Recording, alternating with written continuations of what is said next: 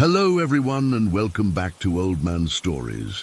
I'm aware that many of you use these videos to fall asleep, so before you doze off, I thought it would be a fun idea if each of you could leave a comment letting me know which part of the world you're listening from. Also, give a like and subscribe to the channel if you're enjoying the episodes, okay? Let's get comfortable, relax, and begin. I've been wanting to write this down for years, but every time I try, my hands start shaking so bad I can barely type. It's been almost 2 decades now, but what happened that night in our apartment in Chama is still burned into my memory like it happened yesterday. I was only 10 at the time, but some things you just don't forget, no matter how much you want to. For some background, my mum and I had moved to this small apartment after she finally left my dad. He was an alcoholic with a nasty temper, and after years of putting up with his abuse, she packed our things one day while he was at work, and we just disappeared. We ended up in this tiny 2-bedroom place that we could barely afford on my mom's waitressing salary. The apartment itself was nothing special, old building, thin walls, creaky floors, but it was ours, and it was safe from my dad, so we tried to make the best of it. The worst part was the neighbors upstairs.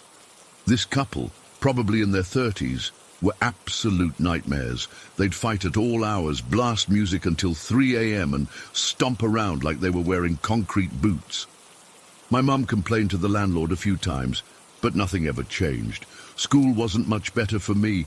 Being the new kid in a small town like Chama meant I was instantly targeted by bullies. I was skinny, quiet, and had a slight stutter when I got nervous. Basically perfect prey. Most days I'd come home and just climb up to my top bunk and read until dinner, trying to escape into books instead of dealing with reality. As bad as the neighbors usually were, they started getting even weirder about 3 months after we moved in. The fighting and music were replaced by something else. Chanting. No joke. Actual chanting. Sometimes in a language that didn't sound like anything I'd ever heard before. My mum and I would exchange glances when it started up, usually around midnight, but we never really talked about it. I think we were both just trying to ignore it, hoping it would stop, but it didn't stop. It got worse. And then came that night in November.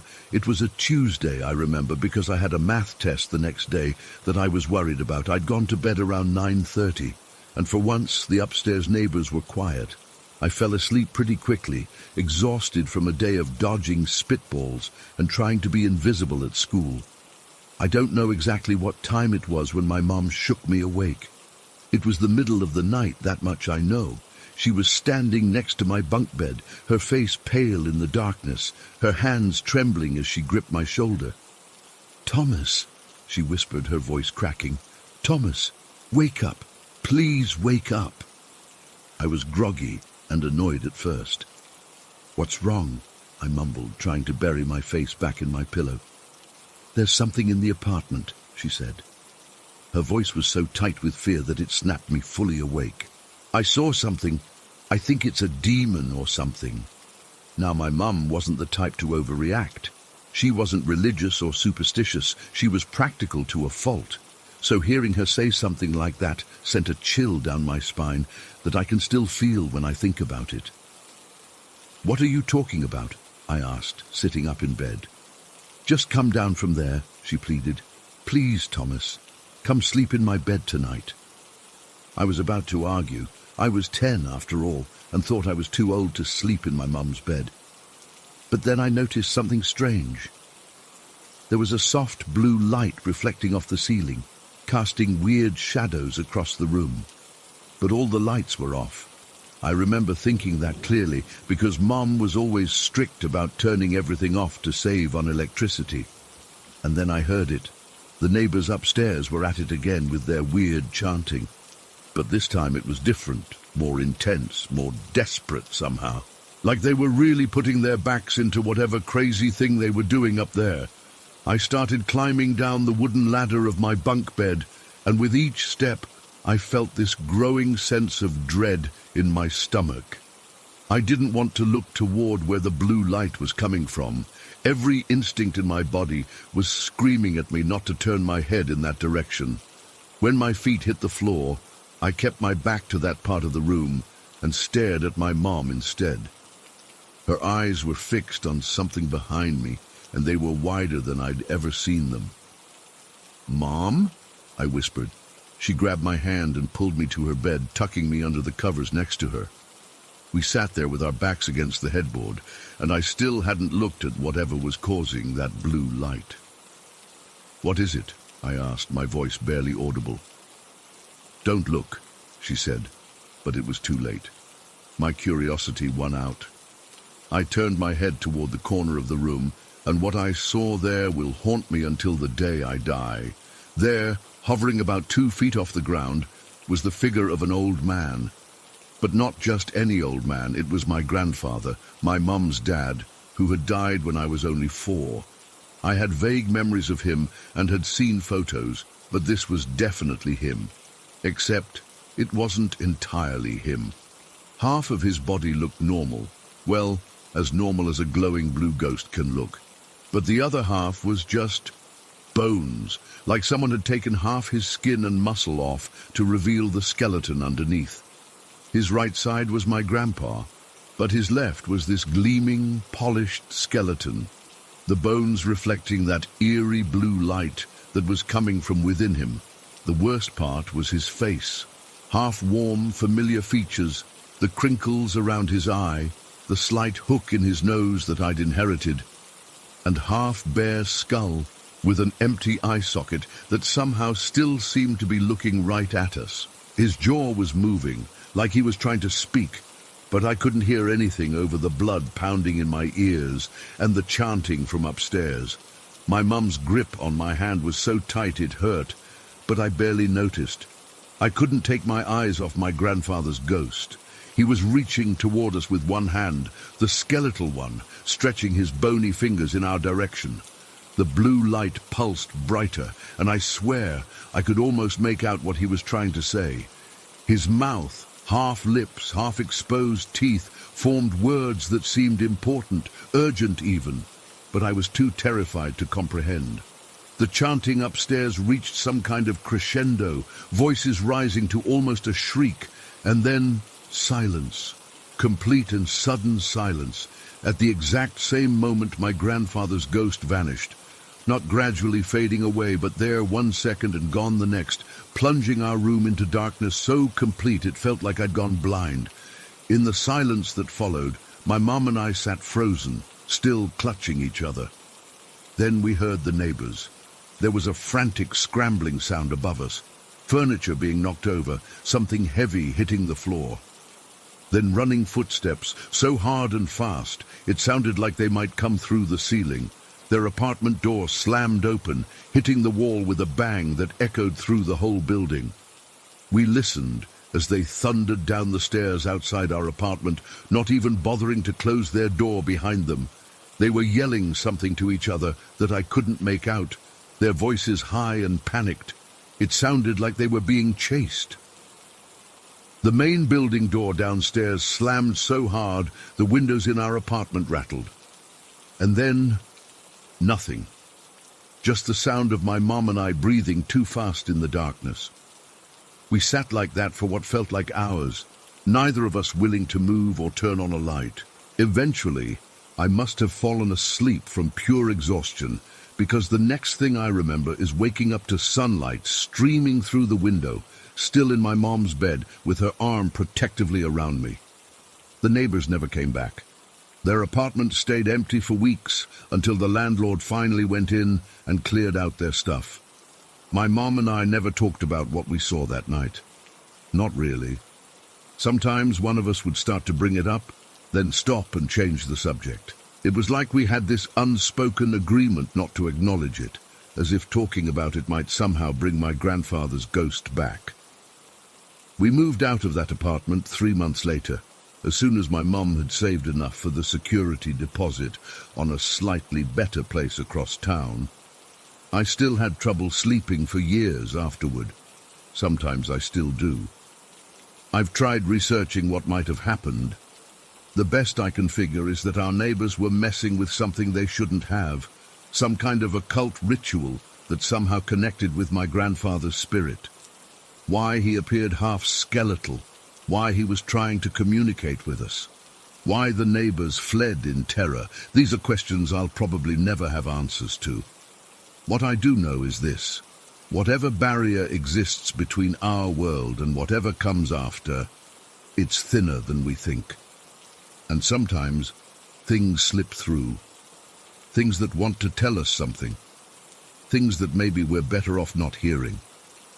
I'm 29 now, and I've never experienced anything like that night again, but I still sleep with a nightlight.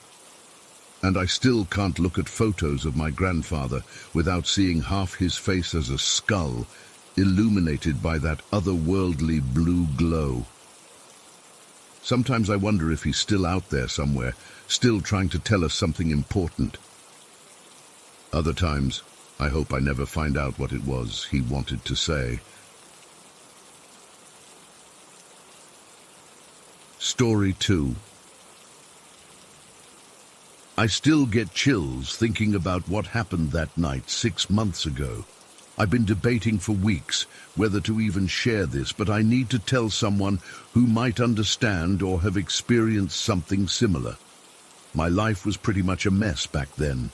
My boyfriend Michael had been struggling with alcoholism for years, but things took a really dark turn when he started having these bizarre episodes. The doctors called them psychotic episodes, but that clinical term doesn't capture how terrifying it was to watch someone you love completely disconnect from reality. His family had completely cut him off about a month before this happened. They just couldn't deal with his addiction anymore, and honestly, I was barely hanging on myself. Our house in Oak Ridge had always felt like a safe place to me before all this. It's just a regular suburban home, nothing special. 3 bedrooms, living room, kitchen, the standard setup. But during that period, the atmosphere felt heavy, like the air itself was thick with all the negative emotions we were carrying. That particular night, Michael was finally sleeping peacefully for the first time in days. I was in our bedroom trying to wind down around 11:30 p.m., scrolling through my phone and fighting to keep my eyes open. I was exhausted, but also dreading sleep, because I knew I'd just lie there worried about what the next day would bring. My cat, Luna, was somewhere else in the house. She's this gorgeous calico that I've had for about 4 years. She's usually pretty chill, does her own thing, and only seeks attention on her terms. That's why what happened next was so weird. I was just about to put my phone down when I heard this frantic scratching at my bedroom door. Not just a casual, let me in kind of scratching, but desperate, like Luna was trying to claw her way through the wood. Then came the meowing, not her normal meow, but this low, urgent sound I'd never heard her make before. At first, I tried to ignore it. I was so tired, and the thought of getting out of bed felt impossible, but Luna wouldn't stop. The scratching got more intense, and her cries became even more unsettling. Fine, fine, I muttered, throwing back the covers and swinging my legs over the side of the bed. I remember counting the steps to the door, 8 steps exactly. It's weird the things your mind latches onto when something terrifying is about to happen. I was about halfway to the door when something caught my eye. Movement. To my left. In my closet. I should explain that my closet doors aren't really doors at all. They're these flimsy curtains I hung up because the actual doors broke years ago and we never got around to replacing them. There's always a gap in the middle where they don't quite meet, and that's where I saw it, through that gap. Something was moving back and forth in my closet, not like clothes swaying, which would have been creepy enough. This was deliberate movement, back and forth, back and forth. My heart jumped into my throat, but some bizarre survival instinct kept me moving toward the bedroom door. Like maybe if I pretended I didn't see it, it wouldn't be real. Luna was still scratching frantically as I reached for the doorknob, my hand shaking so badly I could barely grip it. The second I cracked the door open, Luna shot into the room like something was chasing her. She darted past my legs and immediately jumped up on the bed, her body language completely on alert. Her tail was puffed up to twice its normal size. I don't know why I didn't scream for Michael or run out of the room right then. Instead, I closed the door behind me and backed up toward the bed, my eyes locked on the closet. That's when I saw it clearly. A shadow, but not just any shadow. This was the distinct outline of a figure wearing what looked like a wide-brimmed hat. It kept ducking in and out from behind the curtain, as if playing some sick game of peekaboo. The movement was jerky and unnatural, nothing like how a person would move, and it was short, maybe 4 feet tall at most. The weirdest part was how it seemed to want me to see it, like it wasn't really trying to hide, just pretending to. Duck in, duck out, in, out, taunting me. Luna was on the bed now, her tail straight up and flicking nervously. I could see her tail casting its own shadow on the wall, a normal cat-tail shadow that moved exactly when and how it should. And that's when the full horror of the situation hit me. I had seen movement in the closet before I let Luna in. This wasn't my cat. This wasn't a trick of the light. This was something else entirely in my closet. Something wearing a hat. Something that shouldn't exist. I lunged for the light switch and slammed my hand against it. The room flooded with light, and the shadow vanished, just disappeared. The closet curtains weren't moving. Nothing was there. My legs gave out and I collapsed onto the edge of the bed. Luna immediately crawled into my lap, still alert, but seeking comfort. She kept staring at the closet, her ears twitching at sounds I couldn't hear. I sat there frozen, afraid to move, afraid to look away from the closet. My phone was on the other side of the bed and Michael was in the guest room because his night terrors had been keeping me awake. I was completely alone with whatever had just happened. After what felt like hours, but was probably only minutes, Luna's body suddenly went limp against me. She fell into this unnaturally deep sleep, like she'd been drugged or something. Her breathing was steady but heavy. I tried to gently shake her awake, because her sudden unconsciousness terrified me almost as much as the shadow had, but she wouldn't budge. I couldn't bring myself to turn off the light or close my eyes. I just sat there, back against the headboard, Luna's dead weight in my lap, staring at that closet until my eyes burned. Around 3 a.m., Luna jolted awake so suddenly it made me gasp. Her ears went straight up, pointed and alert, and her head swiveled toward the corner of the room farthest from the closet. She made a low, growling sound deep in her throat. I followed her gaze but saw nothing. Absolutely nothing, but she was tracking something with her eyes, something moving across the room that only she could see. "There's nothing there," I whispered, trying to convince myself more than her. "Luna, there's nothing there." But she knew better. She kept watching, her head moving slightly as if following the path of something circling the room. After a few minutes, she seemed to relax a little, but her ears stayed perked and alert for the rest of the night. I didn't sleep, not for a second.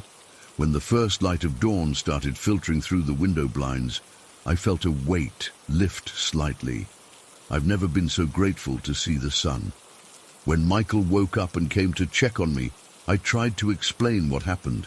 He looked at me with this mixture of concern and disbelief that made me immediately regret saying anything.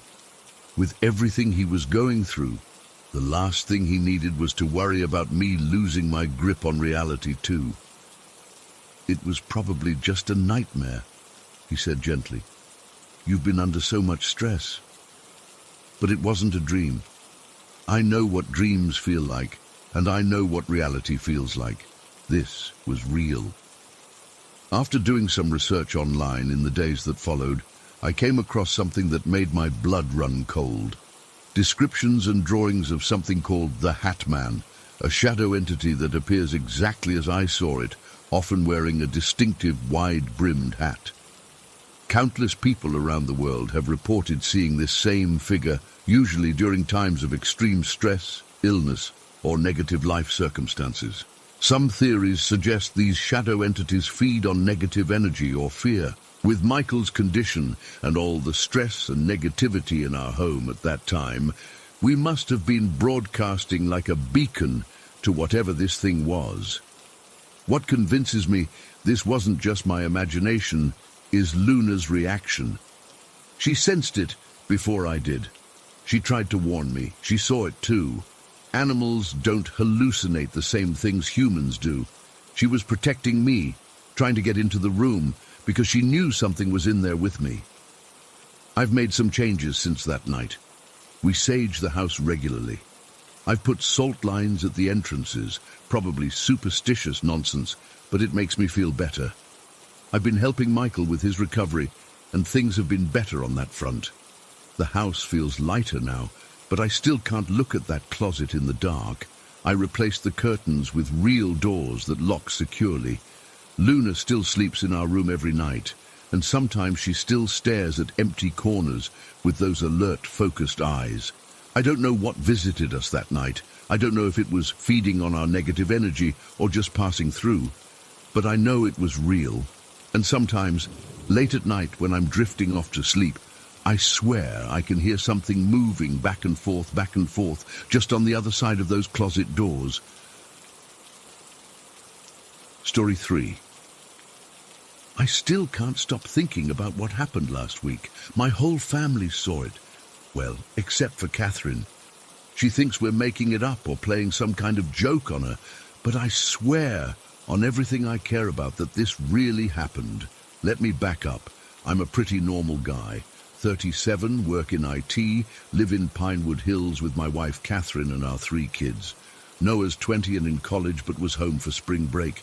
Ethan's 16 and basically lives in his headphones. And then there's Emma, my 12-year-old, who's been having some trouble at school lately. Last Tuesday started like any other day. I got up at 6:30, showered, had coffee, went to work. I remember being tired because I'd stayed up late the night before helping Emma with a science project. She's always been a good student, but lately her grades have been slipping. Nothing major, going from A's to B's, but enough that her teacher had emailed us about it. I got home around 5:30 that evening. Catherine was heading out to her book club. The mail had just arrived, and Emma was excited because she'd gotten a package from her grandmother, a little silver crucifix necklace. Emma's not religious, and neither are we, but she thought it was pretty and immediately put it on. Catherine kissed me goodbye and left. Noah was making something in the kitchen. I think it was ramen or something simple. Ethan was at the table, scrolling through his phone with one earbud in. I decided it was a good time to talk to Emma about school while I had support from her brothers. Kind of a family meeting, but focused on her. We all sat down at the kitchen table around 6 p.m. It's this old oak table that's been in my family for years. Nothing special, just solid and reliable. I remember the kitchen lights were on, even though it wasn't fully dark outside yet. There was still that bluish evening light coming through the windows. "Emma," I said, "your teacher emailed again about your science homework." I wasn't being harsh, just trying to understand what was going on. Emma sighed and started explaining how she was finding it hard to focus in class. Noah was actually being supportive instead of teasing her, which was nice. Ethan had put his phone down and was half paying attention. That's when Emma reached up to touch her new necklace, and the chain broke. Just snapped. The crucifix fell onto the table with a little clink. She picked it up and was looking at it, disappointed. "Grandma's going to be upset," she said, turning it over in her palm. And then it happened. Right in front of all 4 of us, about a foot above the center of the table, a puff of white smoke just appeared. Out of nowhere. It wasn't like it came from the ceiling or from under the table. It literally materialized in midair, about the size of a softball. We all stopped talking immediately. I remember Noah's spoon was halfway to his mouth, and he just froze. The smoke didn't behave like normal smoke. It didn't dissipate or float away with the air currents. Instead, it moved with purpose. It rose slightly to eye level with Emma, who was sitting directly across from me. And then, I still get goosebumps thinking about this, it moved toward her face and just went into her, like she inhaled it, except she wasn't breathing in. It disappeared into her face. For about 5 seconds, none of us said anything. We just sat there, staring at the space where the smoke had been, then at Emma. Finally, Noah broke the silence. What the actual hell was that? Emma's eyes were wide. Did you guys see that? She asked. Her voice was shaky but not terrified. The smoke? Ethan asked, both earbuds out now. It went into your face. I tasted it, Emma said, running her tongue over her lips. It tasted kind of like ash. I don't know. I've never tasted ash before. I stood up immediately, my chair scraping against the floor. Is there something burning? I checked the stove, the toaster, looked for candles, anything that could explain smoke. But Noah's ramen was the only thing cooking, and it was just boiling water, no smoke. I checked the ceiling for vents, looked under the table, checked the windows. They were all closed. There was absolutely no source for that smoke. Dad, we all saw it, Noah said. He was the oldest and trying to be rational. It wasn't coming from anywhere, it just appeared. Things don't just appear, I said, but even as I said it, I knew what I'd seen, what we'd all seen. Emma was touching her face where the smoke had gone in. I don't feel any different, she said. I sat back down, trying to think logically. Maybe it was some kind of, I don't know, gas pocket that rose up through the floorboards and caught the light in a weird way. But even as I said it, I knew it was ridiculous. Our house is built on a concrete slab. There are no spaces under the floor for gas to collect. Dad, it moved like it was alive, Ethan said. It went straight for Emma. I looked at the broken crucifix still sitting on the table. The timing was strange. The necklace breaks, and seconds later this unexplainable smoke appears. How do you feel, Emma? I asked, concerned now. Fine. Just weirded out. Do you think it was a ghost or something? She wasn't scared, more curious. No, I said quickly. There's no such thing as ghosts. But I was running out of explanations. We spent the next hour talking about it, going over every detail, trying to make sense of what we'd seen. We checked the smoke detectors, the furnace, everything that could possibly produce smoke. Nothing was malfunctioning. When Catherine got home around 9:30, we were still discussing it.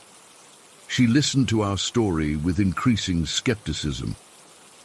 So you're saying smoke just appeared out of nowhere, moved toward Emma, and then disappeared into her face? She looked at each of us like we were playing a joke on her. We all saw it, Mom, Noah insisted.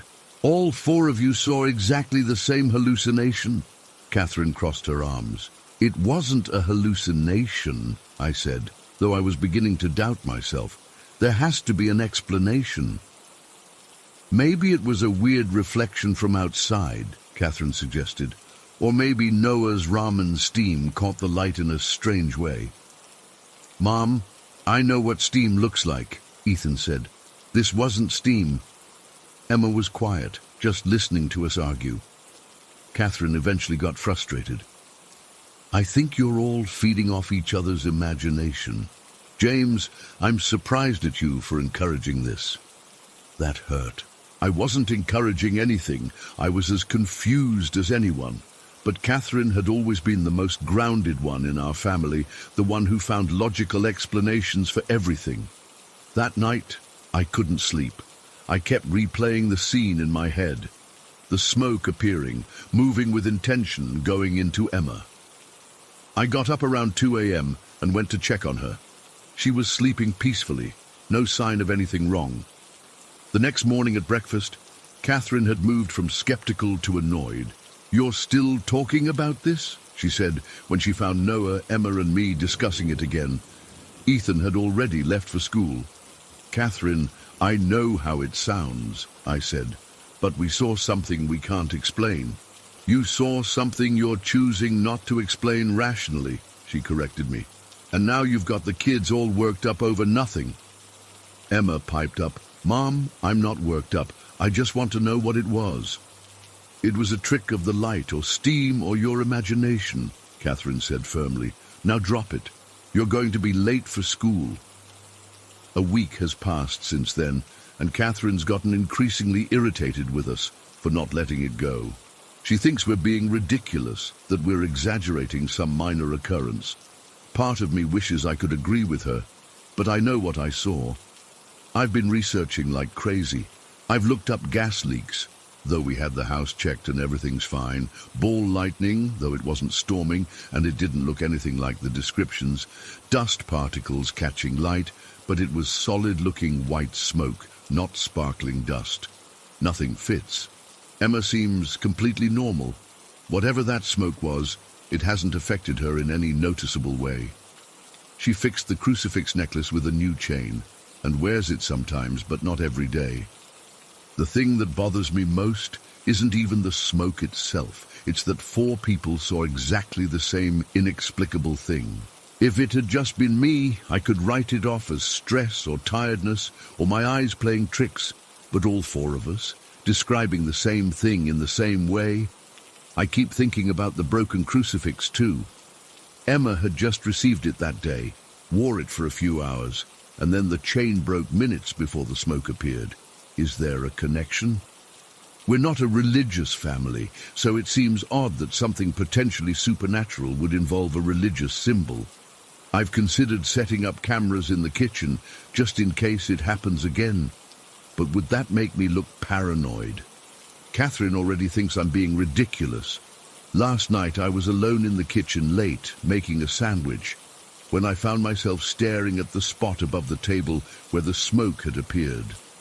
I half expected, half feared, half hoped to see it materialize again, but there was nothing. The most rational explanation I can come up with is that we experienced some kind of shared delusion, but how likely is that? 4 people simultaneously hallucinating the exact same thing? I've started wondering if maybe it was trying to communicate something. Why else would it go to Emma specifically? Is there something I should be worried about with her? Some warning I'm missing? The whole thing has left me questioning what I know about reality. I've always been a pretty practical person. I don't believe in ghosts or supernatural phenomena, or at least I didn't. Now, I'm not so sure. Noah went back to college yesterday, still puzzled by what we saw. Ethan has mostly stopped talking about it, though sometimes I catch him looking at that spot above the table too. Emma seems to have taken it in stride better than any of us.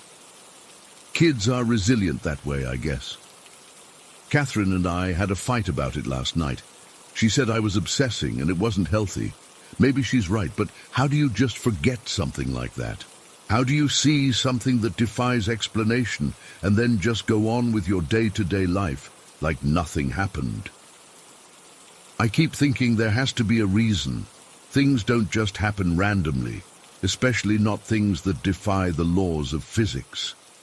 That smoke appeared for a purpose. It moved deliberately. It chose Emma, but why? What was it trying to tell us or show us? I've been checking on Emma more frequently, watching for any changes in her behavior, her health, anything. So far, nothing seems different. She's even doing better in school again. I did find her looking at the crucifix last night, turning it over in her hands thoughtfully. "Everything okay?" I asked her. She nodded. "Do you think Grandma knew something?" "What do you mean? Why did she send me this cross right before that smoke thing happened?" I hadn't thought about that. The timing was strange. I asked Emma if her grandmother had said anything specific when sending the gift. "Just that she thought I should have it," Emma said, "that it would protect me." Protect her from what?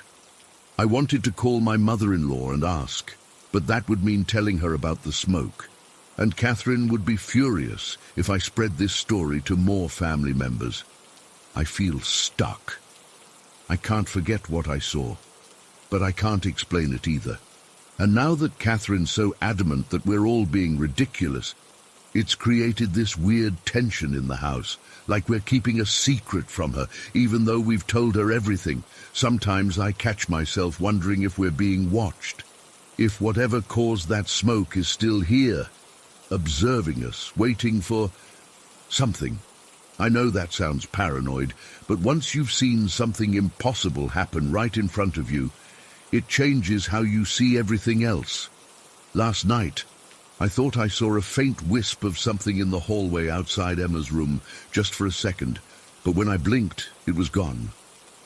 Was it just my imagination? My brain looking for patterns, for connections? I don't know what to do with this experience. I can't explain it. I can't forget it. And I can't shake the feeling that it means something, that it was a message or a sign that I'm failing to interpret. All I know for sure is that on an ordinary Tuesday evening, in my ordinary kitchen with my ordinary family, something extraordinary happened. White smoke appeared out of nowhere, moved with purpose, and disappeared into my daughter's face. 4 of us saw it, and none of us will ever forget it. I'm writing this down, partly to get it out of my system, and partly because I'm hoping someone else has experienced something similar. Has anyone else seen unexplainable smoke? Or had something impossible happen that multiple people witnessed? Am I going crazy, or is there more to our reality than I've been taught to believe? I keep thinking it will happen again, that there will be some follow-up that makes everything clear, but it's been a week now, and nothing. Just the memory of that smoke, and the lingering question that keeps me up at night. What was it? And why Emma? Story 4. I still can't sleep right after what happened last weekend. I keep the lights on now. I've told a few people, but most think I'm making it up, or was just tired and seeing things. But I know what I saw. Franklin saw it too, which is the only thing keeping me from thinking I'm completely losing my mind. It was supposed to be a simple night of catfishing, nothing special. Just me and Franklin hanging out one last time before he moved to Florida next week. We'd been planning this trip for a while. One final night at our favorite fishing spot along this secluded stretch of river that cuts through the Appalachians. It's about an hour's drive from town, down these winding mountain roads that barely qualify as paved. During the day, it's breathtaking.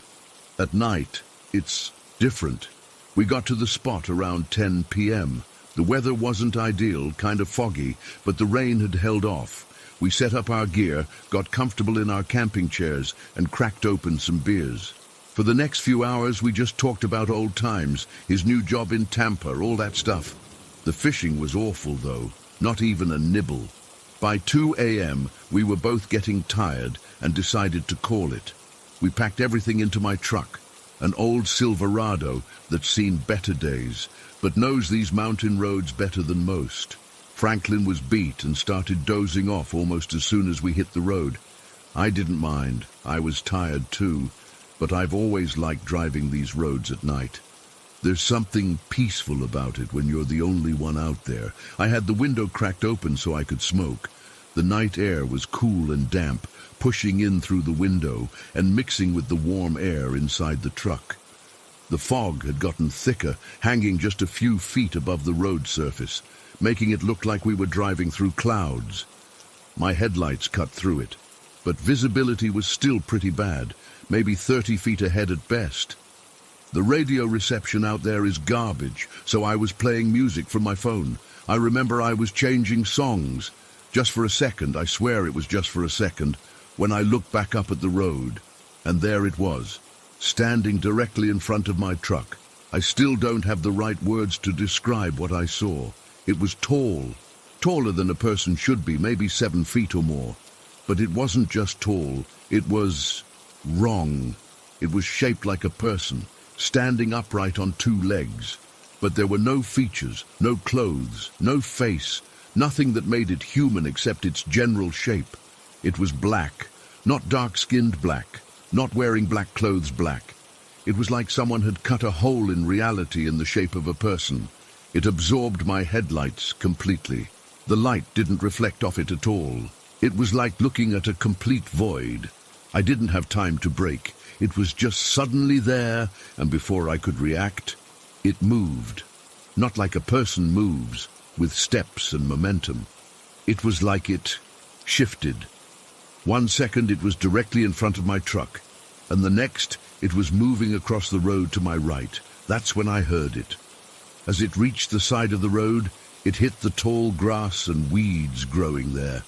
The sound was loud, like something solid and heavy striking against the vegetation. That sound, that's what still keeps me up at night. Because whatever this thing was, it wasn't just a visual hallucination. It made physical contact with our world.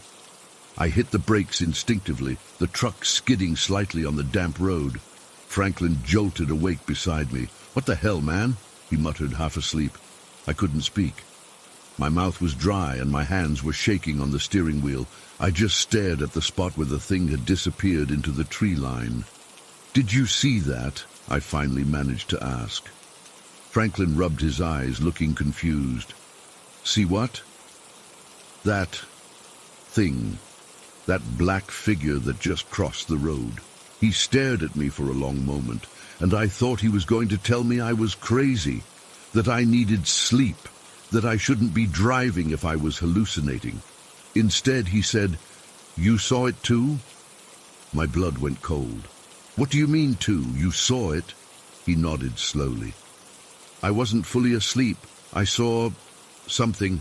I thought I was dreaming at first." "Did you see how it moved?"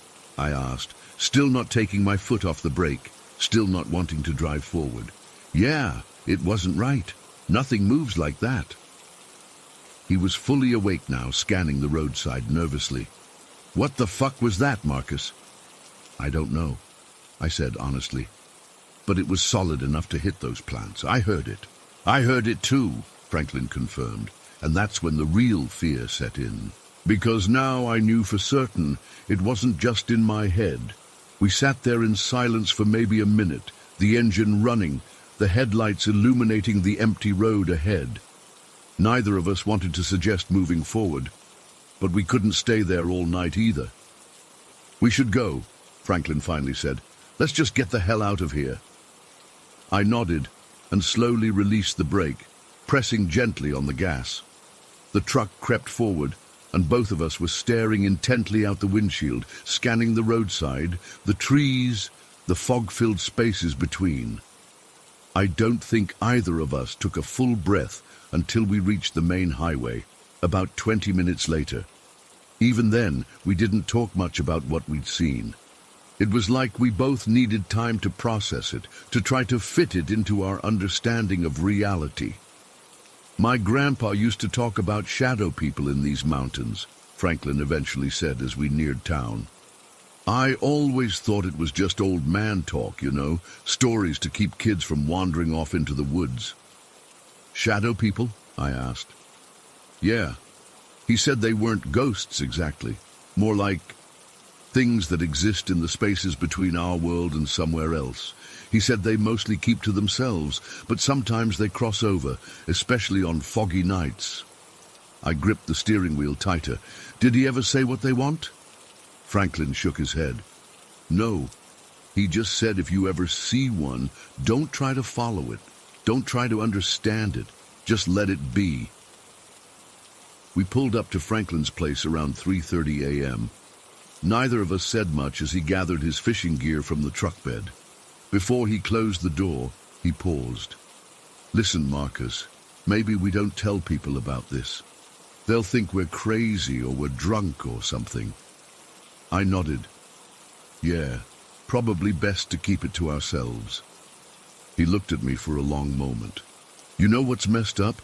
I'm moving to Florida in 5 days, and now I'm actually relieved. I don't think I want to be in these mountains anymore."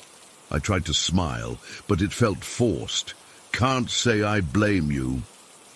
After Franklin went inside, I drove the short distance to my apartment. The roads in town were empty, the streetlights creating pools of yellow light on the wet pavement. Every shadow, every dark space between buildings made me tense up. I kept thinking I'd see that figure again, standing motionless on a corner or between parked cars. I didn't sleep that night. I sat in my living room with all the lights on, TV playing in the background, but I wasn't watching it. I kept replaying the encounter in my mind, trying to find some rational explanation. Maybe it was a person wearing some kind of light-absorbing material, but that wouldn't explain the unnatural movement.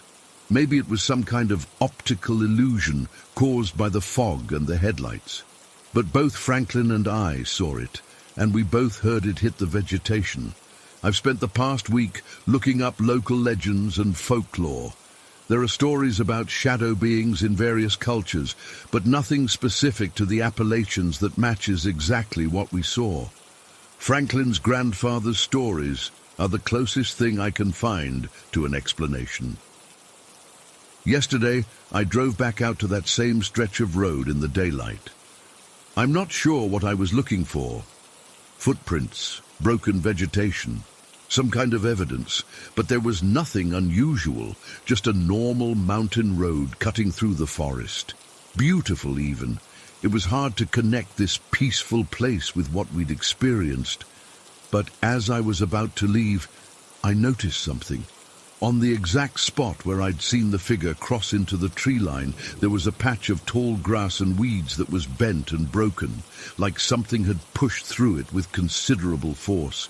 It could have been a deer or some other animal. That would be the rational explanation, but I don't believe that anymore. I know what we saw wasn't from this world. Franklin left for Florida yesterday. He texted me when he arrived, saying the sunshine and beaches already make the whole experience feel like a distant bad dream. But I'm still here, in these mountains, and every night when I drive home from work, I find myself scanning the roadside, watching the shadows between the trees. I've started taking the longer route that sticks to the main roads and avoids the back country altogether. I don't know what that thing was. A shadow person. A glitch in reality, something else entirely, but I know it was real. And I know it's still out there, somewhere in these ancient mountains, moving in ways nothing should move, existing in a way nothing should exist. And sometimes, just as I'm falling asleep, I swear I can hear that sound again. The heavy impact of something solid, yet impossibly dark, moving through the physical world. And I wonder if next time it might not just cross my path and continue on its way. Next time it might stop. I haven't been fishing since that night. Don't think I ever will again. At least not after dark. Some things are better left alone, just like Franklin's grandfather said. But the problem is, I'm not sure that thing feels the same way about us. Story 5. I never wanted to share this. It feels too personal, too weird. And honestly, I'm afraid no one will believe me. But after what happened yesterday, I need to tell someone. Maybe one of you has experienced something similar or knows what the hell is going on. My name is Rebecca. I've been with my partner Daniel for almost 3 years now. We moved into our current apartment in Lakeview about 6 months ago. It's nothing special, just a 1-bedroom with a small living room and kitchen, but it's ours. At least, it's supposed to be just ours. I should mention right away that I have bipolar disorder with occasional psychotic features during severe episodes. I've experienced auditory hallucinations before during really bad periods, usually just my name being called or vague whispers. So when weird stuff started happening, I naturally assumed it was just my brain playing tricks on me. I didn't even mention it to Daniel because I didn't want him to worry. The first time it happened in our new place was about a month after we moved in. I was doing dishes in the kitchen when I heard Daniel whistle our "Where Are You?" tune from the living room. It's this specific little melody we use when we're looking for each other in the apartment. Just 4 notes, but distinct.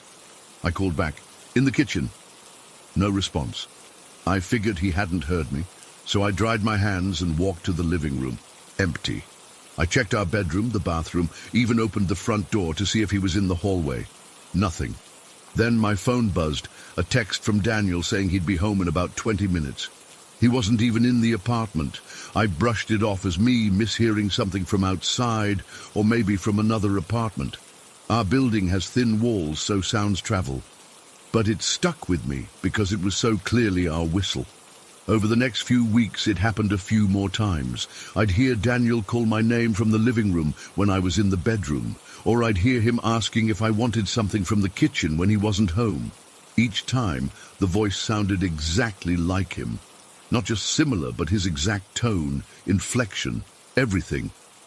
I started taking my meds more religiously, thinking maybe I was slipping into an episode without realizing it. I even scheduled an extra appointment with my psychiatrist, who adjusted my medication, but the voices, or rather, the voice, continued. The breaking point came yesterday morning. I woke up early to shower before work. Daniel was still asleep when I got up. I was in the shower maybe 10 minutes, and when I came out, Daniel was sitting on the edge of the bed, looking confused and a little freaked out. "Were you just calling me?" he asked, running his hand through his messy bed hair. "No, I was in the shower the whole time," I said, toweling off my hair. "Why?" His face went pale. "I heard you call my name, like clearly. You said Danny, the way you do when you want my attention, and then you whistled our tune." My stomach dropped. "Where did it come from?" "The living room, by the bedroom door." He pointed to the doorway. "I answered you, but when you didn't say anything else, I figured you'd gone back to whatever you were doing. So I dozed off again."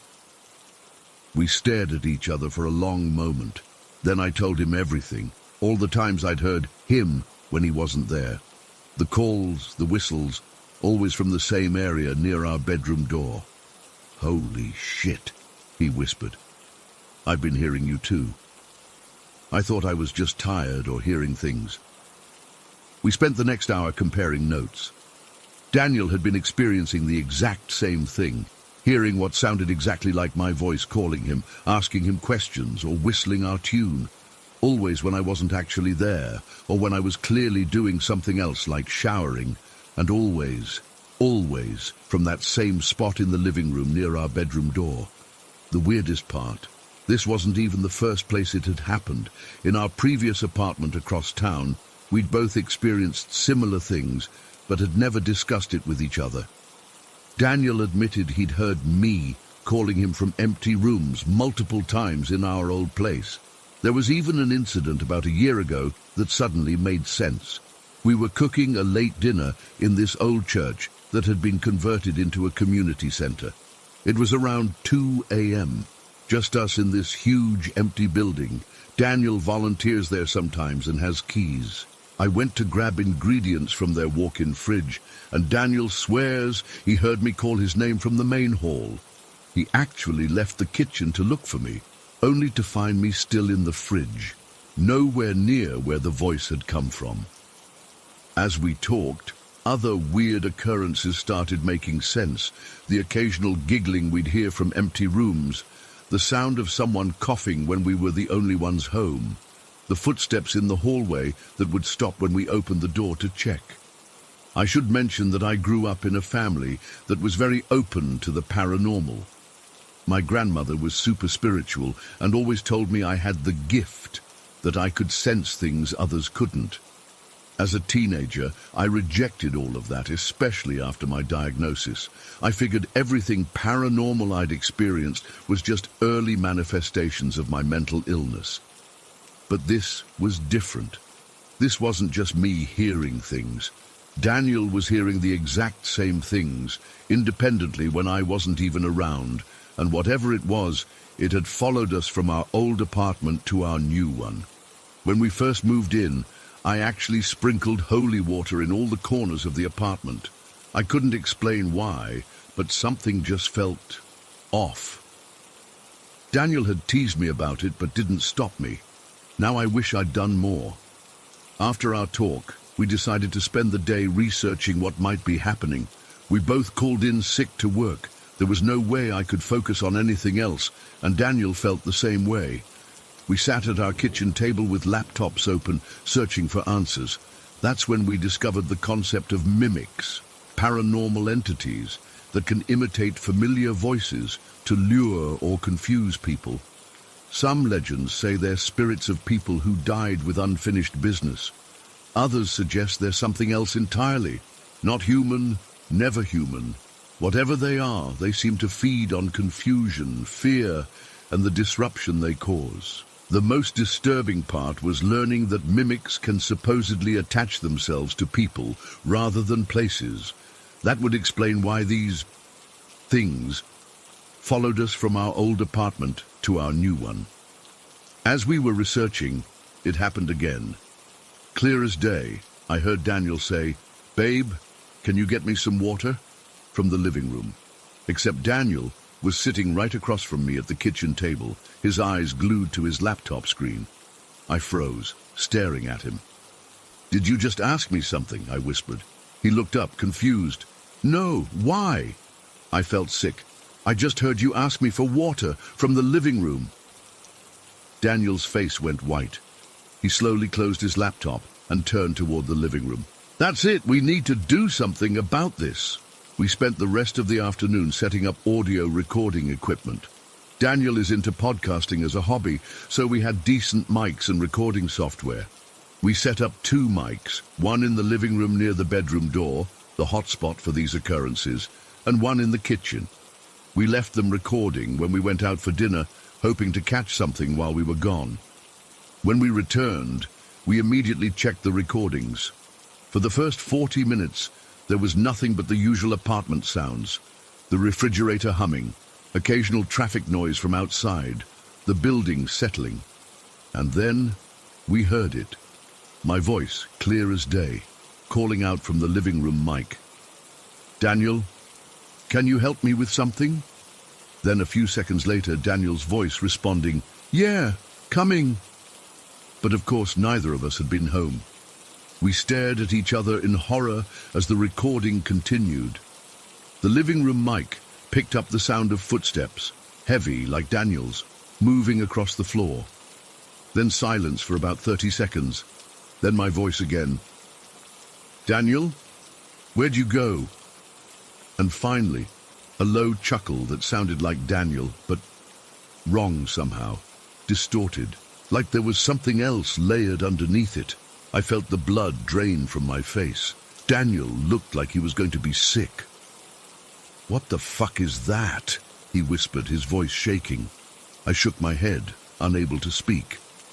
I'd grown up hearing about paranormal stuff, but actually hearing evidence of it, clear, undeniable evidence, was something else entirely. We spent the next few hours trying to figure out what to do. Should we call a priest, a medium, just move out? And if we moved, would these things just follow us again? Around midnight, we decided to try communicating with whatever was in our apartment. Not with a Ouija board or anything like that. I've always been told those are dangerous, but just by speaking directly to it. We sat in the living room, right by the bedroom door, where most of the activity seemed to center. Daniel set up his recording equipment again, and we began. "We know you're here," I said, my voice steadier than I expected. "We've heard you imitating our voices. We want to know why you're doing this and what you want from us." We sat in silence for a few minutes, listening.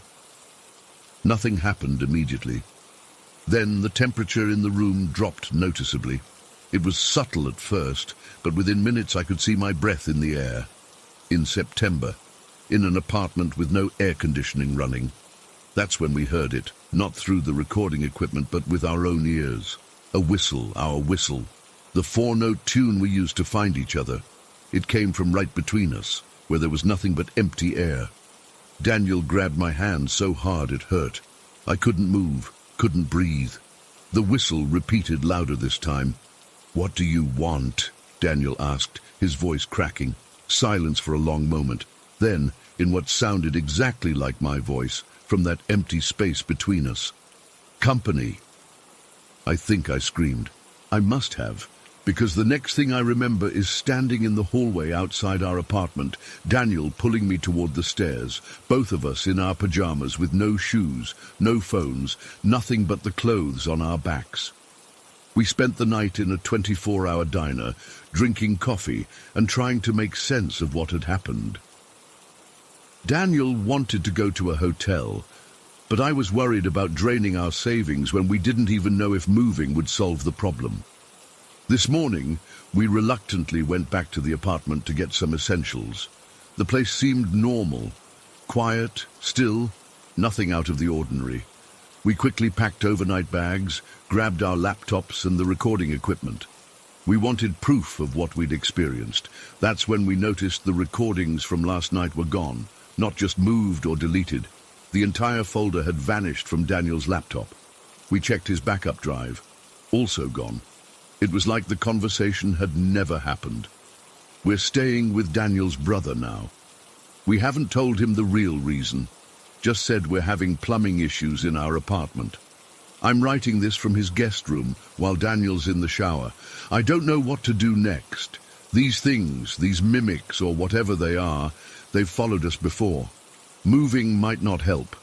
I don't want to sound melodramatic, but I feel like we're being hunted, or at least observed, toyed with.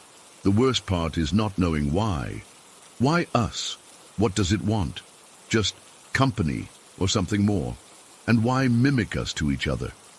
As I'm writing this, I swear I just heard Daniel whistle our tune from the living room.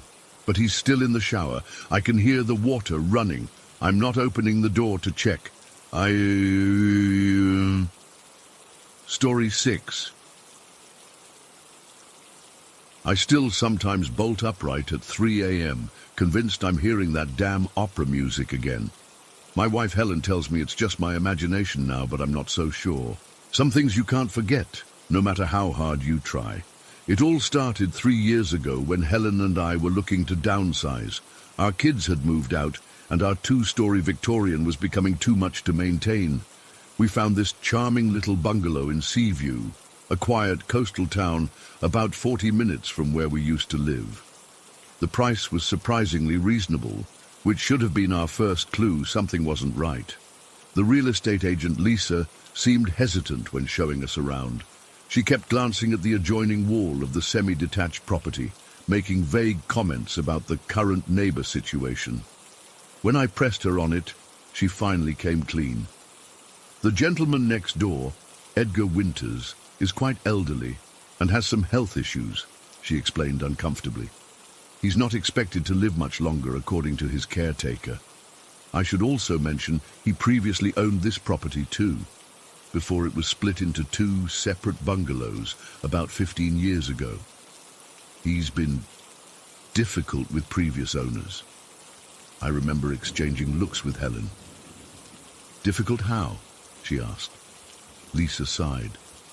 He doesn't like changes to the property. Gets upset when people modify his house, as he still calls it. The last owners left after 6 months, but really, given his condition... She trailed off, letting us fill in the blanks. We discussed it privately and decided we could handle an eccentric neighbor for a short while. The location was perfect. Walking distance to the beach, a small garden for Helen's flowers, and all on one level for our aging knees. We made an offer that day. The first few weeks were uneventful. We saw Edgar once or twice, a gaunt figure with wispy white hair who watched us from his window as we moved in. I tried waving once, but he just pulled his curtains shut. His caretaker, a tired-looking woman named Mary, came by to introduce herself and apologized in advance for any disturbances. I thought she meant medical emergencies. Maybe an ambulance in the middle of the night. I had no idea what was actually coming. The trouble started when Helen decided to paint the kitchen. It was a hideous mustard yellow, and she wanted a nice cream color instead. The day after we finished painting, it happened for the first time. I was jolted awake at exactly 3 a.m. by what sounded like an Italian tenor screaming directly into my ear.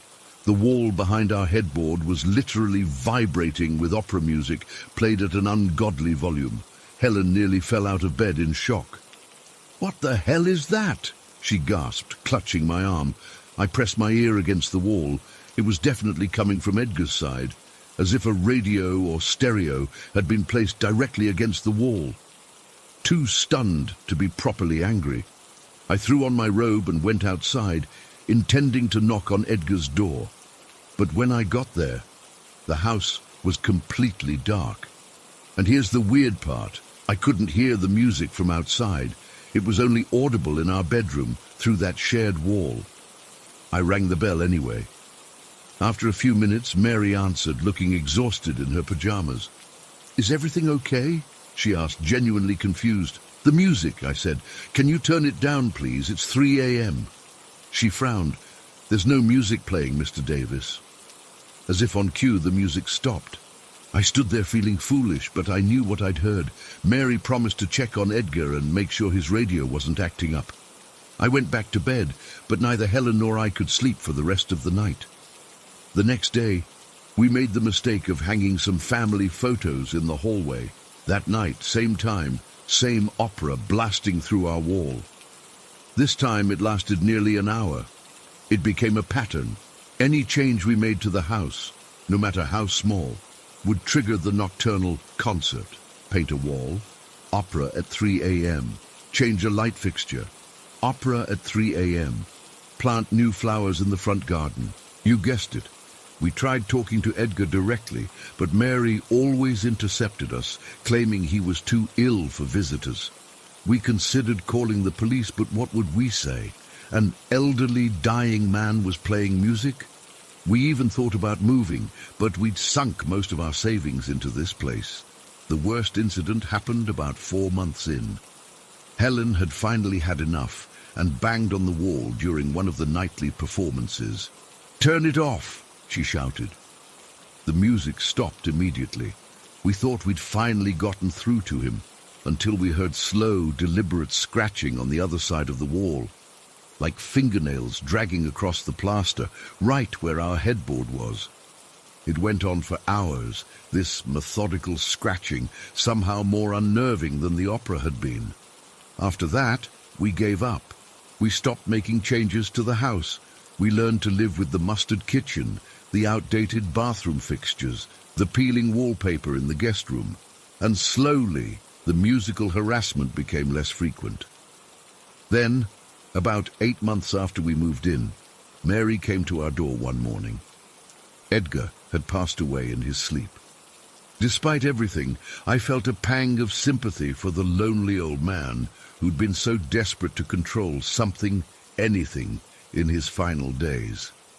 The harassment had been so consistent that its absence was almost as unsettling as its presence had been. For the first few nights after Edgar died, Helen and I would wake up at 2:59 a.m., bracing ourselves for the onslaught. But the wall remained silent. Eventually, we relaxed. We started making the changes we'd put off, finishing the kitchen, updating the bathroom, replacing the carpet with hardwood floors.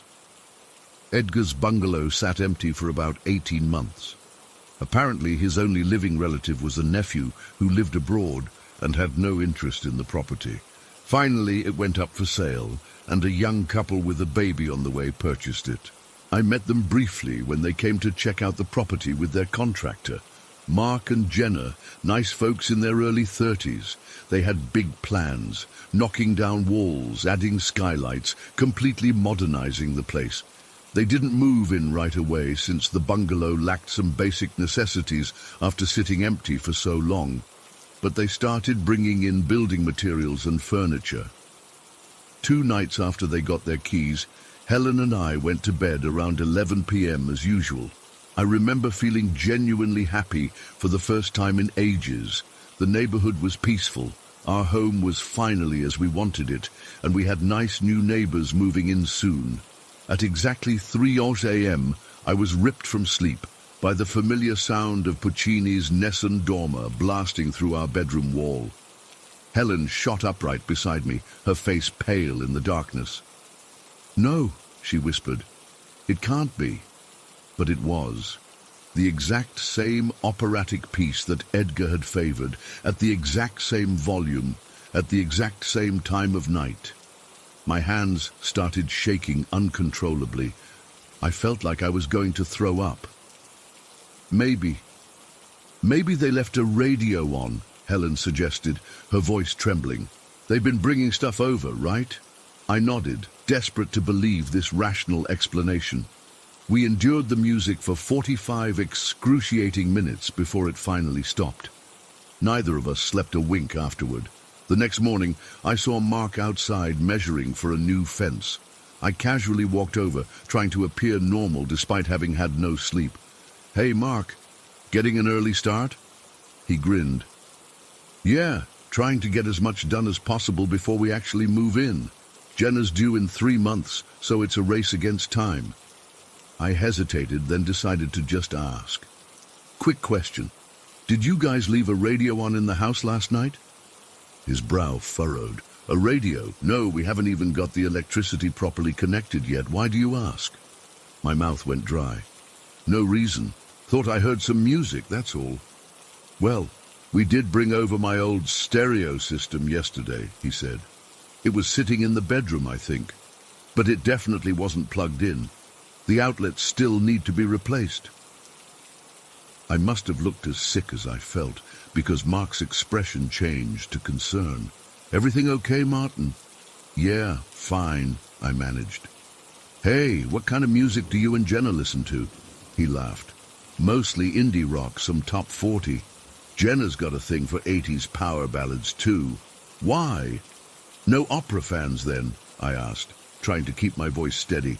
Opera? God, no. Can't stand it personally. Too dramatic. I mumbled some excuse and went back inside. Helen was waiting by the door, her face hopeful. Well? She asked. I shook my head. The radio wasn't on. It wasn't even plugged in. There's no electricity in that house right now. That night we both sat up waiting, armed with cups of strong coffee. At exactly 3 a.m. the opera started again.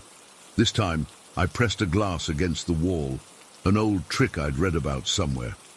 What I heard chilled me to the bone.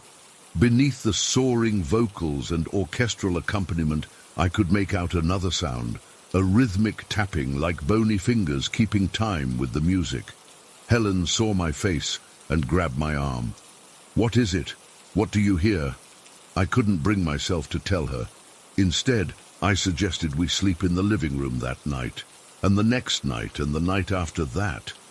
The pattern quickly became clear. Any time Mark and Jenna came over to work on their renovations, the music would play that night at 3 a.m. Always opera, always at the same volume, always for exactly 45 minutes. We tried everything. We hired a home inspector to check for hidden speakers or wiring in the walls. Nothing. We asked the previous owners of Edgar's property if they'd experienced anything strange. They hadn't. We even had a priest come bless the house, though neither of us is particularly religious. Nothing stopped it. If anything, it got worse. The scratching sounds returned, along with cold spots in our bedroom. Items would move overnight, nothing dramatic, just slightly repositioned, as if someone had examined them and put them back carelessly. Our bedroom door, which had always opened smoothly, began to stick, requiring a hard shove to open each morning. The final straw came when Mark and Jenna finally moved in. They'd completely renovated Edgar's bungalow. New walls, new floors, new windows, totally unrecognizable from its previous state. That night, instead of the usual opera, we heard what sounded like furniture being dragged across the floor over there, accompanied by muffled sobs and occasional angry muttering.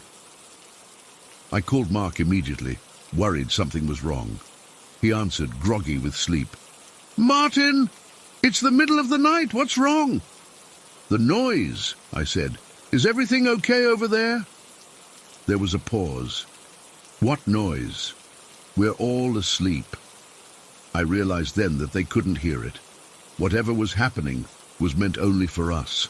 That night, Helen finally broke down. "I can't do this anymore," she sobbed into my shoulder. "He's never going to stop. Even dead, he's still trying to control this house." We put our bungalow on the market the next day. We were up front with Lisa about why we were selling, expecting her to think we were crazy. Instead, she just looked sad. "The previous owners said something similar," she admitted. "I thought they were exaggerating." We took a significant financial hit selling the place, but we didn't care. We found a detached house on the other side of town and moved out within a month. We disclosed the disturbances to the new buyers, a retired couple who just laughed and said they were hard of hearing anyway. It's been 8 months since we left the bungalow. Most nights, I sleep just fine now. But sometimes, right around 3 a.m., I'll jolt awake, convinced I can hear the faint strains of Nessun Dorma playing somewhere in the distance. Helen says it's just a phantom memory, my brain playing tricks on me. Last week I ran into Mark at the grocery store. He looked tired, with dark circles under his eyes. "How's the new place?" I asked, trying to sound casual. He glanced around nervously before answering. "Actually, we're thinking of selling.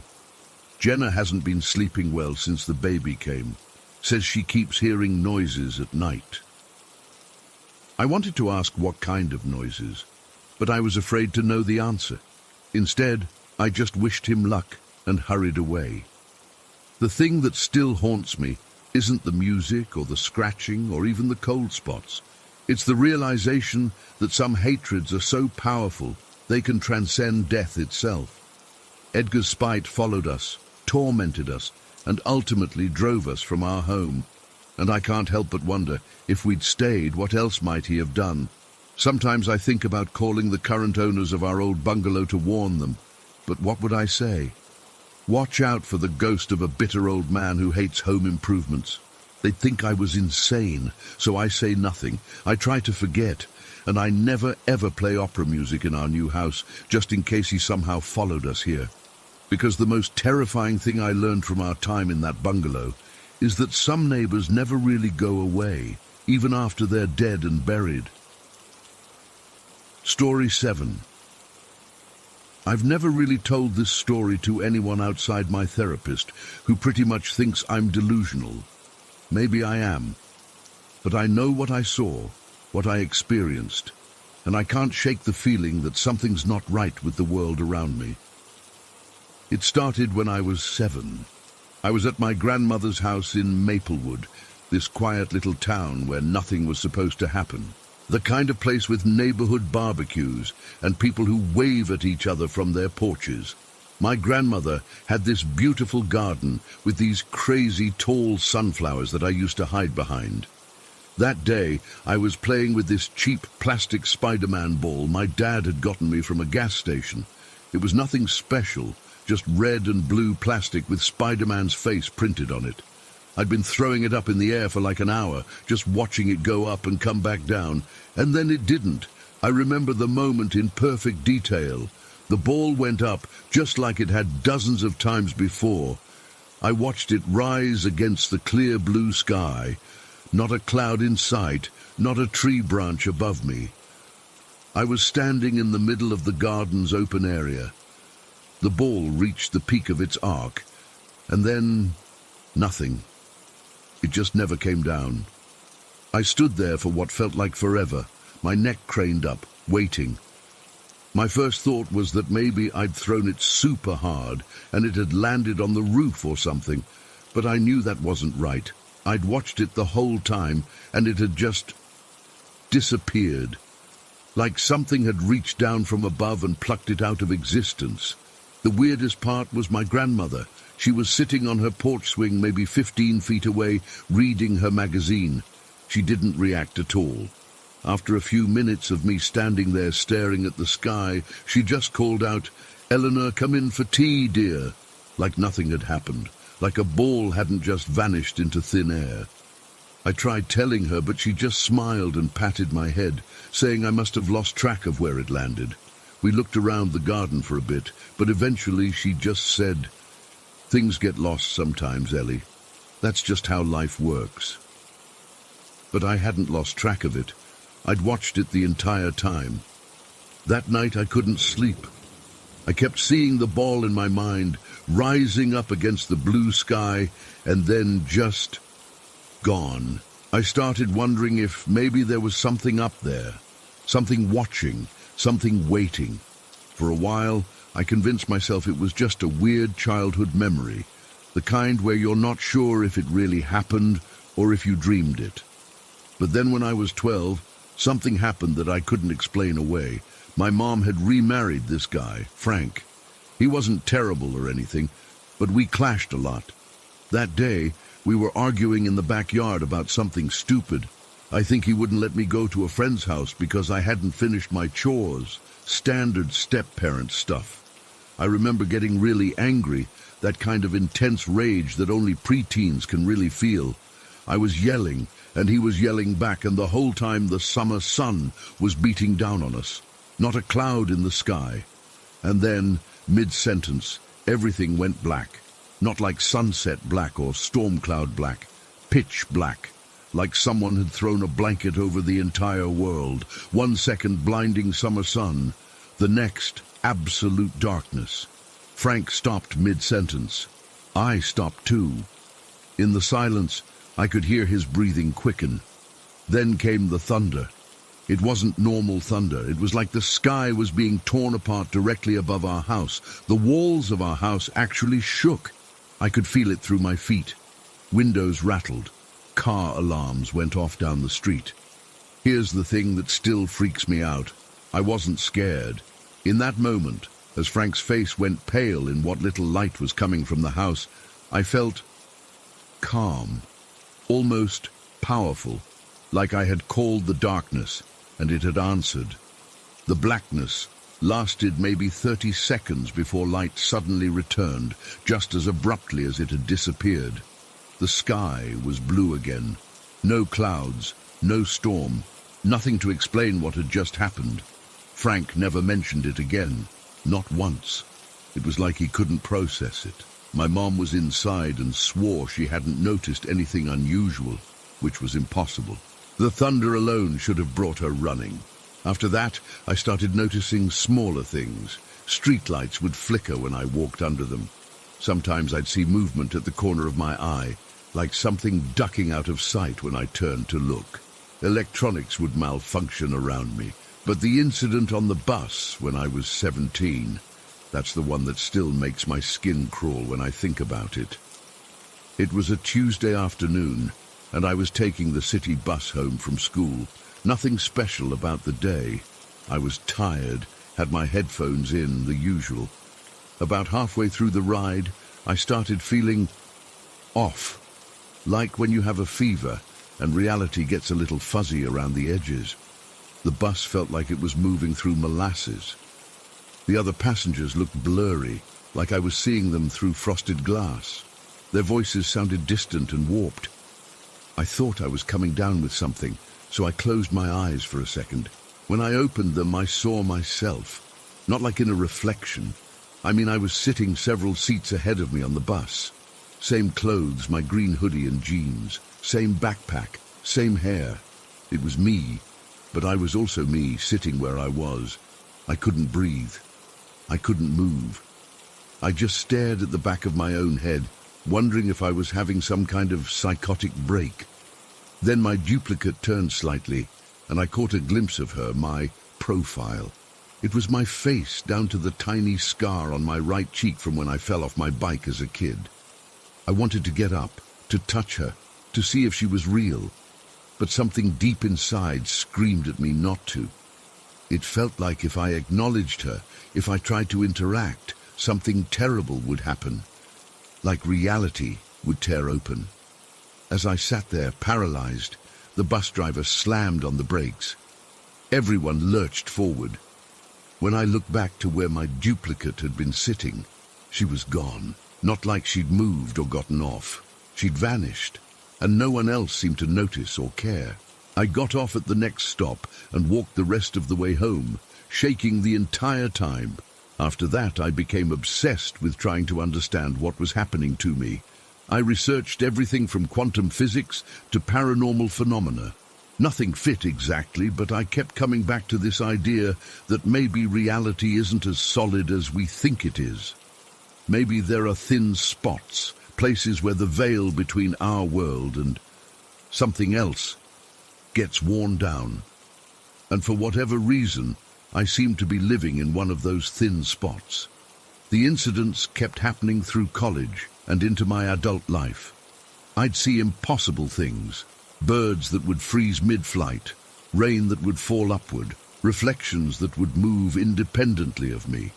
Usually small things that I could almost convince myself were just tricks of the light or my imagination. But I knew better. Last year, on my 27th birthday, I decided to go back to my grandmother's house in Maplewood. She'd passed away years ago, but the new owners were this nice couple who'd agreed to let me visit the garden when I'd reached out and explained it had sentimental value. I stood in the exact spot where I'd lost the Spider-Man ball 20 years earlier. It was fall now, and the garden wasn't as vibrant as I remembered, but the layout was the same. I looked up at the clear blue sky, so similar to that day, and whispered, "I know you're there. What do you want from me?" I don't know what I expected, maybe nothing, but what happened next still makes my hands shake when I think about it. The sky blinked. I don't know how else to describe it, like a giant eyelid closing and opening just for a split second. The whole sky, from horizon to horizon, went dark and then light again. And in that moment, in that brief blink, I heard a voice. Not with my ears. It was like it was inside my head. A voice that wasn't human, wasn't anything I could really describe. It said only one word. Soon. I ran. I didn't even thank the homeowners. I just ran to my car and drove away, barely able to see through my tears. That was 9 months ago. Since then, the incidents have been increasing. Last week I woke up at 3:17 a.m. to find myself standing in my backyard, staring up at the stars. I have no memory of getting out of bed or walking outside. But as I stood there, I noticed something. The stars were moving, not like normal star movement. They were rearranging themselves, forming patterns, almost like letters. I blinked and they went back to normal, but I can't shake the feeling that they were trying to tell me something, that whatever has been watching me all these years is getting ready to make itself known. 2 days ago, I found a Spider-Man ball on my kitchen counter when I woke up, the exact same design as the one I'd lost as a child. I live alone. My doors were locked. My windows were closed. I haven't touched it. It's still sitting there. Sometimes I catch it moving slightly out of the corner of my eye, even though there's no breeze, no vibration that could cause it to roll. I don't know what's going to happen. I don't know what any of this means. But I know that whatever has been watching me since I was a child is getting closer. The veil is getting thinner. Last night I dreamed I was floating above my house, looking down at myself sleeping. Except it wasn't a dream. I could feel the night air on my skin. I could see details of my neighbor's roof that I've never noticed before. When I woke up, there were leaves in my hair. The same leaves from the tree outside my second-story bedroom window. I'm writing this down now because I need someone, anyone, to know what's been happening to me. I need proof that I existed, that these things happened, in case whatever is coming for me finally arrives. The sky outside my window right now is perfectly clear, blue without a single cloud, just like it was that day in my grandmother's garden. But I know it's watching, and I know it's waiting, and I'm afraid it's done waiting. Story 8. I've never shared this with anyone outside my family and closest friends. Even now, typing this out makes my hands shake a little. I guess I'm hoping someone else has experienced something similar or can make sense of what's been happening to me for over 2 decades. I was 8 years old when it all started. We lived in Pinecrest, this quiet suburban neighborhood where nothing ever really happened.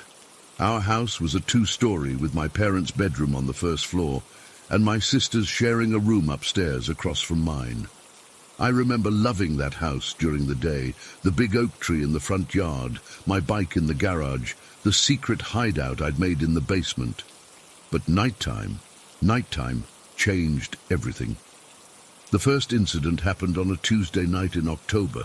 I remember it was a Tuesday because I'd had soccer practice earlier, and my legs were still sore as I climbed into bed. Mom tucked me in like usual, left my Batman nightlight on, and closed the door halfway, just how I liked it. I fell asleep almost immediately. I don't know what time it was when I woke up. All I know is that one moment I was dreaming about something ordinary, and the next I was wide awake, heart pounding so hard I could hear it in my ears. I was drenched in sweat, my pajamas sticking to my skin even though my room was cold. The strangest part? I had no idea why I was scared. There was no noise, no nightmare I could remember, nothing that should have jolted me awake. But the fear was real. It wasn't like being scared of a monster movie or worrying about a test at school. This was primal terror, the kind that freezes your muscles and turns your thoughts to static. Without even thinking, I yanked my blanket over my head, leaving just my nose exposed so I could breathe. I stayed like that, completely still, barely even breathing. That's when I felt it. Someone was in my room, not just in my room. Someone was standing at the foot of my bed, watching me. I didn't hear them come in, didn't see anything through my tiny breathing hole in the blanket, but I knew they were there. The air in my room felt heavy, like when you walk into a room where people have been arguing. You can just feel the tension. I stayed under that blanket for what felt like hours, too scared to move, too scared to call out for my parents. Eventually, I must have fallen back asleep from sheer exhaustion. When morning came, I convinced myself it had just been a weird dream, until it happened again the next night, and the night after that, and the night after that. The pattern was always the same. I'd fall asleep normally, then wake up terrified in the middle of the night, with that overwhelming sense that someone was standing at the edge of my bed watching me. I'd hide under my blankets and eventually fall back asleep after what felt like forever. After about 2 weeks of this, I told my mum over breakfast. She asked if I'd had a nightmare, but I tried to explain that it wasn't a dream, it was happening while I was awake. She looked concerned and asked if I wanted to sleep in their room that night, but I was 8, and 8-year-old boys don't sleep with their parents. So I stubbornly said no. That night, I made a decision. If whatever it was came back, I was going to look. I was going to see what was watching me. I went to bed determined, but when I woke up with that same crushing fear, all my courage evaporated. I pulled the blanket over my head like always, heart racing. But after a few minutes, I remembered my promise to myself. Slowly, with my whole body shaking, I lowered the blanket just enough to peek out with one eye. What I saw will haunt me for the rest of my life. At the foot of my bed were a pair of men's shoes. Brown dress shoes, like the kind my dad wore to work, but bigger. They were just standing there facing my bed. Just shoes, no legs, no body, no nothing. Just empty shoes positioned as if someone were wearing them. I yanked the blanket back over my head so fast I almost gave myself whiplash. I wanted to scream, but couldn't make a sound. I was paralyzed with fear, convinced that if I moved or made a noise, whatever owned those shoes would... I don't know what. I just knew it would be bad. That was the first time I saw anything, but it wasn't the last. Over the next few nights, I became aware of more details. I could actually hear the footsteps now. Slow, heavy steps that came from the hallway, paused at my doorway, then approached my bed. The shoes would stand there at the foot of my bed for what felt like forever. Sometimes 5 minutes, sometimes longer. Then, just as slowly, they would turn and walk away. The moment I heard them leave my room, it was like someone had cut the strings of a puppet. I'd immediately fall asleep, as if the fear that had been keeping me awake suddenly evaporated. I tried to tell my parents about the shoes. My dad, ever the skeptic, told me it was just my imagination running wild, maybe influenced by some TV show I'd watched. But my mom was different. She'd always been interested in what she called the other side. She had books about ghosts and spirits hidden in her closet that I wasn't supposed to know about. She sat on the edge of my bed one evening before I went to sleep and told me, "If it comes back tonight, try talking to it. Ask what it wants." I looked at her like she was crazy. "Talk to it? Mom, I can't even move when it's here." She nodded like she understood. Fear can do that. But sometimes these visitors, they just want to be acknowledged.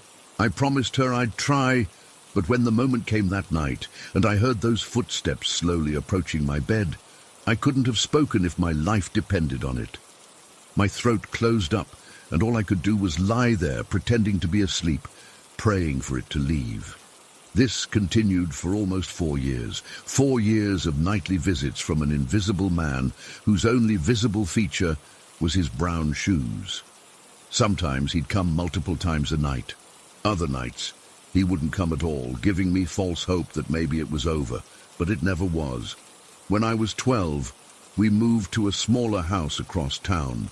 My parents had divorced and Mom couldn't afford to keep our old place. I was secretly relieved. I thought maybe, just maybe, whatever had been visiting me would stay in the old house. I was wrong. The first night in the new house, I woke up with that familiar sensation of dread. But things were different now. Instead of footsteps and shoes, I heard whispers. Quiet, indistinct whispers that seemed to come from the corners of my room. Sometimes they would say my name. Nathan. Nathan. So softly I could barely hear it. I started seeing things too. Not just shoes, but shadows, movements at the edge of my vision that disappeared when I turned to look directly at them. The most terrifying part was that I constantly felt watched, not just at night anymore, but during the day too.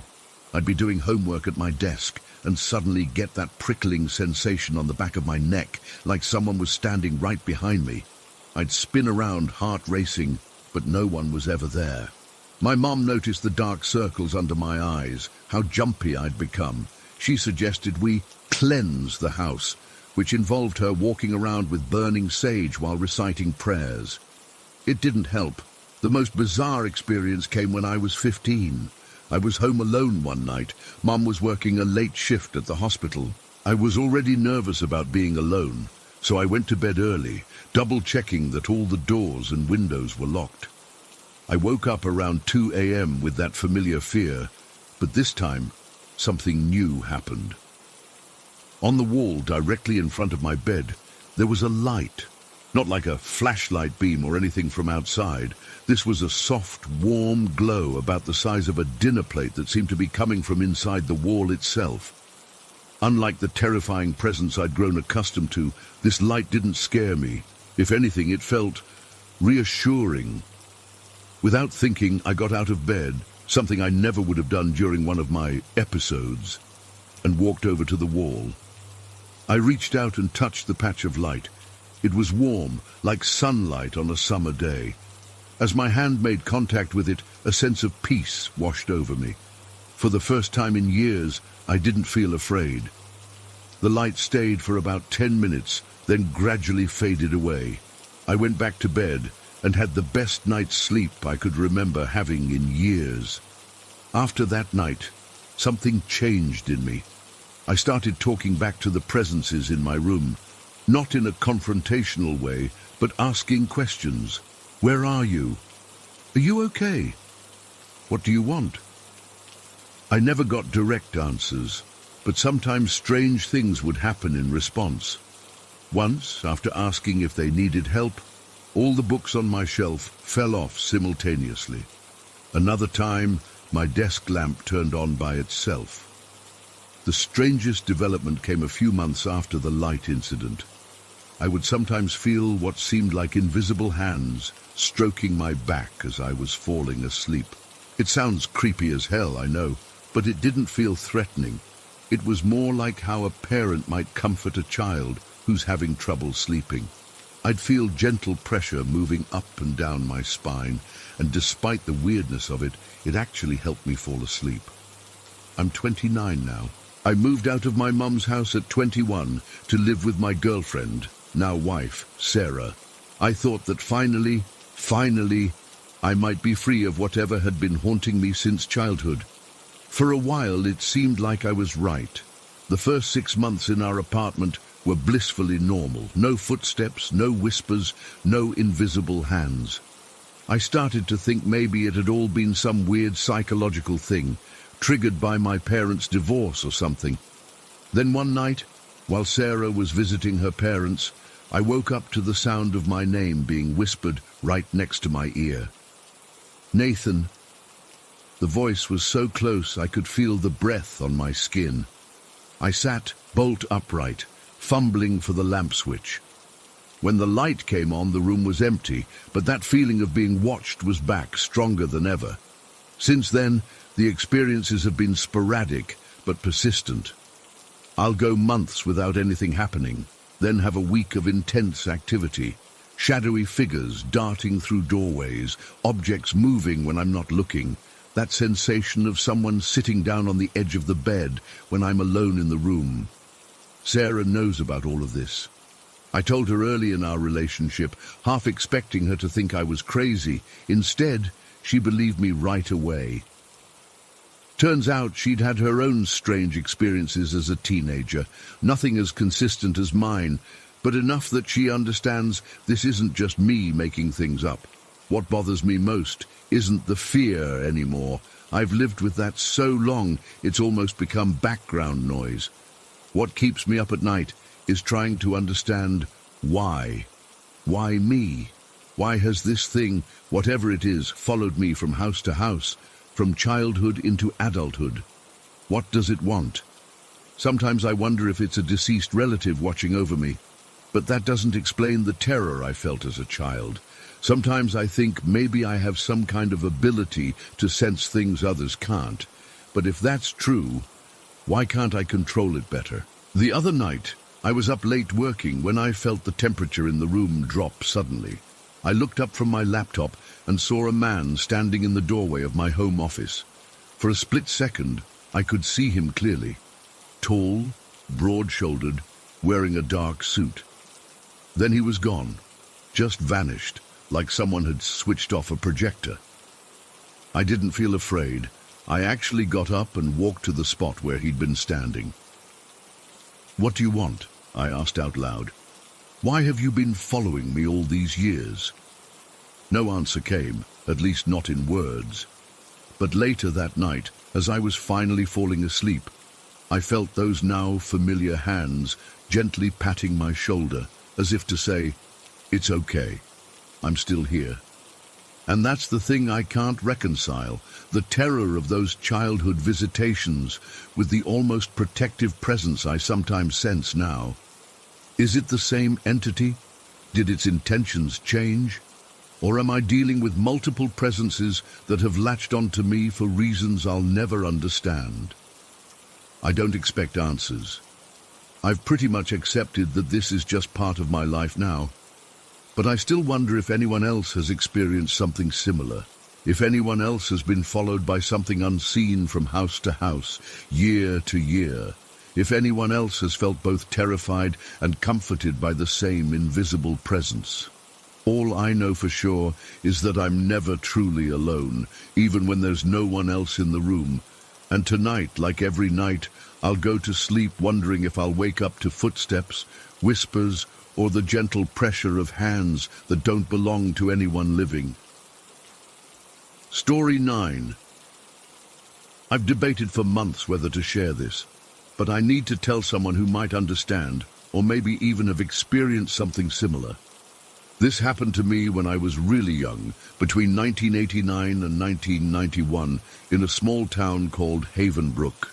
I was around 3 to 5 years old, but the memories are so vivid, they've stayed with me all these years. I'm 38 now, and I still get goosebumps thinking about it. Our house wasn't anything special, just a typical suburban home, built in the 70s with wood paneling and shag carpet in some rooms. My bedroom was at the complete opposite end of the house from my parents', which seemed like miles away when you're little. There was something about that house that never felt quite right, even during the day. At night it was worse. I was always a light sleeper and I'd wake up a lot during the night. My room would be pitch black except for this little nightlight shaped like a moon that cast weird shadows on the wall. I remember one night waking up suddenly, like something had pulled me from sleep. That's when I saw her for the first time. There was a woman standing at the foot of my bed. I know how this sounds, but she wasn't scary. She was glowing. Not like a light bulb or anything, but she had this soft, warm aura around her. She wasn't solid either. I could kind of see through her, but she was definitely there. She wore this blue or sometimes white thing on her head, kind of like a scarf or a veil. The weirdest part was that she was holding a baby wrapped in a blanket, looking down at it with this expression of pure love.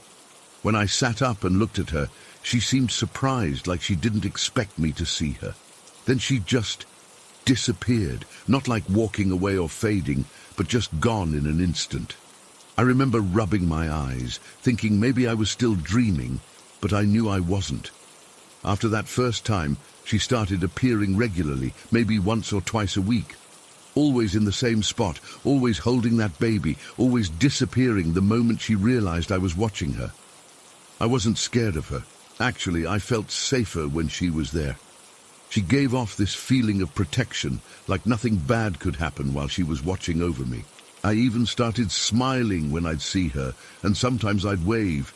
She never waved back, but I always felt like she was there specifically for me. The truly terrifying part came after she disappeared. See, once she was gone, I'd always want to go to my parents' room. I don't know if it was because I was sad she left, or if I just wanted the comfort of my mum and dad, but I'd have to get out of bed and make the long journey across our house. To get to my parents' bedroom, I had to walk through my bedroom door, across the dining room, through the kitchen, across the living room, and down the hallway to their door. During the day, this was no big deal. At night, it was a nightmare. As soon as I'd step out of my bedroom, I'd see them, the shadow people. They were everywhere, in the dining room, the kitchen, the living room, dozens of them. They weren't just shadows on the wall. They were three-dimensional figures moving around our house. They were pitch black, darker than the darkness around them, with no faces or features I could make out. Just human-shaped voids moving purposefully around our house like they were late for something important. They never seemed to notice me at first. They'd just keep walking quickly in different directions, never bumping into each other, never making a sound. It was like watching a busy train station where everyone knew exactly where they were going, except nothing made sense because they never actually went anywhere. They'd just keep circling and moving with this weird urgency. I'd stand frozen at my bedroom doorway, afraid to move, afraid to breathe. Then I'd start screaming for my parents. That's when things would get worse. The moment I'd scream, all of the shadow figures would stop dead in their tracks. All at once, like someone had hit pause on a video. Then slowly, they would all turn toward me. I couldn't see eyes, but I felt them staring at me. The rage coming off them was palpable. It was like I'd interrupted something important, and they were furious about it. Then they'd take a step toward me, just one step, all together, like some horrible synchronized dance. My heart would be pounding so hard I thought it would burst out of my chest. I'd scream louder, and they'd take another step. Sometimes, I swear, I could hear them making this low hissing sound, but it might have just been the blood rushing in my ears from pure terror. Then my parents would call out, or their bedroom light would flip on down the hallway, and instantly the shadow people would vanish. Not fade away gradually, but just gone in the blink of an eye. By the time my mum or dad would come to get me, there would be nothing there but an empty house. They never believed me, of course. They thought I was just having nightmares, or that my imagination was working overtime. "Sarah, there's nothing there," they'd say, leading me back to bed. "It's just the shadows from the trees outside, or the headlights from passing cars." But I knew better. Trees don't move like people. Car headlights don't stop and turn to look at you with hatred. One night was different. The glowing woman had appeared and disappeared as usual, but this time I was too scared to scream when I saw the shadow people. Something in me just snapped, and I decided I was going to make it to my parents' room without calling out. I thought maybe if I didn't acknowledge the shadow people, they wouldn't notice me. I stepped out of my room, and sure enough, they were there, moving around frantically as always. My heart was hammering in my chest, but I closed my eyes tight and held my hands out in front of me. I figured I knew the layout of our house well enough to feel my way across without looking. With my eyes squeezed shut, I started inching forward, keeping my hands extended. The scariest part. I could still sense them around me, even with my eyes closed. I knew exactly where they were. I could feel the cold spots where they moved, hear the subtle shift in the air pressure when one passed nearby. My skin would prickle when they got too close, like walking through cobwebs, but colder, emptier. I made it halfway across the dining room when I felt something different. The atmosphere changed. The frantic movement slowed, then stopped. I knew without opening my eyes that they had all turned to look at me again. I kept moving, one tiny step at a time, refusing to open my eyes, refusing to scream. The anger radiating from them was overwhelming. It felt like standing in front of an open freezer, but the cold was made of pure hatred. I started shaking uncontrollably, but I kept moving, one foot in front of the other. I felt something brush against my arm, so cold it burned. Then another touch on my back, like ice-cold fingertips. I bit my lip so hard it bled, but I didn't scream. I just kept shuffling forward, hands outstretched, eyes shut tight. When my fingers finally touched the wall of the hallway leading to my parents' room, I felt the pressure change. The coldness receded, and the feeling of being watched faded. By the time I reached my parents' door and pushed it open, the house felt empty again. That was one of the last times it happened. The visits from both the glowing woman and the shadow people gradually stopped around the time I got comfortable staying in my own bed through the night. By the time I was 6, they had stopped completely. We moved away from that house when I was 8, and I remember feeling relieved, even though I hadn't seen the shadow people for years by then. Something about that house always felt wrong, like it existed in 2 places at once. I've researched shadow people as an adult, and many accounts match what I experienced. Some theories suggest they're interdimensional beings or manifestations of negative energy. Others think they're just hallucinations or sleep paralysis, but I wasn't paralyzed. I was walking through my house. As for the glowing woman with the baby, I've wondered if she was a protective spirit or guardian. Maybe she was keeping the shadow people at bay. Maybe that's why they were so angry when I would try to leave my room, because her protection only extended to that space. I'm still not sure what to make of any of it. All I know is that what I experienced was real. It wasn't imagination, it wasn't dreams, and it wasn't the shadows of trees or passing cars. There was something in that house, many somethings, and they knew I could see them. Sometimes I still wake up in the middle of the night with that feeling of being watched. I'll look at the foot of my bed, half expecting to see the glowing woman again. She never appears, but sometimes, just for a second, I think I catch a glimpse of something darker moving in the corner of my eye, and I still never ever walk through a dark house with my eyes open. Story 10. I've never told this to anyone outside my immediate family. Even as I type this, my hands are shaking a bit. I guess I need to get this off my chest after all these years, and maybe someone out there has experienced something similar. I grew up in Brimham, a small village where everyone knows everyone. It's the kind of place with old stone buildings, a single pub, and more sheep than people. My childhood home was nothing special, just a modest 2-story house my parents had bought before I was born. But there was always something off about my bedroom. For as long as I can remember, I've been terrified of sleeping alone. Not just the normal kid afraid of the dark stuff. This was deeper. When I was little, my parents chalked it up to an overactive imagination. Lily's just sensitive, they'd say. They tried everything. Nightlights, leaving the door open, checking under the bed before tucking me in. Nothing helped. The weird thing is, I don't remember anything specific happening when I was really young. No particular incident that triggered it all. But looking back now, I think whatever was in that house was always there, just waiting until I was old enough to really experience it. It started getting really bad when I was around 13. That's when the bed shaking began. The first time it happened, I was drifting off to sleep. You know that peaceful moment right before you fall asleep, when your body feels heavy and your thoughts start to blur. That's when it happened. My bed suddenly jerked, hard, like someone had grabbed the frame and yanked it. My eyes shot open and I sat bolt upright, heart pounding. I thought maybe I'd just experienced one of those falling sensations people sometimes get when falling asleep, but this was different. This wasn't my body jerking, it was the entire bed moving beneath me. I was too scared to get up, so I just pulled the covers over my head and eventually fell asleep from sheer exhaustion. The next morning, I convinced myself it was just a weird dream, until it happened again, and again, and again.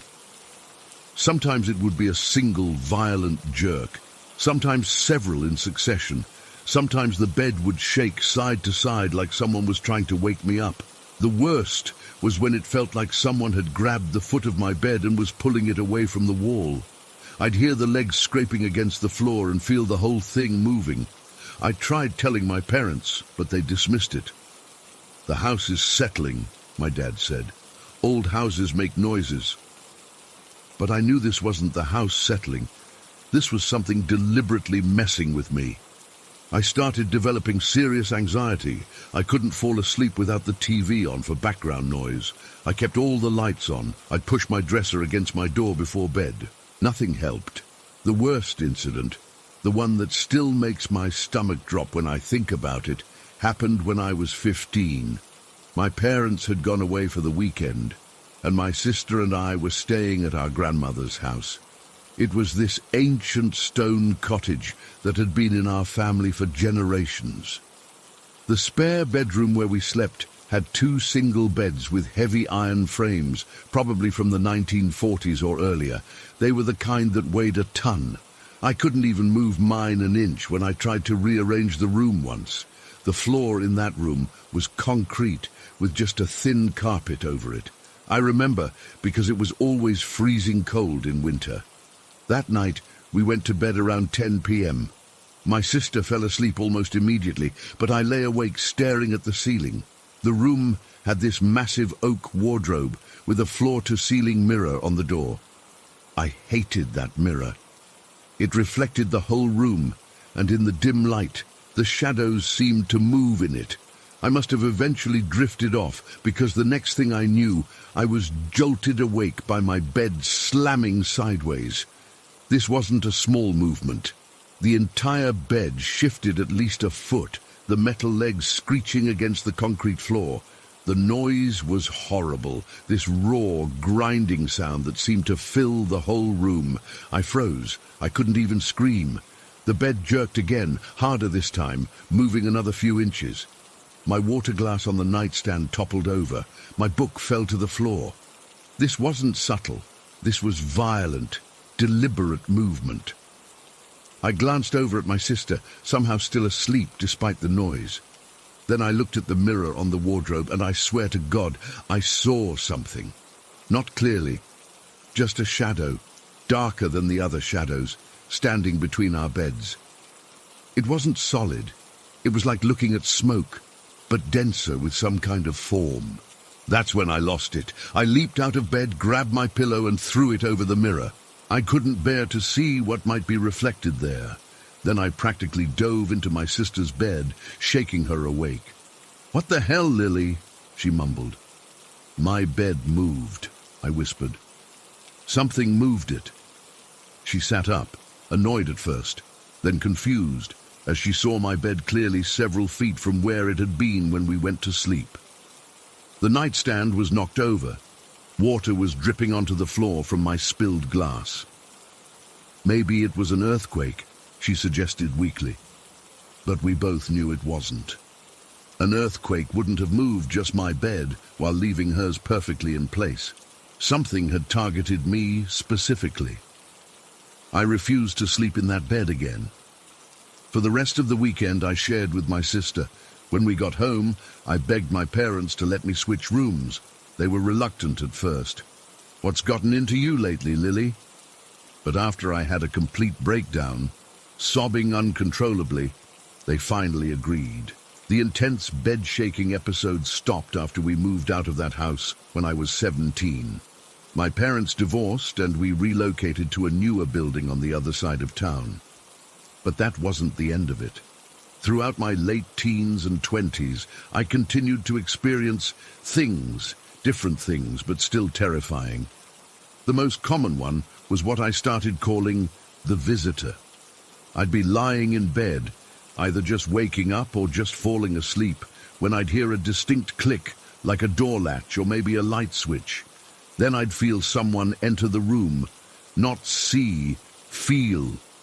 The air would change, becoming heavier somehow, more crowded. And I'd know, with absolute certainty, that something was standing right next to my bed. Sometimes it would just stand there, inches away, watching. I could feel its attention on me, like a physical weight.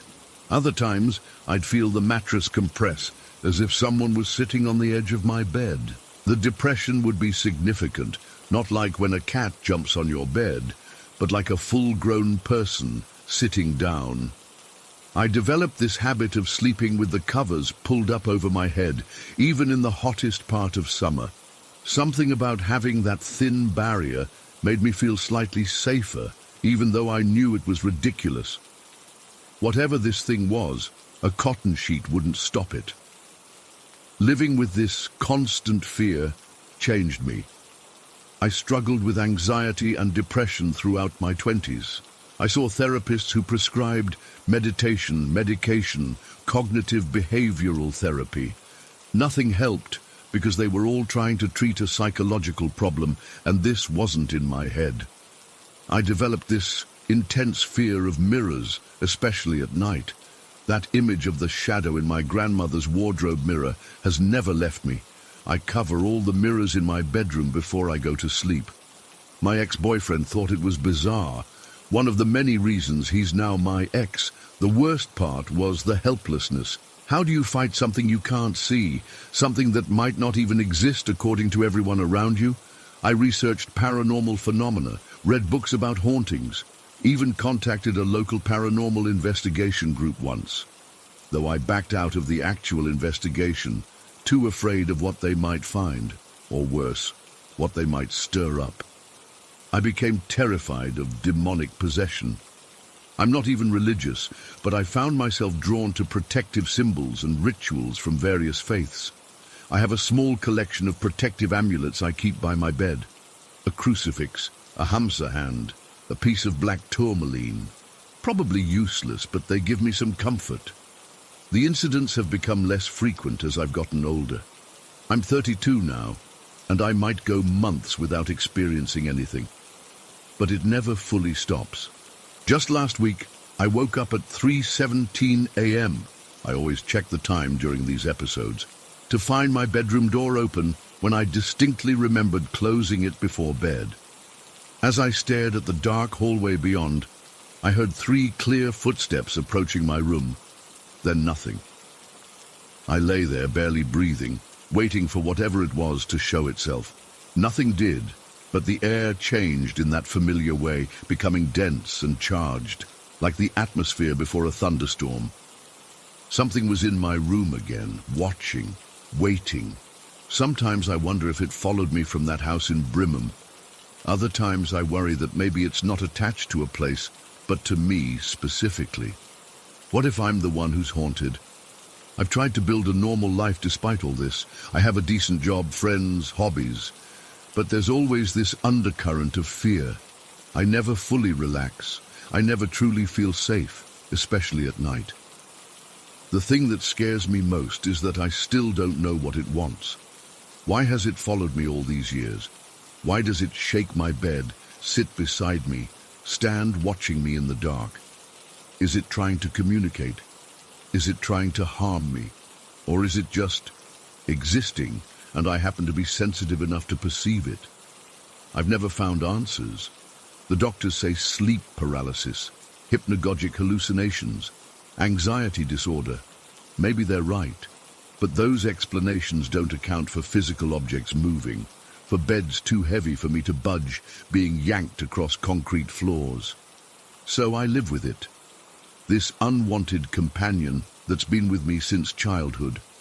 I've developed coping mechanisms, sleeping with the TV on, my collection of protective symbols, checking and rechecking that doors and windows are locked. But every night, when I turn off the light, there's that moment of dread, that wondering, will tonight be a peaceful night, or will I feel that familiar sensation of my bed beginning to shake? Story 11. I still can't believe what happened during our vacation in Turkey last month. My wife Jennifer and I had been saving up for this trip for almost 2 years. We both needed a break from our hectic work schedules in Boston, and we splurged on what was supposed to be a relaxing stay at this fancy high-rise hotel in Crystal Springs. It was our first time in Turkey, and for the first 3 days, everything was perfect. The weather was amazing. The food was incredible, and the hotel itself was this beautiful modern building with all the amenities you could ask for. We'd spent that day exploring some local ruins and swimming in the hotel pool. By nighttime, we were exhausted in that good vacation way, you know. We had dinner at the hotel restaurant, shared a bottle of wine, and were back in our room by 10 p.m. Our room was on the 4th floor, with a partial view of the Mediterranean. Nothing seemed off about the room when we checked in. Standard luxury hotel setup with a king bed, modern bathroom and all that. I remember falling asleep almost instantly that night. Jennifer was already out cold before I even turned off the TV. The room was cool from the air conditioning, and I drifted off, thinking about our plans to visit this small coastal town the next day. What felt like seconds later, I suddenly jolted awake. The bed was shaking, not violently, but definitely moving beneath us. My first thought was earthquake. I'd experienced a small one years ago when I was in Bali, and it felt similar, this subtle but unmistakable trembling. Jennifer was still asleep beside me, her breathing steady and unaffected. I reached for my phone on the nightstand to check the time, 3:03 a.m. The bright screen momentarily lit up the darkness of our room. No notifications, no emergency alerts, nothing that would explain what I was feeling. The trembling stopped after a few seconds. I turned off my phone screen, plunging the room back into darkness. That's when I saw it. At the foot of our bed, maybe 5 feet away, was the outline of someone standing completely still. I'm not talking about a shadow or a trick of light. This was a 3-dimensional figure, slightly luminous around the edges. It wasn't solid. I could make out our dresser through it, but it was definitely human-shaped. Tall, maybe 6 feet, with what looked like broader shoulders. The figure wasn't moving at all, just standing there, facing our bed. My heart practically exploded in my chest. I froze completely, unable to even breathe for a few seconds. The logical part of my brain was desperately searching for an explanation, a reflection from outside, clothes hanging on a chair, anything. But there was nothing in that part of the room that could explain what I was seeing. I managed to reach over and fumble for the bedside lamp, my hand shaking so badly I almost knocked it over. When the light came on, the figure was gone. Just gone. No movement, no fading away, just instantly not there anymore. I sat up in bed, my heart still pounding so hard I could hear it in my ears. Jennifer didn't stir. She's always been a deep sleeper. I got up on unsteady legs and went to the window, pulling the curtain back slightly to look outside. The hotel pool area was lit up with soft blue lighting, completely still and empty. No signs of any disturbance, no hotel staff rushing around, nothing to indicate an earthquake or any other explanation for what I'd felt. I stood there for a minute or two, trying to calm myself down. Maybe it was just a hypnagogic hallucination. You know, those weird things your brain conjures up between sleep and wakefulness. I'd had sleep paralysis once in college, and this felt different, but I was desperately reaching for any rational explanation. Behind me I heard Jennifer's voice, groggy with sleep. "Mike, what are you doing?" I turned around. Nothing, just... I thought I felt the bed shaking, like a small earthquake or something. She squinted at me in the dim light. Didn't feel anything. Come back to bed, it's cold." I didn't tell her about the figure. What was the point of scaring her in the middle of the night? Plus, saying it out loud would have made it more real, and I wasn't ready for that. I got back into bed, and Jennifer immediately rolled over and was asleep again within seconds. I stayed awake for at least 20 minutes, staring at the spot where I'd seen the figure. watching for any movement, any sign of its return. The room remained still and normal. Eventually my exhaustion won out, and I fell into an uneasy sleep. The next morning we were having breakfast on the hotel's terrace when Jennifer brought it up first.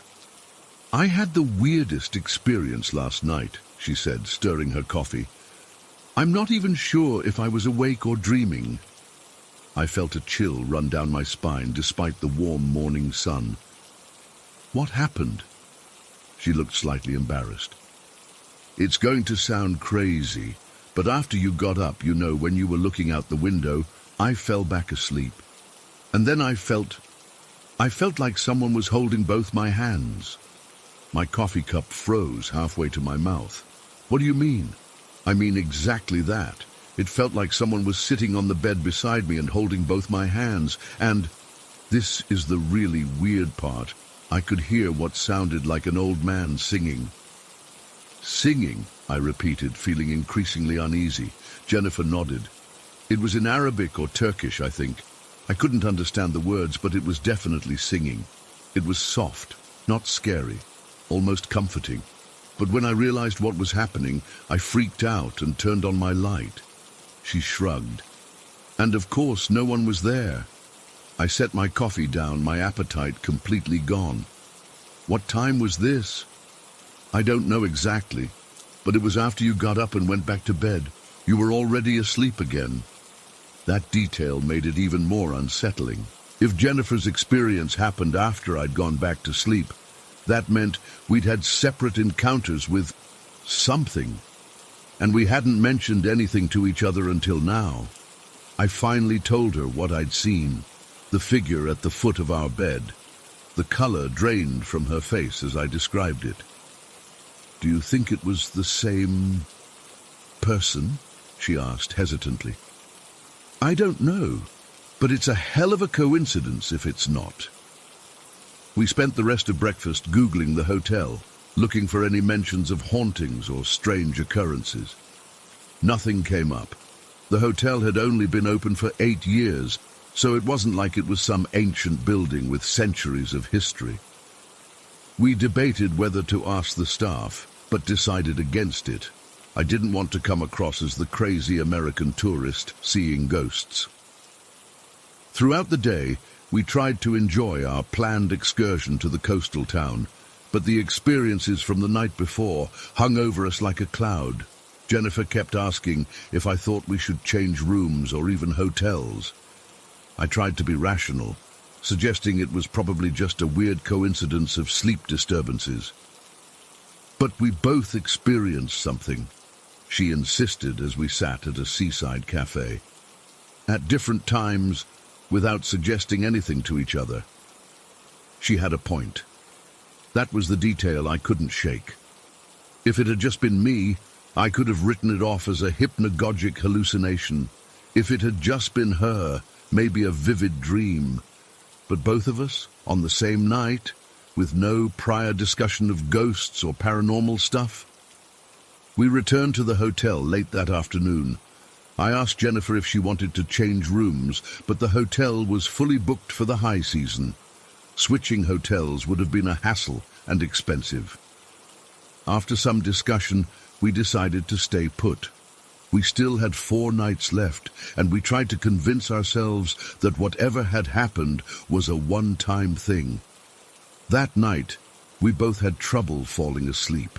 Jennifer left the bathroom light on with the door cracked open, casting a dim glow across our room. I pretended I didn't notice, though I was secretly grateful for it. It took me hours to finally drift off. I woke up again at, you guessed it, 3:04 a.m., according to my phone, 1 minute off from the previous night. This time, the bed wasn't shaking, but I immediately felt like something was wrong. The room was colder than it should have been, despite the air conditioning being set to a moderate temperature. I lay completely still, afraid to move. Jennifer was asleep beside me, her breathing rhythmic and undisturbed. Slowly, I turned my head toward the bathroom, where the light was still on. The door was now completely open. I was certain Jennifer had left it only partially open. As I stared at the bathroom doorway, A shadow moved across it. Not the distinct figure I'd seen the night before, but a definite movement, like someone walking past the door inside the bathroom. My mouth went dry. I wanted to wake Jennifer, but I was paralyzed with fear. I kept watching the bathroom doorway, and after what felt like an eternity, I saw it again. A shadow moving, this time in the opposite direction. I forced myself to speak. "Jen," I whispered, my voice cracking. "Jen, wake up!" She stirred beside me. What?" "There's someone in the bathroom." She sat up immediately, fully alert. "What? Are you sure?" I nodded, my eyes still fixed on the bathroom doorway. I saw a shadow moving. Jennifer reached for the bedside lamp and turned it on. The room flooded with yellow light. "I'm going to check," she said, throwing off the covers. "No, don't," I started, but she was already getting out of bed. I watched, heart pounding, as Jennifer cautiously approached the bathroom. She paused at the doorway, then flipped on the main light switch. I held my breath. "There's no one here, Mike," she called after a moment. I heard her moving around, checking behind the shower curtain. "Completely empty." I exhaled slowly, feeling both relieved and confused. Jennifer came back to bed looking troubled. "Maybe it was just a shadow from outside," she suggested. "A car passing by or something." But we both knew that wasn't possible. Our bathroom had no windows, and the only way a shadow could have moved across that doorway was if something inside the bathroom had cast it. Neither of us slept much after that. We kept the lights on and talked in low voices until dawn began to break. Jennifer admitted she'd been dreaming about an old man just before I woke her. Not singing this time, but standing in a corner of a room, watching her. Over the next 3 days, similar things happened each night, always starting around 3 a.m. We never saw the full figure again, but we experienced cold spots in the room, the bathroom door opening and closing on its own, and once all the electronics in our room, TV, phones, even Jennifer's hair straightener, which was switched off but plugged in, turned on simultaneously for about 5 seconds before shutting off again. By our last night, we were sleeping with all the lights on and taking turns staying awake. I know how ridiculous that sounds, but the fear was very real. Neither of us are the type to believe in supernatural stuff, but what we experienced in that hotel room defied any rational explanation we could come up with. The final night was the worst. Around 2:50 a.m., Jennifer nudged me awake. She'd been on watch while I got some sleep. "Do you smell that?" she whispered. I sniffed the air and immediately caught it. A strong scent of something like sandalwood or incense. It wasn't coming from outside. It seemed to be concentrated right in our room. As we sat there trying to figure out where the smell was coming from, the temperature plummeted. I'm not exaggerating when I say I could see my breath in front of my face. In Turkey, in the middle of summer, in a climate-controlled hotel room. The smell grew stronger, and then we both heard it, soft singing, the same Turkish or Arabic melody Jennifer had described from the first night. It seemed to be coming from everywhere and nowhere at once. Jennifer gripped my arm so tight it left marks. "Mike, what is happening?" Before I could answer, the bathroom door slammed shut with such force that a framed picture fell off the wall. The singing stopped. The smell vanished almost instantly. The room began to warm up again. We spent the rest of the night huddled together, fully dressed, sitting on the small sofa in the corner of the room with all the lights blazing. At first light, we packed our bags and checked out a day early, making up some excuse about a family emergency. As we were leaving, I finally broke down and asked the front desk clerk if guests had ever reported anything unusual in room 412. The young woman looked confused and asked what I meant. When I vaguely mentioned strange occurrences, her expression changed. "That room," she lowered her voice. "The previous hotel manager stayed in that room when the hotel first opened. He was an older local man who died in his sleep there. But that was years ago." She gave a dismissive wave. "Some of the cleaning staff say things about that room, but it's just superstition." Jennifer and I didn't say a word to each other until we were in the taxi heading to the airport. Even now, a month later, we still don't talk about it much. I've tried researching the hotel's history, looking for information about the manager who died there, but there's not much online. I don't know what was in that room with us. I don't know why it appeared to us or what it wanted. All I know is that I've never experienced anything like it before, and I hope I never do again. We're not planning any more hotel stays for a while. Jennifer's parents have a guest house, and that's where we're spending our Christmas vacation this year. Sometimes I still wake up at 3:03 a.m., my heart racing, half expecting to see that luminous figure at the foot of our bed. I never do, but I can't shake the feeling that whatever it was, it's still there in room 412, waiting for the next guest to arrive. Story 12.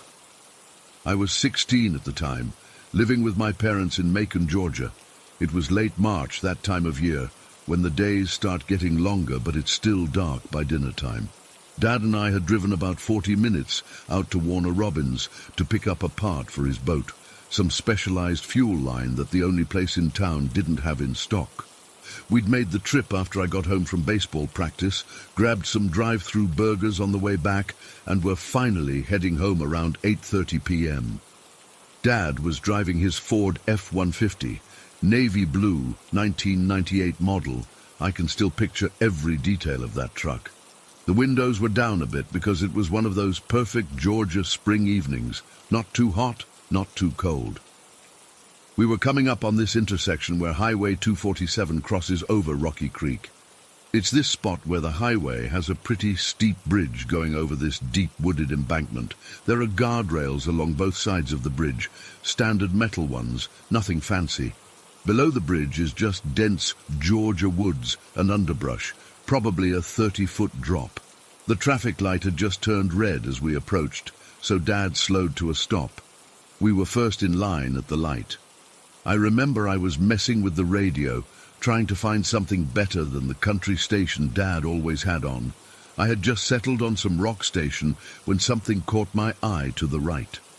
A car was coming down the perpendicular road, the one that crossed in front of the bridge. It was an older model, something from the late 60s or early 70s, like a Chevy Impala or maybe an old Dodge. Dark-colored? Couldn't tell if it was navy blue or black in the dim light, but definitely dark. The headlights were on, those old-style round ones, and it was moving at a normal speed, maybe 35-40 mph. What struck me as weird, even before what happened next, was that I couldn't see who was driving. The windows seemed unusually dark for an older car like that, but I didn't have much time to think about it because what happened next made my blood run cold. The car didn't slow down.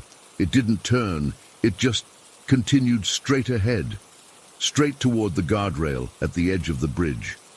I remember tensing up, my hand freezing on the radio dial, thinking I was about to witness a horrible accident. But there was no crash, no screeching tires, no sound at all. The car just glided through the guardrail like it wasn't even there, like the metal barrier was just a hologram or something. 1 second the car was on the road, the next it was passing through solid metal, and then it was gone, over the edge and into the darkness below. But there was no sound of a crash, no breaking glass, no crunching metal, nothing. I sat there frozen, the half-eaten burger in my lap completely forgotten. I couldn't process what I'd just seen. It didn't compute. Cars don't just pass through solid objects and disappear.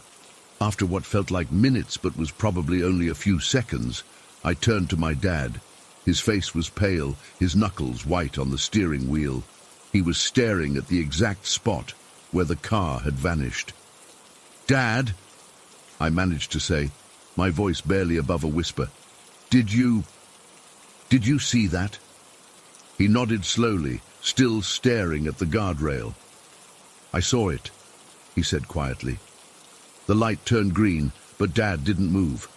A car behind us honked, which seemed to snap him back to reality. He drove forward slowly, but instead of continuing straight, he put on his blinker and turned right, onto the exact road where we'd seen the phantom car. "What are you doing?" I asked, suddenly nervous. "I need to check something," was all he said.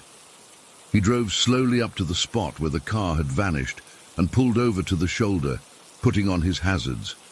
Without saying anything, he got out of the truck. After a second of hesitation, I followed him. Dad walked straight to the guardrail, where we'd seen the car pass through. He ran his hand along the metal barrier, examining it carefully. I stood a few feet behind him, my heart still racing. "There's nothing," he said, sounding confused. "Not a scratch, not a dent, nothing."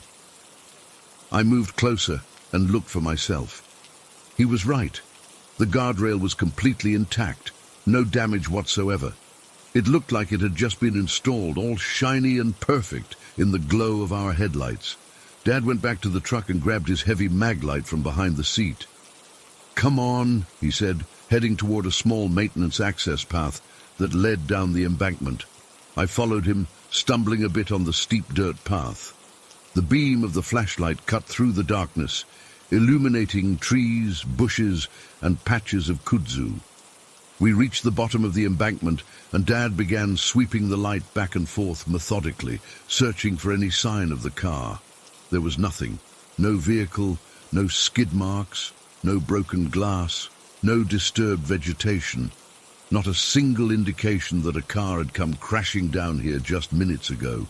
We spent probably 20 minutes searching the area, widening our circle, looking for anything that might explain what we'd seen. Dad even climbed partway up the other side of the embankment to get a better view, but there was absolutely nothing to find. "It doesn't make any sense," Dad kept muttering. We both saw it. Where the hell did it go? Eventually, we gave up and climbed back up to the truck. During the drive home, we tried to come up with rational explanations. Maybe it was an optical illusion caused by the angle and the headlights. Maybe the car turned at the last second and we just didn't see it. Maybe we both hallucinated the same thing somehow. But deep down, we both knew what we'd seen. A car had passed straight through a solid guardrail and vanished. Period. When we got home, Mom could tell something was off. When she asked what was wrong, Dad and I exchanged glances, and then Dad just shrugged and said, "You wouldn't believe us if we told you." Mom pressed for a while, but eventually gave up when she realized we weren't going to elaborate. That night I couldn't sleep. I kept replaying the scene in my head, trying to find some detail I'd missed, some explanation that would make sense. But there wasn't one. The next day, I started researching. This was 2003, so internet access wasn't what it is today. But our family had a desktop computer with dial-up. I spent hours searching for any news about accidents on that stretch of road. I found a few stories about fender benders over the years, but nothing involving a car going over the edge. And certainly nothing recent that might explain some kind of memorial driving or ghostly reenactment. I expanded my search to older newspapers, going to the local library after school to look through their archives. I found an article from 1972 about a drunk driver who crashed through that same guardrail, but survived with minor injuries. His car was a blue Ford pickup, not a dark sedan. Another article from 1986 mentioned a suicide where someone jumped from the bridge, but no vehicle was involved. Nothing matched what we'd seen. Over the next few weeks, I became a bit obsessed with the spot. I'd convinced friends to drive by there, watching the guardrail carefully, hoping to see something that might explain what happened. Once or twice, I thought I caught a glimpse of something dark in my peripheral vision, but nothing concrete, nothing I could point to and say, "See, that's what we saw." Dad and I talked about it occasionally, usually late at night when Mom had gone to bed. We'd sit on the back porch, him with a beer, me with a soda, and try to make sense of it. He had been a skeptic about paranormal stuff his whole life. Still is, mostly. But this experience shook him. He'd say things like, "I know what I saw, and it doesn't match up with the world as I understand it." Sometimes weeks or months would go by without us mentioning it.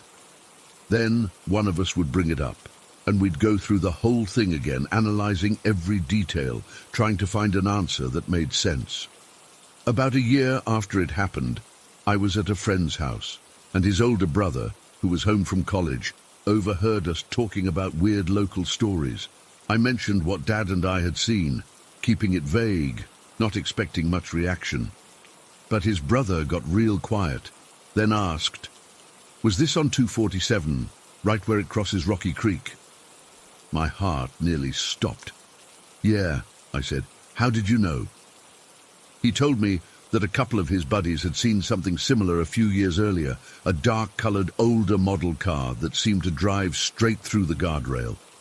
They'd been drinking, though, so they'd convinced themselves they were just seeing things. They never reported it or talked about it much because they were afraid of getting in trouble for driving under the influence. This was the first confirmation I'd had from anyone else that what we saw wasn't unique to us. It wasn't much, but it was something. Over the years, I've heard a few other whispered stories about that stretch of road. Nothing concrete, nothing documented, just friends of friends who claim to have seen something strange there. A dark car, always at night, always passing through the guardrail like it wasn't there. I moved away from Macon after college, but I still go back to visit my parents a few times a year. Occasionally, if the timing is right and Dad and I are alone, one of us will bring up that night. "Remember that car?" one of us will say, and the other will nod, and we'll spend a while puzzling over it again.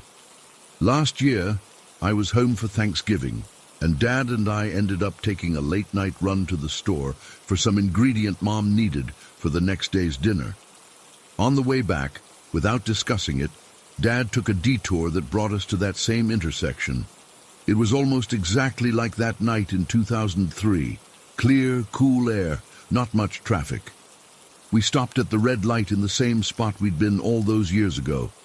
Neither of us said anything, but I knew we were both watching, both hoping to see something that would finally explain what had happened. The light changed to green. Nothing appeared. Dad drove forward slowly, then pulled over at the spot where the guardrail stood. It had been replaced since then, newer, shinier metal. But the road was essentially the same. "I'm not crazy, right?" Dad asked, staring at the guardrail. "We both saw it." "We saw it," I confirmed. "I don't know what it was, but we definitely saw it." He nodded, put the truck back in drive, and we headed home. To this day, I can't explain what happened that night in 2003. I've researched ghost cars, time slips, paranormal phenomena of all kinds. I've read about mass hallucinations and shared psychosis and all sorts of psychological explanations. Nothing quite fits. All I know for certain is that my dad and I witnessed something impossible. A solid vehicle passing through a solid object and disappearing without a trace. No evidence, no explanation. Just the memory of those few seconds that defy everything I thought I knew about how the world works. Sometimes I wonder if that car is still out there somewhere, still driving down some road that only exists in another reality, its driver unaware that they briefly crossed into our world before slipping away again. Or maybe it's stuck in some kind of loop, doomed to repeat that same journey over and over, visible only occasionally to people who happen to be in the right place at the right time. I don't expect to ever have answers, but I know what I saw. And every time I approach a bridge at night, I find myself watching the guardrails, half expecting to see that dark car glide through them once again. Story 13. I've been wanting to get this off my chest for months now. I don't really talk about this kind of stuff with friends because, well, who wants to be that guy who claims he saw a ghost? But what happened that night still makes my skin crawl whenever I think about it. This happened back in May when I was living in Phoenix with my girlfriend Megan. We had this sweet setup, a little ensuite attached to her parents' house in one of those quiet suburban neighborhoods. It wasn't huge, but it gave us our privacy while saving on rent during college. Perfect situation, really. So that night, Megan was working late at the restaurant. She usually didn't get home until around 1 a.m. on weekends. I was alone, except for my cat Ziggy, who was curled up on the couch next to me. I had the lights off because I was in full gaming mode, you know? Just me, my Xbox controller, and Gears of War multiplayer blasting on the TV. The room was pretty much dark, except for the glow from the screen. Our living room has these double French doors that face the backyard. Megan's parents installed them a few years back. I never really paid much attention to them before that night. It must have been around midnight. I was totally in the zone, trash-talking through my headset, getting ready to flank this dude who'd been camping the whole match. That's when I noticed Ziggy acting weird. He went from being completely zonked out to suddenly alert, ears perked up, staring toward those French doors. At first I ignored him. Cats do weird stuff all the time, right? But then he started making this sound I'd never heard before. Not quite a hiss, not quite a growl, just this low, throaty noise that didn't sound normal. It was enough to make me glance up from my game. That's when I saw it. Standing right outside the French doors was what looked like a woman. Not just any woman. She was transparent, like I could almost see through her. She had this long black hair that seemed to move even though there wasn't any wind, and she was just standing there staring right at me through the glass. I'm not exaggerating when I say I literally felt my blood run cold, like my whole body went ice cold in an instant. I shrieked, not a manly shout or anything, but a full-on high-pitched shriek, and dropped my controller. My heart was pounding so hard I could feel it in my throat. The worst part was her eyes. They were dark, completely fixed on me. She wasn't moving, just staring with this intensity that felt like she was looking straight through me. I blinked hard, rubbed my eyes, and looked again. She was still there, but seemed to be fading or something. I quickly hit the lights, and when the room lit up, there was nothing outside the doors, just the empty backyard and the reflection of my own terrified face in the glass. My first thought was that I'd been staring at the bright screen too long in the dark room. You know how your eyes can play tricks on you? I figured it was some weird reflection, or my brain was just fried from 3 straight hours of gaming. But Ziggy was still acting strange, now crouched low on the couch, tail puffed up. He wouldn't stop staring at those doors. I actually called Megan at work, which I never do during her shift. When she picked up, I tried to sound casual, asking when she'd be home, but she could tell something was up. I didn't tell her what happened, just said I thought I saw someone in the backyard. She told me to make sure all the doors were locked and that she'd be home soon.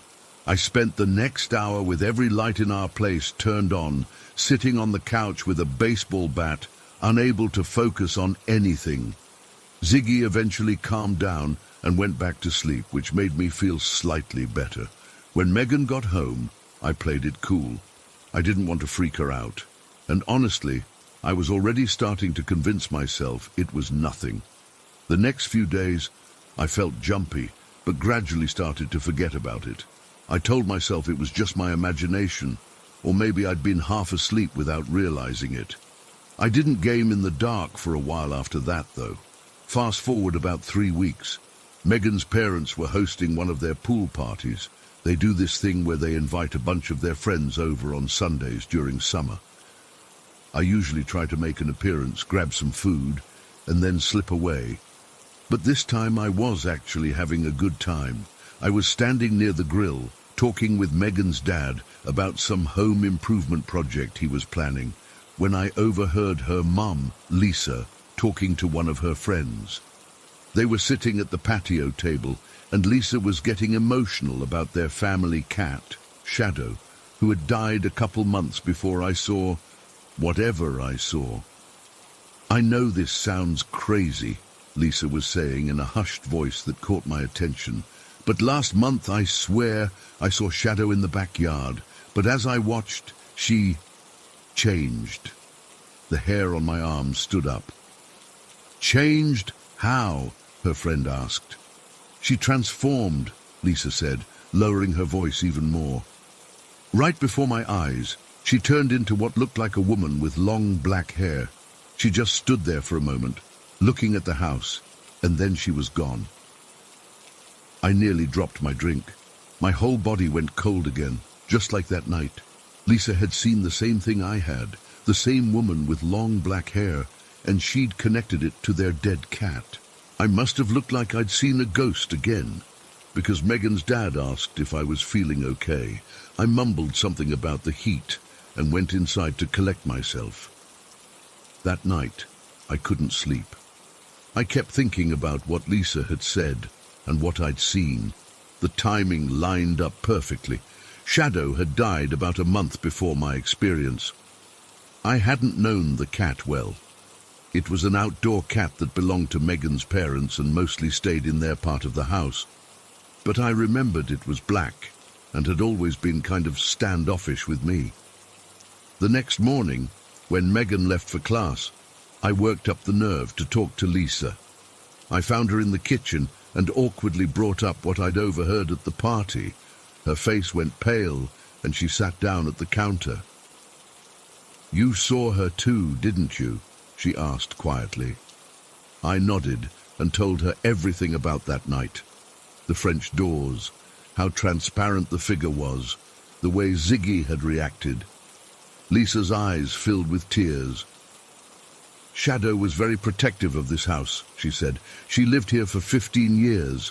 The night before she died, I found her sitting in front of those French doors, staring outside like she was guarding them. I think she's still trying to protect us." I'm not a superstitious person. I've never believed in ghosts or anything like that. But sitting there in the kitchen with Lisa, both of us having seen the same inexplicable thing, I couldn't dismiss it. What freaks me out the most is that I never mentioned the woman to anyone before talking to Lisa. There's no way she could have known what I saw, and yet our descriptions matched perfectly. The long black hair, the transparent appearance, the way she just stood there watching. The weirdest part? Ziggy, who had been perfectly normal before and after that night, suddenly started spending a lot of time sitting in front of those French doors, just staring out at the spot where I'd seen the figure. Sometimes he'd make that same strange noise, and occasionally, when I'd walk by, I'd feel this cold spot right in front of the doors, even on the hottest Phoenix days. We moved out a month ago, into our own apartment closer to campus. Nothing strange has happened since, but I still get goosebumps when I think about that night. Sometimes I wake up suddenly at midnight, feeling like someone's watching me. I don't know what I saw. Maybe it was Shadow in some transformed state. Maybe it was something else entirely, that both Lisa and I somehow connected to the cat. All I know is that when I looked up from my game that night and saw that woman staring at me through the glass, what I felt wasn't just fear. It was recognition, like some deep part of me knew exactly what I was seeing, even if my conscious mind couldn't make sense of it. I still haven't told Megan the full story. I'm not sure she'd believe me. Hell, I'm not sure I believe it myself. But whenever we visit her parents, I notice she gets uncomfortable around those French doors at night. Last time we were there, I caught her staring at them with this worried look, and when I asked what was wrong, she just said, "I don't know. Sometimes I feel like someone's watching me through the glass." I didn't have the heart to tell her she might be right. I don't have any explanation for what happened. I just know that on that night in May, while playing Xbox in a dark room, I saw something that shouldn't have been possible. And to this day, whenever I think about those French doors and the woman with the long black hair, my heart races and that same cold feeling washes over me. Whatever I saw, ghost, guardian, or something else entirely, it was real enough to me, and apparently to Lisa too. Some things just don't have explanations, I guess. But I won't be playing video games in the dark anytime soon. That's for damn sure. Story 14. I've never been a good sleeper. It's something I've dealt with my entire life. Every little sound wakes me up. A car driving by, the refrigerator turning on, even the slight creaking of the house settling. My friends joke that I could hear a mouse sneeze from across the room. Not exactly a great trait when you live in Seattle, where the city never fully goes quiet. When I moved into this townhouse about 8 months ago, I thought I'd finally found a solution. The basement-level apartment was partially underground. My bedroom window sits about 3 feet above the ground outside, and I figured it would be quieter than my previous third-floor walk-up, where I could hear every drunk college kid stumbling home at 2 a.m. Plus, I got a white noise machine that cranks out this steady, soothing static that helps mask the ambient sounds. Not perfect, but definitely an improvement. I should mention that it's not a creepy basement or anything. It's a finished space with decent lighting, its own bathroom, and a small kitchenette. The rest of the townhouse is occupied by 2 roommates, Greg on the middle floor and Dana on the top. We're not best friends or anything, but we get along fine. They're both grad students who keep to themselves mostly. Everything was pretty normal until last Tuesday night. I'd gone to bed around 10:30, which is typical for me since I have to be at work by 7:30. My job at the architectural firm downtown is demanding, and I need whatever sleep I can get. I did my usual routine, brushed my teeth, set my alarm, turned on the white noise machine, and crawled into bed. I must have fallen asleep pretty quickly, but something woke me up. I glanced at my phone, 12:14 a.m. At first, I was just annoyed because getting back to sleep is always a struggle for me. I shifted positions, pulled the blanket higher, and tried to focus on the white noise. That's when I heard it. A whisper, close by, maybe 4 feet away to my left, right near my window. My first thought was that I was dreaming, or in that weird space between sleep and wakefulness where your brain plays tricks on you. I've had sleep paralysis before, so I know how realistic those half-dream states can feel. I blinked hard and rubbed my eyes, trying to fully wake up. Then I heard it again. The exact same whisper, same cadence, same everything. It wasn't English, or at least not anything I could understand. Just this series of breathy sounds, like someone trying to convey a message, but not wanting to be too loud. The thing is, my window was closed, always is, and the blinds were drawn. Even if someone was outside, I shouldn't have been able to hear a whisper that clearly over my white noise machine. I sat up in bed, now definitely wide awake. My heart was starting to pound. I stared at the window, eyes straining in the dark.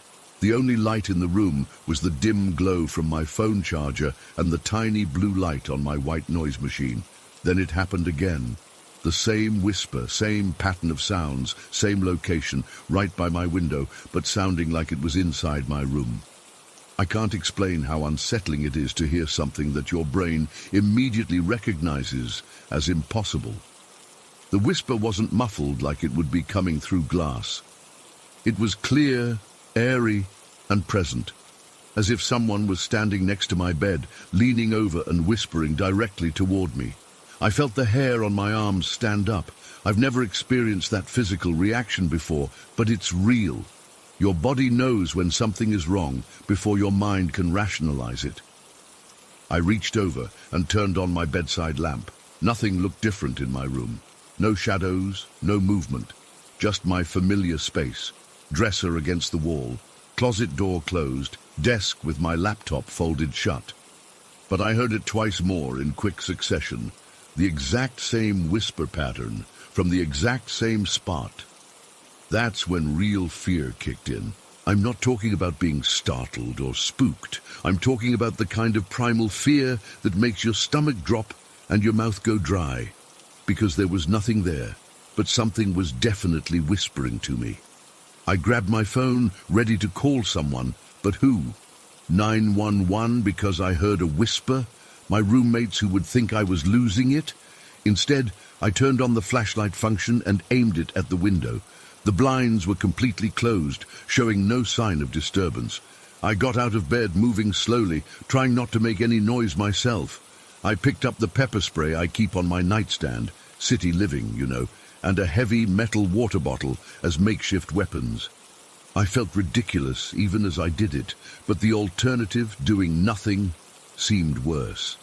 With shaking hands, I approached the window. Each step felt like walking through mud. I didn't want to get closer to whatever was making that sound, but I also needed to know if someone was outside. I stood to the side of the window. I've seen enough horror movies to know not to stand directly in front, and used the edge of my water bottle to separate two of the blinds. Nothing. Just the small patch of yard illuminated by my phone flashlight. No person, no animal, nothing that could have made that sound. I let the blinds snap back and stepped away. That's when the whispering stopped. The sudden silence was almost as unsettling as the whispers themselves. I stood frozen in the middle of my room, still clutching my impromptu weapons, straining to hear anything over the white noise machine. Nothing. After what felt like an eternity but was probably only a couple minutes, I turned off the white noise. I needed to hear if there were any other sounds in the house or outside. The silence was thick, broken only by the sound of my own breathing and the distant hum of the refrigerator upstairs. I'm not ashamed to admit that I was too scared to stay in my room. With my phone in one hand and pepper spray in the other, I crept up the stairs to the main floor of the townhouse. The kitchen light was on. Greg sometimes gets midnight snacks, but he wasn't there. I contemplated knocking on his door, but hesitated. What would I even say? Instead, I settled onto the living room couch, wrapped myself in the throw blanket kept there, and tried to calm down. I checked my phone. 12:37 a.m. Only about 20 minutes had passed since I first woke up, though it felt like hours. I tried to rationalize what had happened. Maybe it was the neighbors. Our townhouse is in a row of identical units, but my bedroom is on the side that faces a small yard, not the adjoining wall. Wind through a crack in the window, but the whisper had been too distinct, too intentional. Sleep hallucination. But I'd been fully awake by the third or fourth whisper. I must have been sitting there for about 40 minutes, still too wired to even think about going back downstairs when I heard it. A knock, not upstairs, not in the main area where I was sitting, but definitely coming from downstairs, from my apartment. This wasn't a subtle sound like the whisper. It was a clear, deliberate knock against glass. 3 distinct taps, evenly spaced, then silence, then 3 more. I felt frozen to the couch. There are only 2 glass surfaces in my basement apartment, the window in my bedroom and the sliding glass door that leads to a small concrete patio area. Both are above ground level, but not by much. Someone could easily reach either one. I heard the knocks again, the same pattern. My mind was racing through the possibilities. Should I call the police, wake up my roommates, check it out myself? None of those options seemed right. Before I could decide, I heard Greg's door open. He stopped short when he saw me huddled on the couch. "Noah, what are you doing up here?" he asked, clearly confused. I tried to sound casual, but my voice shook. "Hey, did you hear that knocking just now?" Greg's forehead wrinkled. "What knocking?" As if on cue, the sound came again. 3 distinct knocks. Greg heard it too. I could tell by the way his expression changed. "That's coming from downstairs," he said, moving toward the stairs. "Wait," I called after him. "There's something else. Before the knocking, I heard whispering in my room, like right next to my bed, but there was nobody there." Greg looked at me like I was crazy for a second, but then his expression softened. "Let's check it out together," he said, heading toward the kitchen. He returned with a heavy flashlight, the kind that could double as a weapon if needed. I followed him downstairs, staying close behind. The door to my apartment was still open, just as I'd left it in my rush to get upstairs. Greg flipped on the lights, and we stood there for a moment, listening. Nothing. "Where did you hear the knocking?" Greg whispered. "I couldn't tell if it was my bedroom window or the sliding door," I admitted. We checked the sliding door first. The blinds were closed, just as they always are, and the door was locked. Greg pulled the blinds aside carefully, shining his flashlight out into the small patio area. Nothing. Next, we went to my bedroom. The light was still on from when I'd fled upstairs. Everything looked normal. Greg checked the window. Locked, with no signs of tampering. Maybe it was just branches hitting the glass, Greg suggested.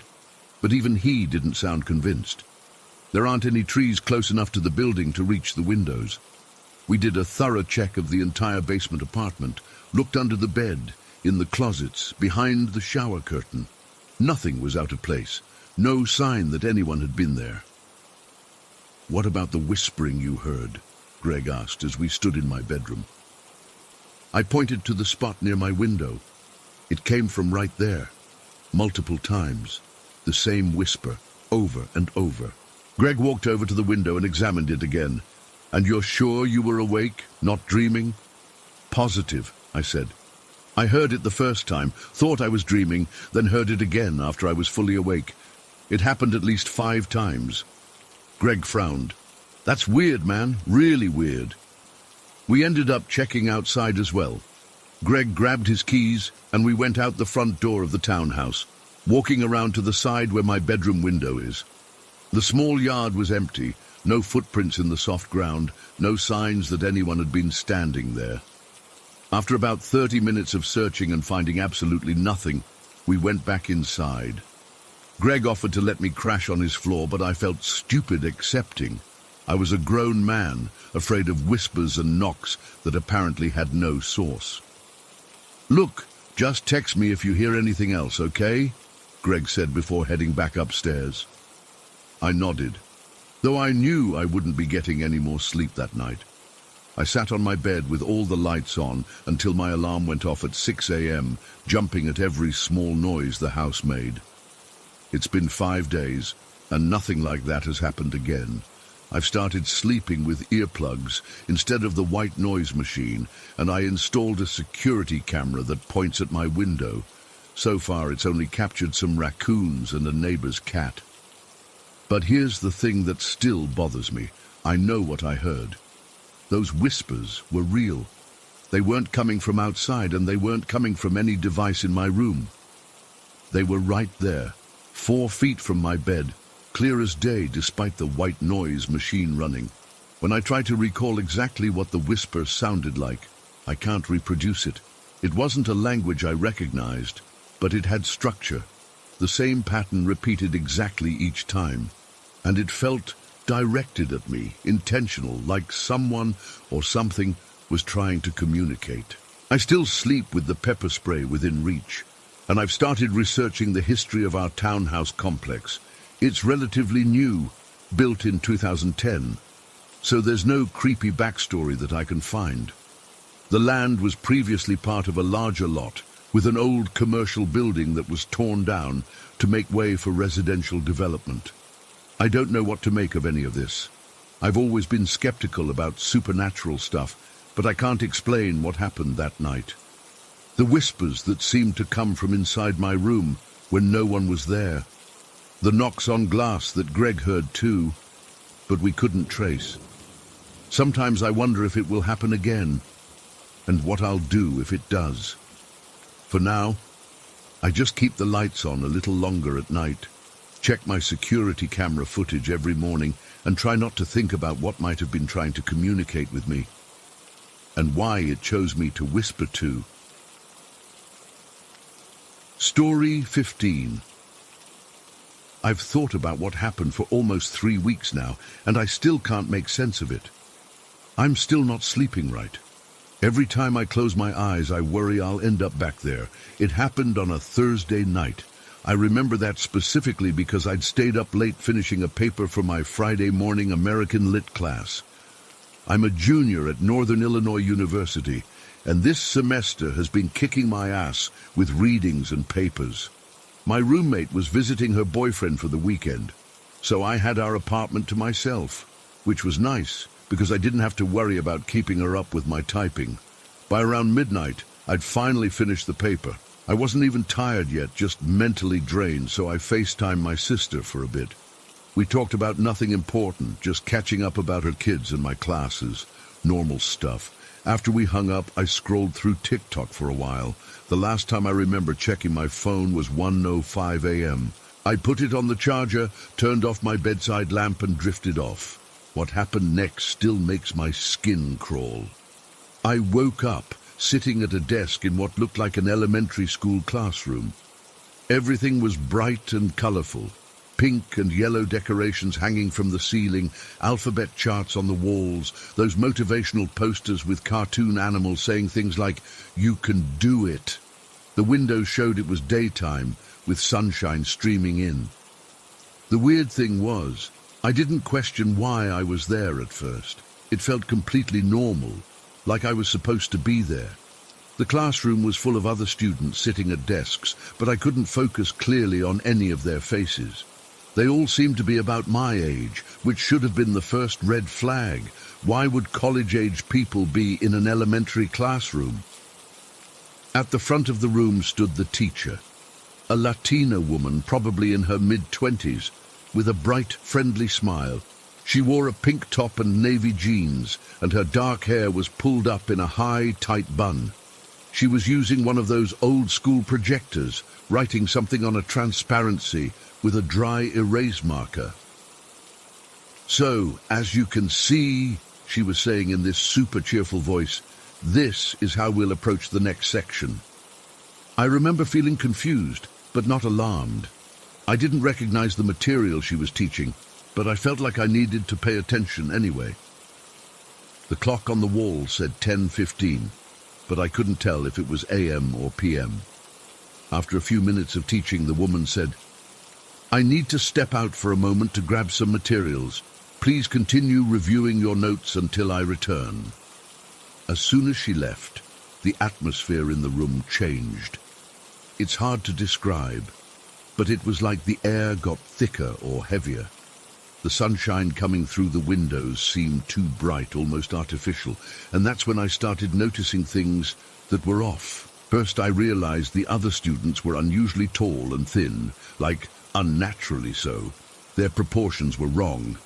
And when they moved, they didn't cast shadows on the floor despite the bright sunlight. One of them, a blonde girl sitting to my right, turned to me with this too wide smile. "Are you planning on staying?" she asked. Her voice sounded normal, but her mouth barely moved when she spoke. "What?" I said, feeling uncomfortable.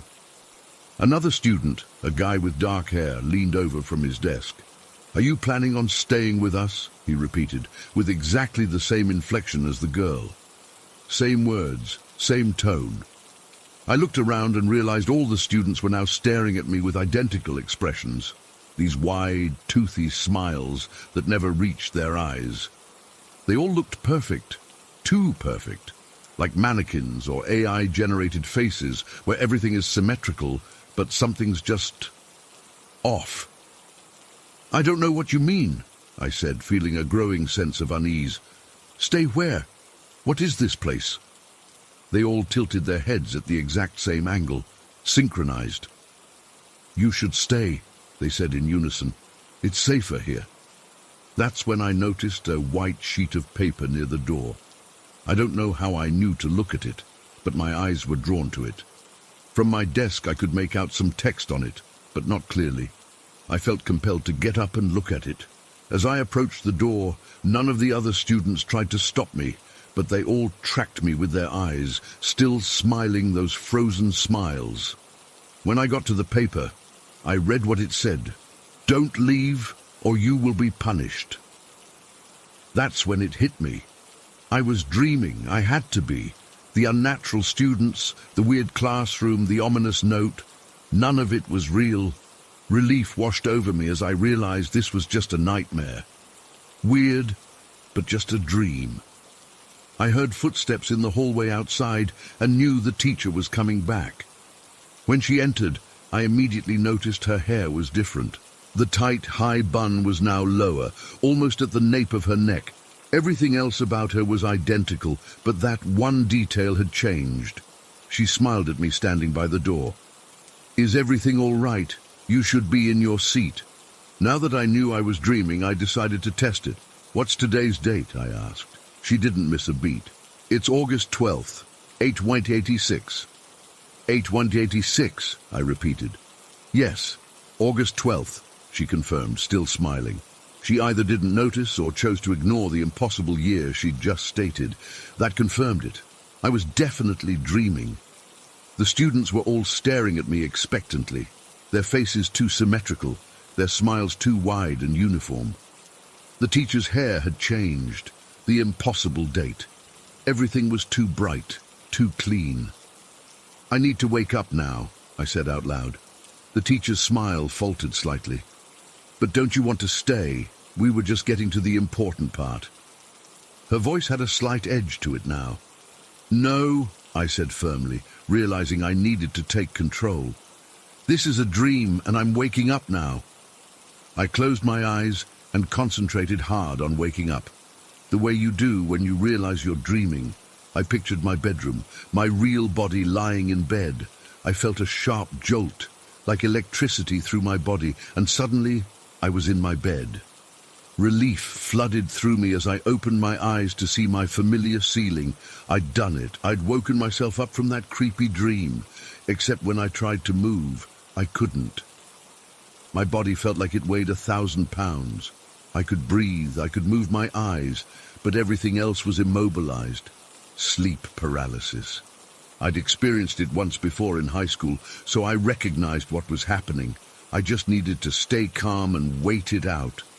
That's when I heard a voice right beside my ear. "We told you not to leave." My heart nearly stopped. I couldn't turn my head to see who or what had spoken. The voice was feminine and sweet, just like the teacher's, but with something wrong underneath it, like static on a radio.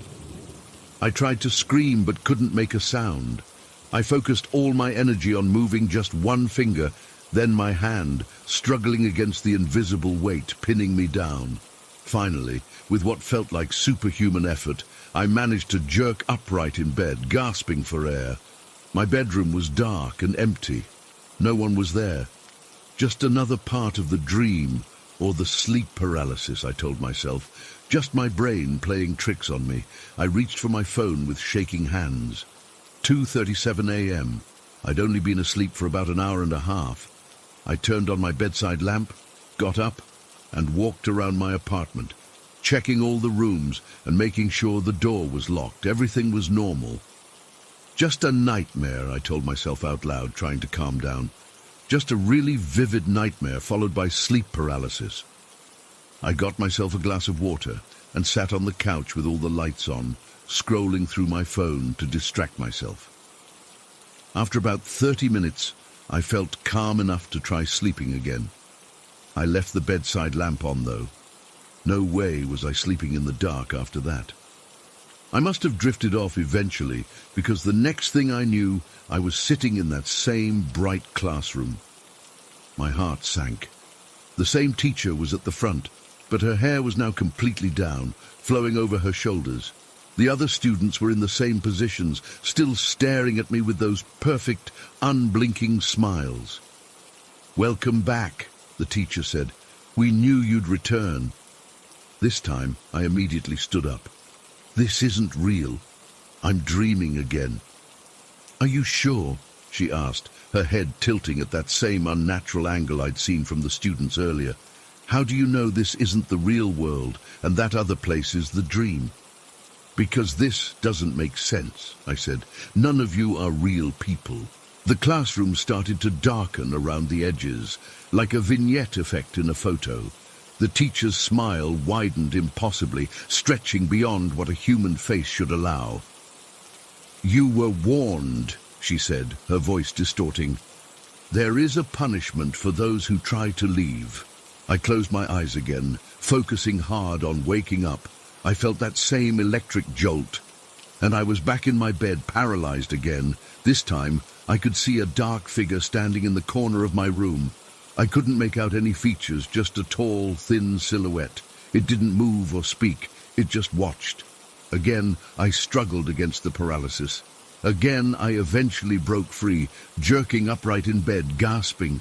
My phone said 3:22 a.m. The corner of my room was empty. This cycle repeated 4 more times. Each time I woke up from the classroom, I'd be trapped in sleep paralysis with something in my room, sometimes the shadow figure, sometimes just a voice whispering things I couldn't quite hear. Once what looked like the teacher standing at the foot of my bed. And each time I broke free from the paralysis, I'd eventually fall back asleep and return to that classroom. The final time, the classroom had changed. The bright decorations were gone, replaced with bare walls. The windows showed only darkness outside. The other students were still there, still smiling, but they looked even less human. Their limbs too long, their movements jerky and uncoordinated. The teacher stood at the front, her hair now completely different, short and bobbed, but she wore the same pink top and navy jeans. "This is your last chance," she said, her voice echoing strangely. "Stay with us willingly, or the punishment will get worse." I don't know where I found the courage, but I was fed up. "No," I said firmly. "This is my mind. I don't belong here, and you can't keep me here." The teacher's face changed. It's hard to describe. It was like her features shifted and rearranged themselves. Her eyes widened until they took up too much of her face, and her smile stretched literally from ear to ear. "We'll see," she said, her voice now multiple voices speaking in unison. I closed my eyes and concentrated harder than I ever had before. I pictured my room, my bed, my body.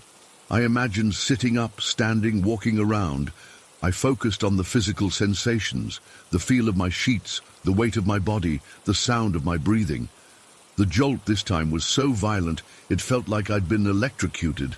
I screamed as I shot upright in bed, actually screamed out loud. My throat was raw from it. I was drenched in sweat, shaking uncontrollably. My phone said 5:15 a.m. Dawn was just starting to break, the faintest light visible through my blinds. I got up immediately, turned on every light in my apartment, and called my sister despite the early hour. When she answered, groggy with sleep, I broke down crying, telling her everything that had happened, the classroom, the teacher, the students, the cycle of sleep paralysis. "It felt so real," I sobbed, "like they were actually trying to trap me there." My sister tried to calm me down, telling me it was just a nightmare, just sleep paralysis, normal explanations for a terrifying experience. And then, while we were still on the phone, it happened. My niece has this toy watch that she'd left at my place the last time they visited. It was sitting on my bookshelf, batteries nearly dead. It hadn't worked properly in weeks. As I was talking to my sister, the watch suddenly lit up and started playing its tinny little tune. The digital display flashed 1:05, the exact time I'd last checked my phone before falling asleep. I nearly dropped my phone. "Do you hear that?" I asked my sister. "Hear what?" she replied. I walked over to the toy watch, my hands shaking. As soon as I touched it, it stopped. The display went blank. "Nothing," I told her. "Just nothing." I haven't had a full night's sleep since then. I'm afraid of going back to that classroom, afraid of what might be waiting for me there. I've looked up the number 81886 online, tried to find if August 12th has any significant history, searched for information about dreams where you're trapped. Nothing helpful. Sometimes, when I'm drifting off to sleep, I swear I can hear a voice whispering, "Are you planning on staying?" I don't know what happened to me that night. I don't know if it was just a nightmare or something else. All I know is that I'm afraid to find out what the next level of punishment might be. Story 16. I've never really talked about this stuff before. Not fully, anyway. Maybe with a couple friends when we were sharing ghost stories, but I always held back the worst parts because I didn't want them thinking I was crazy. But I can't keep it bottled up anymore. These things have been happening my whole life, and I need to get it off my chest. I grew up in Detroit, in this old apartment building on the east side. My mom worked a lot of double shifts back then, so I spent a lot of time by myself, even when I was pretty young. The first time I noticed something wasn't right, I was around 5 or 6 years old. I remember it was during summer break. Mom had left for work around 6 a.m., and I was playing with my toys in her room because I liked the carpet in there better than in mine. I was lying on my stomach, pushing my Hot Wheels around, when I noticed something moving under my mom's bed. It wasn't subtle either. It was a shoebox, and it slid out about halfway, then stopped. Then it slid back under, then out again, like something was playing with it. I froze completely. I wasn't scared at first, just confused. I thought maybe there was a cat under there, but we didn't have pets. I crawled over slowly and looked under the bed. Nothing, just the box sitting there like it had never moved. I reached under and pulled it out. It was just full of old photos. I pushed it back under and sat there for a minute, wondering if I'd imagined it. But I know what I saw. The really messed up thing happened on Christmas that same year. I woke up super early, like kids do on Christmas, probably around 5 a.m. Mom was still asleep, but I was too excited about presents to wait. I snuck out to the living room and was digging through my stocking when I heard a noise from my mom's room. I thought she was awake, so I went back to her room. The door was cracked open, and when I pushed it, I saw something standing by her closet. At first, I thought I was half asleep and seeing things, you know? Like when you wake up and your dreams kind of mix with reality for a second. It was blurry, like looking through foggy glass, but it had the shape of a person. The weirdest thing was it didn't have legs. It just stopped at the waist. I rubbed my eyes thinking it would disappear, but it was still there. And then it moved. It shifted to face me directly, and I could feel it staring even though I couldn't make out a face. Here's the weird part. I wasn't terrified. I was definitely uneasy, but not screaming or running. I just stared back at it for what felt like forever, but was probably only seconds. Then I just turned around and went back to the living room to finish opening my presents. Like it was totally normal to see a half-person ghost in your mom's room on Christmas morning. I didn't tell my mom. Even at that age, I knew she'd either not believe me or she'd worry. And she already had enough to worry about raising me alone. For a while after that, nothing major happened. Just little things, toys not being where I left them, hearing footsteps when I was alone, that kind of stuff. But when I was around 9, things got intense again. We were still in the same apartment. I was doing homework at the kitchen table when I heard people arguing. It sounded like it was coming from inside our kitchen, but slightly muffled, like they were behind a thin wall or something. I looked up and saw them. A white couple, which was weird because our building was mostly black families. They were having this violent argument right in our kitchen. The man was tall, probably in his 40s, with this angry red face. The woman looked younger with long brown hair. He was screaming at her. I couldn't hear the exact words, just the tone. And then he grabbed her by the shoulders and slammed her against our refrigerator. Hard, like her head bounced off it. I dropped my pencil and just stared. They didn't acknowledge me at all. It was like I was watching a movie being projected in our kitchen, and then they just faded away. The whole thing lasted maybe 30 seconds. A few days later, I was walking down the hallway to the bathroom when I saw a white woman with long brown hair, the same woman from the kitchen, run past me and into the bathroom. She was wearing this white nightgown thing, and she was semi-transparent. I could see the bathroom door through her body. She didn't look at me, just ran straight through the closed bathroom door. I stood there for a minute, trying to process what I'd seen.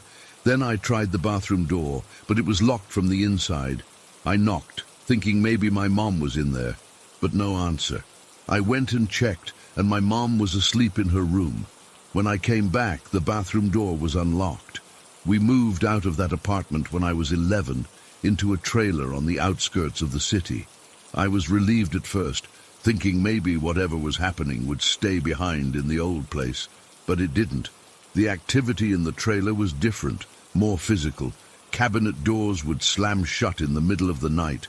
I started experiencing sleep paralysis at least once a week, waking up unable to move, feeling like something heavy was sitting on my chest. Sometimes I'd wake up and the front door would be wide open, even though I knew we'd locked it before going to bed. When I was about 13, I was watching TV alone in the living room. It was some comedy show.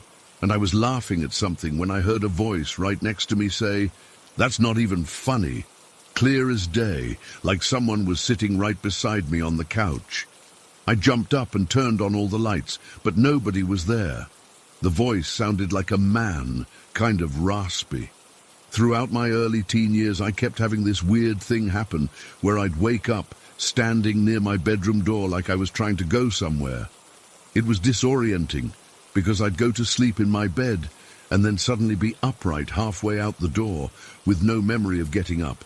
It happened maybe 2 or 3 times a month. My mom got a job opportunity in South Dakota when I was 15, so we moved again. I thought for sure this time we'd be far enough away from whatever was following me. But within a week of moving into the new house, I saw a shadow sitting on our couch when I came home from school. Just a dark, human shape, sitting there like it belonged. When I turned on the light, it disappeared. The worst experience happened when I was 16. I had this dream where the woman from the refrigerator incident was in my room. She was clearer than before, and I could see her face had this sad, desperate look. She kept motioning for me to follow her, trying to get me to go outside with her. In the dream, I got up and started following her down the hallway. I woke up halfway down the hall. At least, I thought I woke up, but I couldn't move. Classic sleep paralysis, right? Except I was standing up, frozen mid-step. And then I felt something cold press against my forehead, like cold lips giving me a kiss. I could feel the pressure and the coldness, but couldn't see anything. When I finally could move again, I ran back to my room and didn't sleep for the rest of the night. The thing that scares me most is that I don't think these are random hauntings or whatever. It feels like the same presence has been following me my whole life. Moving didn't help. Ignoring it didn't help. Talking to it didn't help. Yeah, I tried that too. Last night is what finally pushed me to write all this down. I was in my apartment. I'm 24 now, living alone in Minneapolis, doing laundry in my basement. I was sorting clothes when I heard someone whisper my name right behind me. I spun around, but no one was there. Then all the lights went out. In the darkness, I could hear breathing. Not mine. Someone else's. Slow and deliberate. I fumbled for my phone to use the flashlight, but it wouldn't turn on. The breathing got closer until I could feel it on the back of my neck. Then I felt hands on my shoulders, ice-cold hands. And that same woman's voice from years ago whispered, "It's almost time, Jamal." The lights came back on a second later, and I was alone. My phone was working fine. Everything was normal except for the goosebumps all over my skin and the lingering cold feeling on my shoulders. I ran upstairs and locked myself in my apartment. I don't know what's almost time or what this thing wants with me. I don't know if it's the woman or the man or something pretending to be them. All I know is it's been with me since I was a little kid, and it's getting more direct. I've tried researching similar experiences online, but nothing quite matches what I've been through. Some people say I should try cleansing my space or getting some spiritual protection. But I feel like this thing is attached to me, not any place I live. I'm writing this all down now because I'm scared of what might happen next. If it's been building up to something all these years, what is it? What does it want? And why me? The worst part is that sometimes, in the moments right before I fall asleep, I feel almost comfortable with its presence, like it's familiar. And that scares me more than anything. The idea that some part of me is getting used to this thing, whatever it is. I keep checking over my shoulder as I write this. The lights in my apartment keep flickering, and it's not storming outside. My phone keeps dying, even though it's fully charged. And I swear I can smell something like old perfume in the air, even though I live alone and don't own any. I don't know what to do next. I don't know if anyone will even believe me. But I needed to get this out somewhere, because keeping it inside has been eating me alive. And maybe, just maybe, someone reading this has experienced something similar and knows what to do, because I'm out of ideas. And whatever this is, it's getting stronger, and it sounds like it's running out of patience. Story 17. And I don't usually share personal family stories online, but this one has been haunting me for years. My grandmother told it to me when I was 16, and I've never been able to shake it. Even now, typing this out, my hands feel cold. My grandmother, Ruth, was the most practical person I've ever known. She grew up during the Great Depression in rural Michigan, in a farmhouse that's still standing today. She was the kind of woman who rolled her eyes at ghost stories, called psychics professional liars, and thought religion was just well-organized superstition. I never once saw her flinch at horror movies or get spooked by anything. Nothing rattled her, except this one story. The only time I ever saw fear in her eyes was when she told me about the Swedish boy who dreamed his own death. It was during a power outage in winter when I was staying with her. We were sitting by the fireplace, the only light in the house, when she suddenly got this distant look in her eyes. She asked if I believed people could see the future. Before I could answer, she started telling me about something that happened to her mother, my great-grandmother, back in the 1930s. My great-grandparents, Margaret and Eric, owned a modest 2-story house in Muskegon County. Times were tough during the Depression, so they rented out their spare rooms to make ends meet. In early 1934, they took in a Swedish family from Minnesota, the Lindstroms. The father worked at the lumber mill with my great-grandfather, and they had a 5-year-old son named Anders. Anders was a quiet kid, with white blonde hair and huge blue eyes. My grandmother described him as one of those children who seems like they're half in another world. He didn't play much with the other kids in the area and spent most of his time drawing or staring out windows. My great-grandmother thought he was just shy and tried to make him feel welcome, baking him cookies and letting him help feed the chickens they kept out back. One April morning, my great-grandmother was sweeping the front porch steps. It was one of those early spring days in Michigan when the air still has a bite to it. The winter had been especially brutal that year, and everyone was eager for warmer weather. She noticed Anders sitting alone on the bottom step, hugging himself and giggling quietly.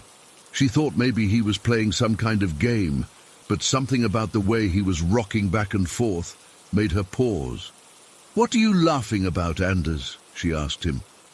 He looked up at her with those big blue eyes, still giggling, and hugged himself tighter. "I dreamed I took a cold and died," he said, smiling broadly. My great-grandmother felt a sudden chill that had nothing to do with the April breeze. The way he said it, not scared, but almost delighted, like he was sharing a fun secret. "That's not a nice thing to joke about," she told him, trying to keep her voice light. Anders just shrugged. "It wasn't scary. It was just cold, and then I was floating up high, looking down at myself in bed." He pointed to the sky. "Then I went up there." My great-grandmother quickly changed the subject, asking if he wanted to help her gather eggs. "Kids say weird things all the time," she reasoned. He probably overheard adults talking about someone who died of pneumonia, or maybe his parents had been reading him Bible stories about heaven. She mentioned it to Mrs. Lindstrom later that day, trying to make it sound casual. Mrs. Lindstrom frowned and said Anders had been having strange dreams lately, but hadn't told her about this one. She promised to talk to him about not saying morbid things that might upset people. Life went on. The weather warmed up, and the incident faded from my great-grandmother's mind. The Lindstroms were saving money to move back to Minnesota, where they had extended family. By June, they had enough to make the journey. The families parted on good terms. The Lindstroms promised to write, as they had formed a friendship over their shared Swedish heritage. My great-grandmother gave Anders a small wooden toy my great-grandfather had carved for him, and the boy thanked her solemnly. About 4 weeks after they left, my great-grandmother received a letter from Mrs. Lindstrom. She opened it expecting news about their new home, or maybe a thank you for the hospitality. Instead, she found herself staring at a funeral announcement. Anders had caught a summer cold that quickly turned into pneumonia. Within 3 days, he was gone. He died on July 12, 1934, just 5 years and 3 months old. My great-grandmother's hands shook so badly she dropped the letter. She remembered his words on the porch steps. I dreamed I took a cold and died. The image of him sitting there hugging himself and giggling about his own death made her physically ill. She ran to the bathroom and threw up. When she told my great-grandfather, he suggested it was just a terrible coincidence. Kids get sick all the time, especially back then, and pneumonia was a common killer. But the specific nature of Anders' premonition, not a vague sense of doom, but the exact manner of his death, couldn't be explained away so easily. Mrs. Lindstrom wrote again a few weeks later. In this letter, she confided something she hadn't mentioned before. The night before Anders died, he told her he wasn't afraid because he'd already seen what happens. He told her he would float up and watch her crying, but she shouldn't be sad because he wouldn't be cold anymore. My great-grandmother burned the letter after reading it. She never wrote back. For years afterward, she would get uneasy whenever anyone mentioned premonitions or psychic abilities. My grandmother said she never talked about Anders except once, when my grandmother was about 12. They were in church. My great-grandmother was religious, unlike my grandmother, and the sermon was about how God calls children to heaven. My great-grandmother suddenly gripped my grandmother's hand so hard it hurt and whispered, "Sometimes they know. Sometimes they know before anyone else." She refused to explain what she meant, but my grandmother never forgot it. Years later, after my great-grandmother had passed away, my grandmother found an old photo while cleaning out the house. It showed a small blonde boy sitting on porch steps, looking directly at the camera with an oddly adult expression. On the back, in my great-grandmother's handwriting, it said only Anders L., April 1934. My grandmother, the eternal skeptic, told me she almost threw the photo away. Something stopped her, though. She kept it in a drawer for decades, unable to look at it, but unwilling to get rid of it. When she finished telling me the story, we sat in silence for a long time, watching the fire die down. Finally, I asked her if she thought Anders really saw his own death before it happened. "I don't believe in any of that supernatural nonsense," she said firmly. Then she added more quietly, "But if I did, that would be the thing that convinced me." She got up and left the room, and we never discussed it again. She died 3 years later, taking whatever doubts or beliefs she had about Anders to her grave. After her funeral, I helped my parents clean out her house. In her bedside table, I found an old envelope. Inside was the photo of Anders, looking out at me across almost 70 years. I also found a piece of paper where my grandmother had apparently tried to research the Lindstrom family years ago, before the internet made such things easy. She'd written down fragments of information, dates, possible addresses in Minnesota, notes about Swedish immigrant communities in the Midwest. At the bottom of the page, underlined twice, "Children who predict their own deaths." I've done my own research since then. I found academic papers on death anxiety in children, studies of childhood intuition, and psychological analyses of premonition claims. I've read about rare documented cases where people accurately predicted details of their own deaths. None of it explains Anders. The photo sits in my desk drawer now. Sometimes I take it out and look at his face, trying to see what my great-grandmother saw that April morning. Was there something in those blue eyes that hinted at what he knew?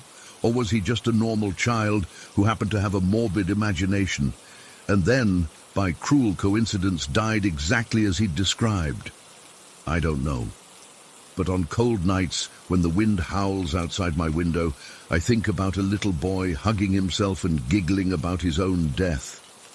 I think about him floating above his body, watching his mother cry. I think about how he wasn't afraid. And despite all logic and reason, despite my grandmother's lifelong skepticism that I inherited, I can't help but wonder, what did Anders see in that dream? And why was he laughing? Damn! Story 18. I'm still not sure if I should even be writing this, but it's been almost 2 weeks and I can't stop thinking about what happened. I've always considered myself a rational person. I'm an engineer, for crying out loud. I deal with facts, with things I can measure and verify. But what happened that night in the forest? I just can't explain it. So I'd been having a rough time lately. My girlfriend Emma and I had been fighting non-stop for weeks, mostly about stupid stuff that somehow turned into bigger arguments about our future. The summer heat in our tiny apartment was making everything worse. No AC, just a sad little fan that mostly pushed hot air around. After a particularly nasty argument, I decided I needed space.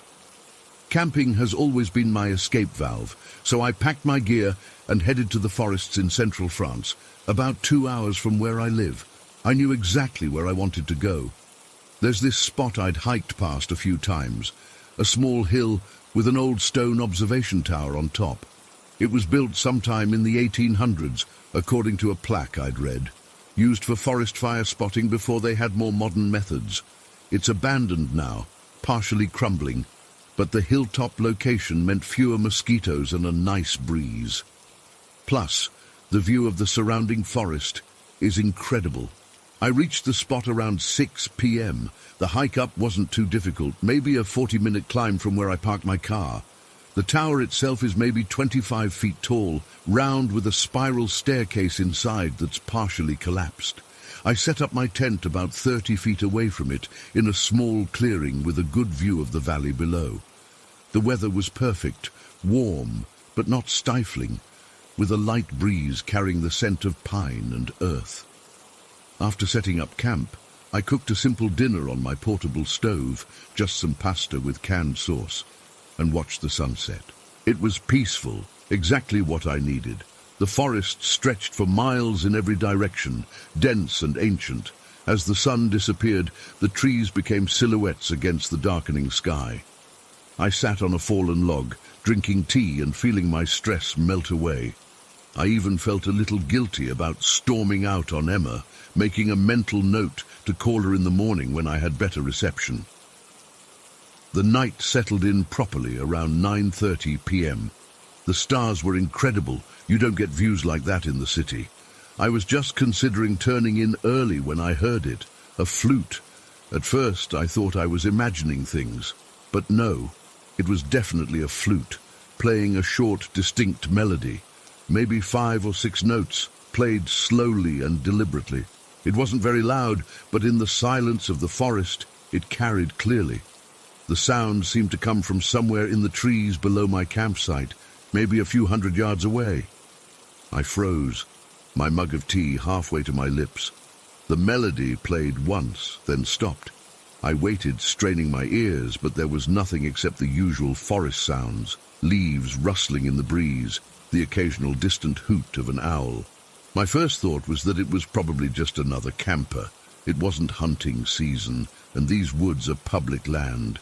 Someone else had probably had the same idea as me, escape the heat, enjoy nature. But something felt off. Who brings a flute camping, and why play just a few notes and then stop? I checked my watch. 10:27 p.m. Too late for someone to be hiking around, especially in this fairly remote area. There aren't any established campsites nearby, and the closest village is a good 7 or 8 miles away. I tried to shrug it off. Maybe someone was just passing through. Maybe they lived nearby and liked playing flute in the forest. Weird, but not impossible. About 15 minutes later, I heard it again. The same instrument, definitely a flute of some kind, but a completely different melody. This time it was longer, maybe 10 notes, with a lilting quality that reminded me of Irish folk music. That detail struck me as odd. But what really freaked me out was that this time the sound came from a completely different direction. If the first melody had come from the east, this one was definitely coming from the south. It was as if the flutist had moved an impossible distance in just 15 minutes, especially considering the dense undergrowth and lack of trails in that direction. I stood up, scanning the darkened forest. The moon was nearly full, casting enough light to see the outline of the trees, but nothing more. No flashlight beams, no movement, nothing to indicate another human presence. "Hello?" I called out, immediately regretting it. My voice sounded small and pathetic in the vastness of the forest. No response. I decided to try and document this. If nothing else, maybe I could use my phone to pinpoint the direction better. I pulled out my iPhone, opened the voice memo app, and hit record. Then I sat perfectly still, waiting. 5 minutes passed. 10. 15. Nothing. Just the sound of my own breathing and the occasional rustle of leaves. I kept the recording going for nearly 30 minutes, but the flute didn't return. Eventually, I stopped the recording, feeling like an idiot. Of course, the mysterious forest musician wouldn't perform on cue. By now, it was almost 11:30 p.m. I told myself I should just go to sleep. The sounds were strange, but not threatening. Probably just someone messing around. But I couldn't shake the unease that had settled over me. The two melodies had been played from different locations, too far apart for someone to travel between them in that time frame. And why Irish folk tunes in central France? It made no sense. I decided to stay awake a little longer. I added wood to my small campfire, trying to create a circle of light and warmth to keep whatever was out there at bay. It was childish, I know, but it made me feel better. At 11:52 p.m., I remember checking my watch, the flute sounded again. This time the melody was faster, almost playful, with trills and quick notes. And it came from yet another direction, west of my camp, maybe closer than before. I fumbled for my phone, nearly dropping it in my haste to start recording again. But just like before, as soon as I hit the button, the music stopped. I sat there, heart pounding, phone in hand. The fire crackled and popped, sending sparks into the night air. The forest seemed to be holding its breath. "Who's there?" I called, louder this time. My voice echoed slightly against the stone tower behind me. No answer. I tried to rationalize what was happening. Sound travels strangely in forests, especially at night. Maybe there was a village celebration somewhere, and the acoustics were just weird. But that didn't explain why the sound seemed to move around or why it stopped whenever I tried to record it. Then I remembered something about the tower. The plaque I'd read on a previous hike mentioned that it had been built on the site of something older, a Celtic lookout point or marker of some kind. I'm not usually one for supernatural explanations, but sitting there alone in the dark, it was hard not to let my imagination run wild.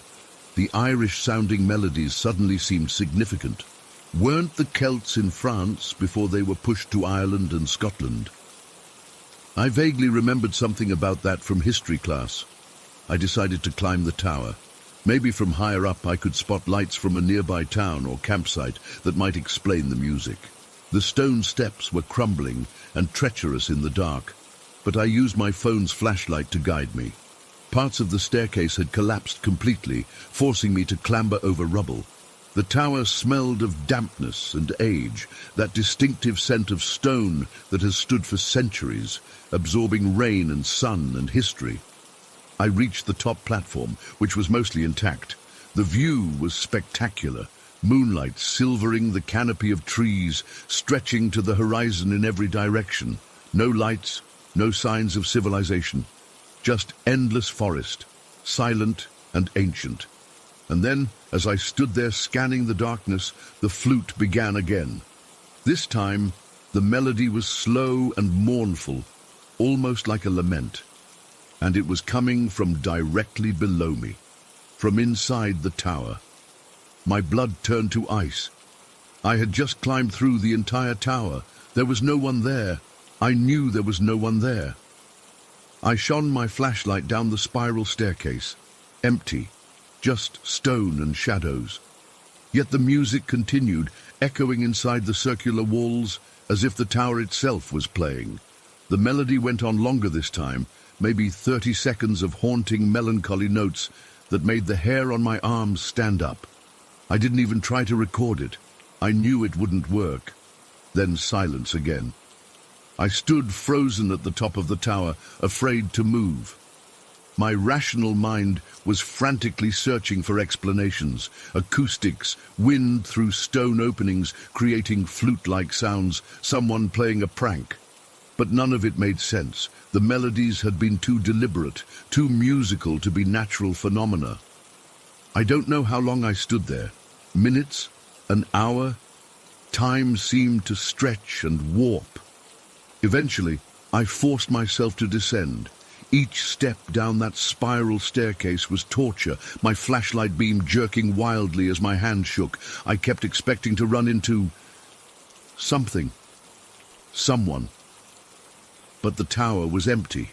When I reached the bottom, I practically ran back to my campsite. The fire had burned low. I threw on more wood, building it higher than before. I wasn't going to sleep, couldn't sleep. I'd stay awake until dawn, then pack up and get the hell out.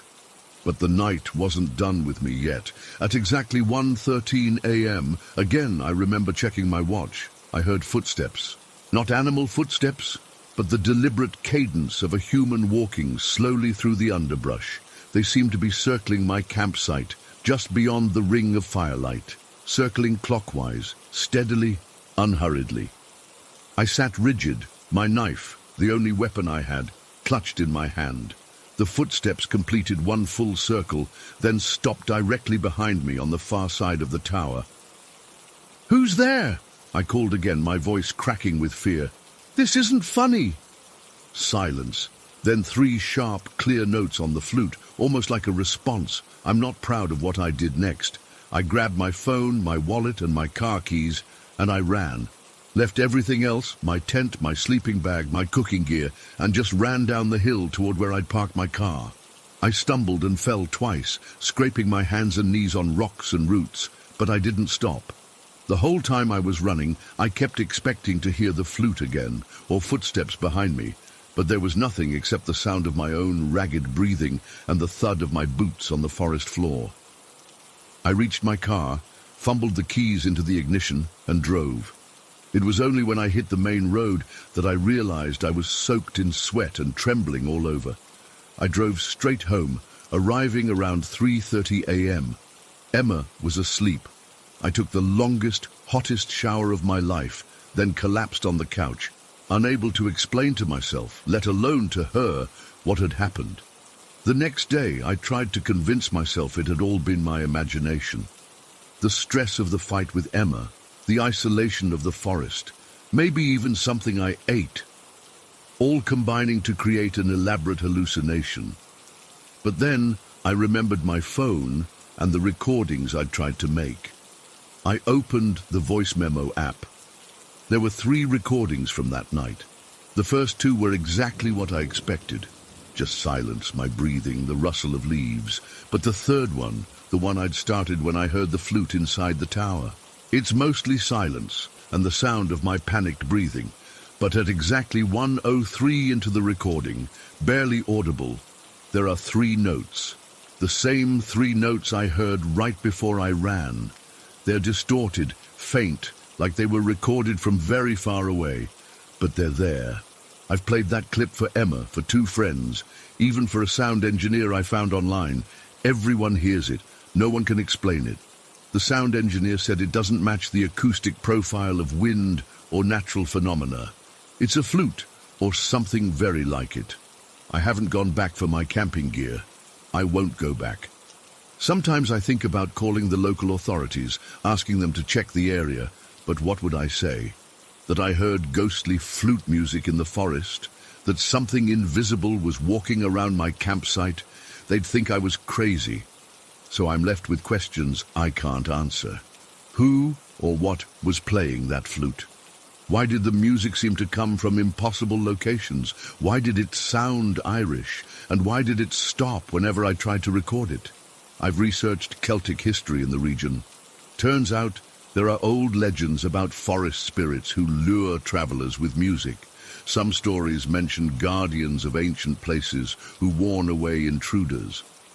But these are just myths, folklore. They can't be real, can they? All I know is that something happened that night that I can't explain. And sometimes when I'm falling asleep, I think I can hear those 3 notes again. Faint, distant, but unmistakable, calling me back to that tower in the forest. I just hope I'm strong enough to never answer. Story 19. I've been followed my entire life, not by a person. I wish it were that simple. Whatever this is has followed me from house to house, relationship to relationship, and no matter where I go, it finds me. It all started when I was born in Western Oregon. My parents had just moved into this single-story home in a quiet neighborhood. Nothing fancy, just a typical 3-bedroom house with a small yard. My mom told me years later that weird stuff started happening almost immediately after they brought me home from the hospital. At first, it was just my room being unnaturally cold. My parents thought it was a draft or something wrong with the heating, but even after multiple repairs, my room stayed freezing. They'd put me down for a nap and come back to find me bundled up but the room feeling like a refrigerator. My mum said she'd go through 3 or 4 blankets trying to keep me warm, while my sister's room next door was perfectly normal. Then came the banging. Loud, deliberate bangs that would echo through the house at random times, but mostly at night. My dad would jump out of bed and grab his baseball bat, convinced someone was trying to break in. He'd search the entire house, the yard, everywhere, but never found anything. This happened 2 or 3 times a week for years. By the time I was around 5, things escalated. The pantry doors would be closed when we went to bed and wide open in the morning. My mum would find the silverware drawer pulled all the way out after she was sure she'd closed it. The TV would turn on by itself, usually to static. The microwave would start running with nothing in it. My dad, ever the skeptic, kept insisting it was electrical problems, faulty wiring, or the house settling. But I remember seeing the fear in my mum's eyes. My sister, who's 2 years younger than me, started refusing to sleep in her own room when she was about 4. She'd say the shadow man stood in her doorway at night. My parents attributed it to typical childhood imagination and nightmares. When I was 12, we moved to a double-wide trailer on the outskirts of town after my dad got a new job. I remember being so relieved to leave that house behind. I thought whatever was happening would stay there. I was wrong. It took about 3 weeks for things to start up again. The banging returned first, then the cold spots. But now, things were different. I started seeing things, shadow figures darting around corners or standing at the end of hallways. I'd blink, and they'd be gone. I tried telling my parents, but they were going through a rough patch in their marriage and didn't have time for what they called my overactive imagination. My sister saw them too, though. We'd be sitting in the living room watching TV, and she'd suddenly go pale and point to the kitchen doorway. "There he is again," she'd whisper. I'd turn and catch just a glimpse of something dark slipping away. My mum finally admitted she was experiencing things when she came running into my room one night, white as a sheet. She said she'd been in the bathroom and heard footsteps in the hallway, thinking it was one of us kids. When she opened the door, the hallway was empty, but the footsteps continued right past her, so close she could feel the floorboards vibrate. The worst part was that it wasn't just confined to our homes. In high school, I'd go to friends' houses, and weird stuff would happen there too. One night, 4 of us were hanging out at my buddy Jake's place while his parents were away. We decided to explore his attic because we were bored teens looking for a thrill.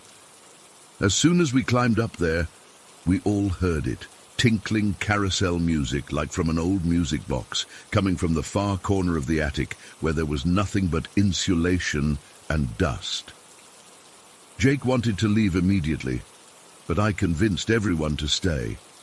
We had Jake's dad's old tape recorder, this was before smartphones, and decided to do an impromptu EVP session.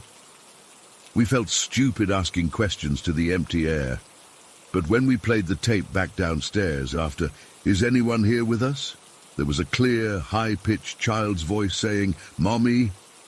We all freaked out, and I wasn't invited back to Jake's house for months. After high school, I moved into my own apartment. For a while, things were quiet, and I thought maybe I'd outgrown whatever curse or haunting had followed me.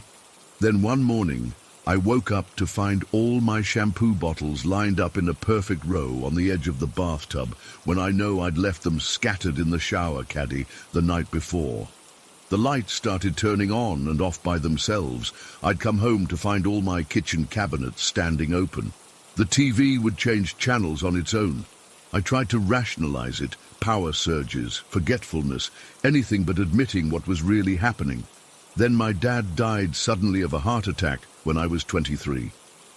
That night, back in my apartment after the hospital, I saw my first full-form shadow figure. I wasn't half asleep or seeing something from the corner of my eye. It was standing right in my bedroom doorway, a solid black silhouette, darker than the darkness around it, roughly the size and shape of a man. It stood there for a good 30 seconds before melting away into nothing. I slept with the lights on for weeks after that. I threw myself into work after Dad died. I'd always wanted to be a firefighter paramedic, and the intense training and schedule kept me too busy and exhausted to worry about the weird occurrences. But they never stopped completely. My co-workers at the station would joke about how equipment would malfunction only when I was around, or how the station TV would flip to static when I walked by. When I met Erica at 26, I was afraid to get serious with her. How do you tell someone you might be haunted? But she was persistent and kind, and eventually I fell hard for her. We moved in together after a year of dating, and for a few months everything was normal. I started to hope that maybe love had somehow broken whatever curse had followed me. Then it started again. Erica would ask why I kept turning the kitchen light on in the middle of the night, when I knew I hadn't gotten out of bed. She complained about hearing whispering in the laundry room. Her hairbrush would disappear and turn up in weird places like the refrigerator or inside a folded towel. I finally told her everything one night. I expected her to think I was crazy or making it up, but instead she admitted she'd been experiencing strange things since shortly after moving in with me. She'd wake up feeling like someone was standing over the bed watching her. She'd see dark shapes moving in her peripheral vision. Once, she felt someone tug her hair while she was home alone. The activity seemed to intensify when I had particularly traumatic calls at work. After a failed pediatric resuscitation that left me emotionally drained, we came home to find all the framed photos in our hallway turned upside down. After a particularly gruesome car accident, Erica woke me up in the middle of the night because she kept hearing what sounded like a car crash. Tires screeching, metal crunching, glass breaking, coming from our empty living room. The incident that really pushed me over the edge happened about 3 years ago. It was the day after my birthday, and one of those Mylar happy birthday balloons was still floating around our apartment. I was home alone, sitting on the couch watching TV, when I noticed the balloon floating out of the bedroom and into the living room. There was no draft, no open windows, no fans running, nothing that should have made it move. But it wasn't just drifting randomly, it was moving deliberately like someone was carrying it, bobbing slightly up and down as if matching someone's walking rhythm. I watched, frozen, as it made a perfect circuit of the living room, then turned and floated down the hallway toward the bathroom. I got up and followed it. The balloon paused outside the bathroom door for a moment, then continued into the bathroom and stopped directly in front of the mirror.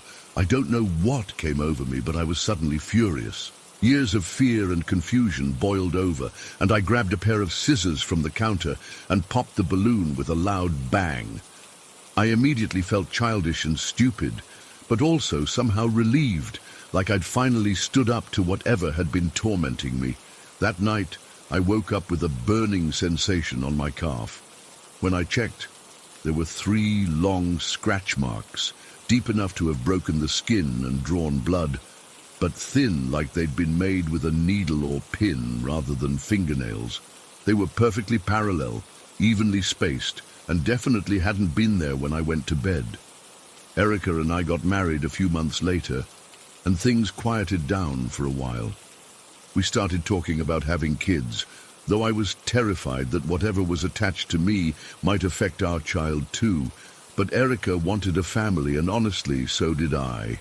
When our daughter was born, everything was peaceful for almost 6 months.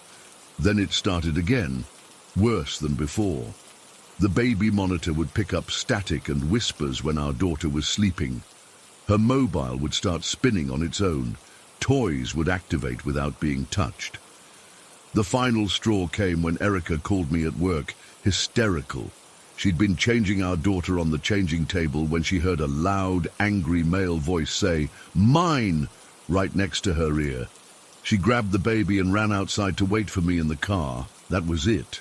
I couldn't live with this anymore. I couldn't subject my family to it. I reached out to the pastor from my childhood church, a man I hadn't spoken to in probably 15 years. I wasn't even religious anymore, but I was desperate. He came to our house the next day. He didn't judge or question me, just listened to the whole story. Then he performed what I guess you'd call a blessing or cleansing ritual. He went through every room with holy water and prayers, paying special attention to our daughter's nursery and our bedroom. The whole time, the house felt charged, like the air before a thunderstorm. The lights flickered constantly, and at one point all our phones died simultaneously despite being fully charged. When he finished, the house felt different, lighter somehow. The constant feeling of being watched that I hadn't even realized was there until it was gone had disappeared. It's been almost 2 years now, and nothing has happened since. No cold spots, no moving objects, no shadow figures. For the first time in my life, I'm living in a normal home with my normal family doing normal things. But sometimes I still wake up in the middle of the night, heart pounding, convinced I heard that familiar banging sound. I lie perfectly still, waiting to see if it happens again, waiting to see if my years of peace have just been a temporary reprieve. So far, it's stayed quiet. But part of me can't help wondering if it's just biding its time, waiting for me to let my guard down completely. I still don't know what it was, or why it attached itself to me.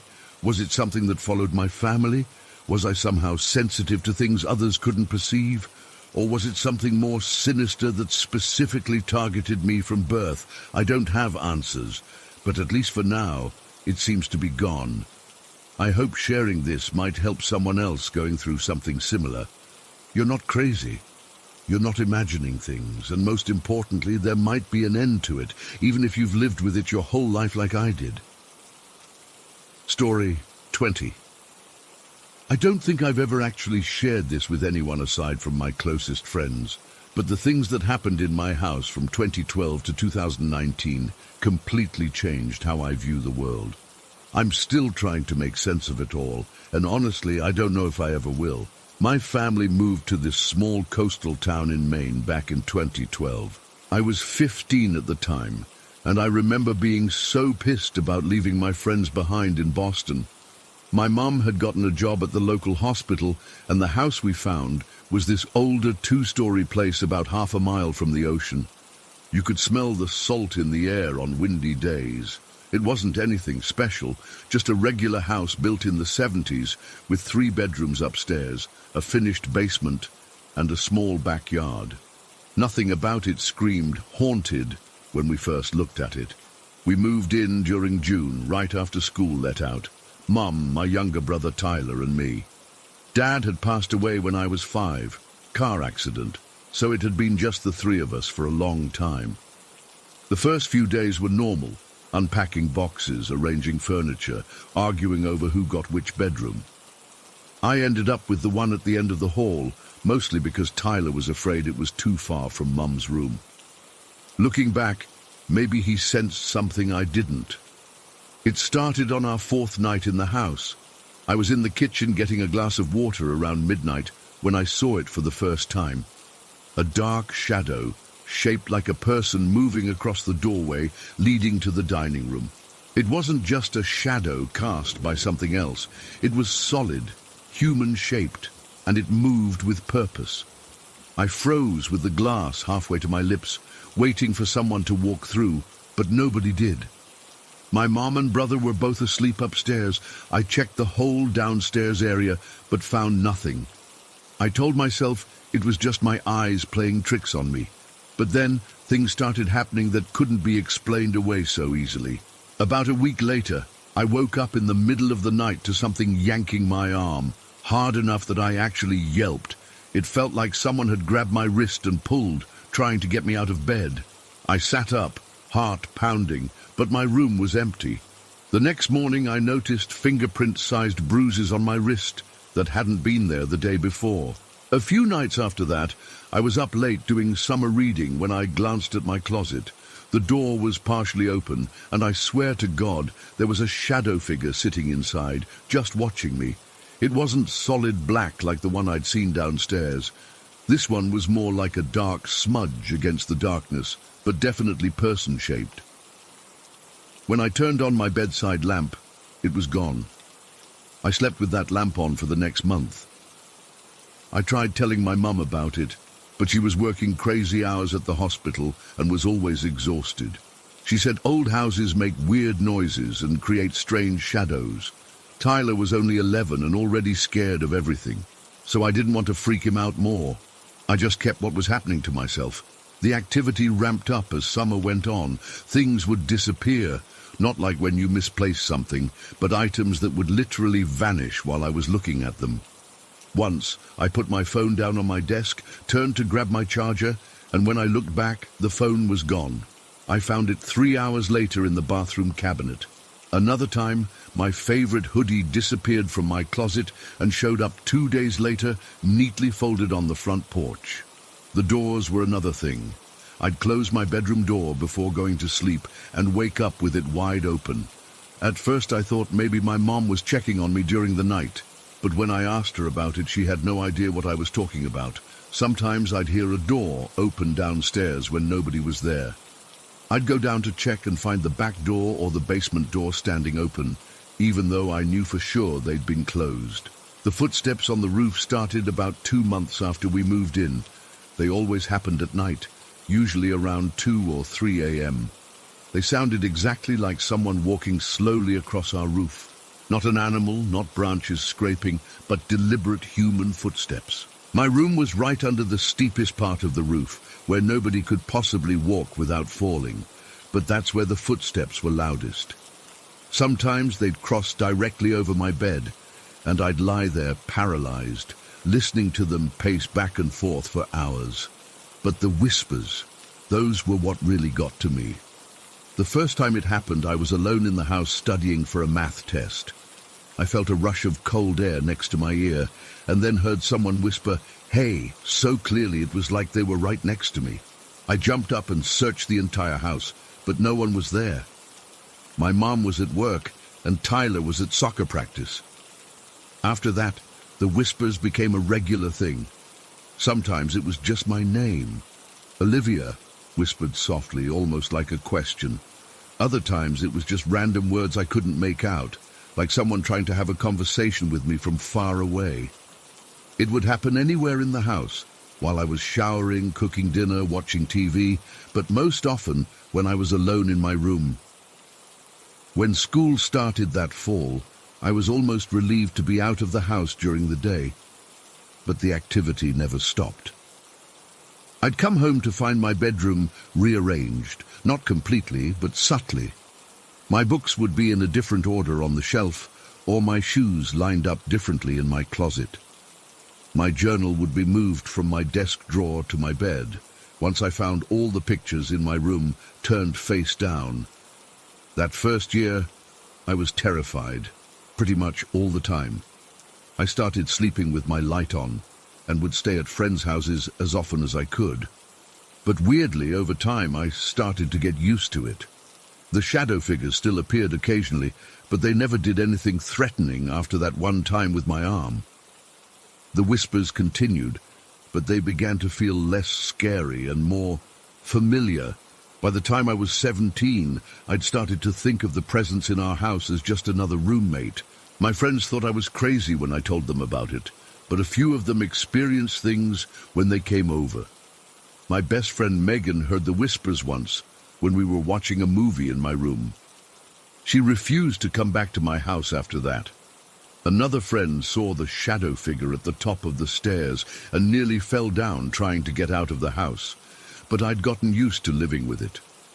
Around my senior year of high school, I started to wonder if maybe the presence was trying to communicate rather than scare me. The whispers had become more frequent and seemed more urgent somehow. Sometimes when I was alone, I'd talk back to it. I'd ask questions out loud or just say, "I know you're here," when I felt that familiar cold spot next to me. Nothing dramatic happened when I did this, but sometimes the whispers would get louder or more clear in response. I started doing research about ghosts and spirits, reading everything I could find online. A lot of it seemed like bullshit, but some things resonated with what I was experiencing. I read that spirits sometimes attach themselves to people rather than places, especially if there's some kind of connection. I also read that they can follow you if you move, which terrified me because I was planning to go to college soon. One night during my senior year, I was lying in bed thinking about my dad. I barely remembered him, just fragments really, like the smell of his cologne or the sound of his laugh. I found myself wondering out loud if the presence in the house could be him. As soon as I said it, my bedside lamp flickered 3 times. It could have been a coincidence, but it didn't feel like one. After that, I started talking to the presence as if it was my dad. I'd tell it about my day or ask questions about things only he would know. Nothing dramatic happened, but the activity in the house seemed to change. The footsteps on the roof stopped completely. The whispers became less random and more like responses to things I'd say. Objects still disappeared, but they'd always return to places where I'd easily find them, almost like little gifts. The incident that changed everything happened during the spring of my freshman year of college. I was home for the weekend, getting ready to go out with some high school friends I hadn't seen in months. I was excited to catch up with them and had spent extra time getting ready. As I was putting on lipstick in my bathroom mirror, I felt the familiar cold spot next to me. I said, "I know, Dad. I won't be out too late." Kind of jokingly, like I always did. But what happened next wasn't like anything before. The whisper came directly into my right ear, loud and crystal clear. "Olivia!" It wasn't a question this time. It was like a warning. The voice was deeper than the whispers I'd heard before, and so distinct I could almost recognize it. The hair on my arms stood up, and my whole body went cold. At that exact moment, my phone buzzed with a text from my friends saying they were outside. I was so freaked out, I grabbed my purse and ran downstairs and out the front door without even turning off the bathroom light. My friends could tell something was wrong, but I made up some excuse about being startled by a spider. That night, one of the girls who was driving us got into a bad accident on the way to the restaurant. We were hit by a drunk driver who ran a red light and T-boned us at an intersection.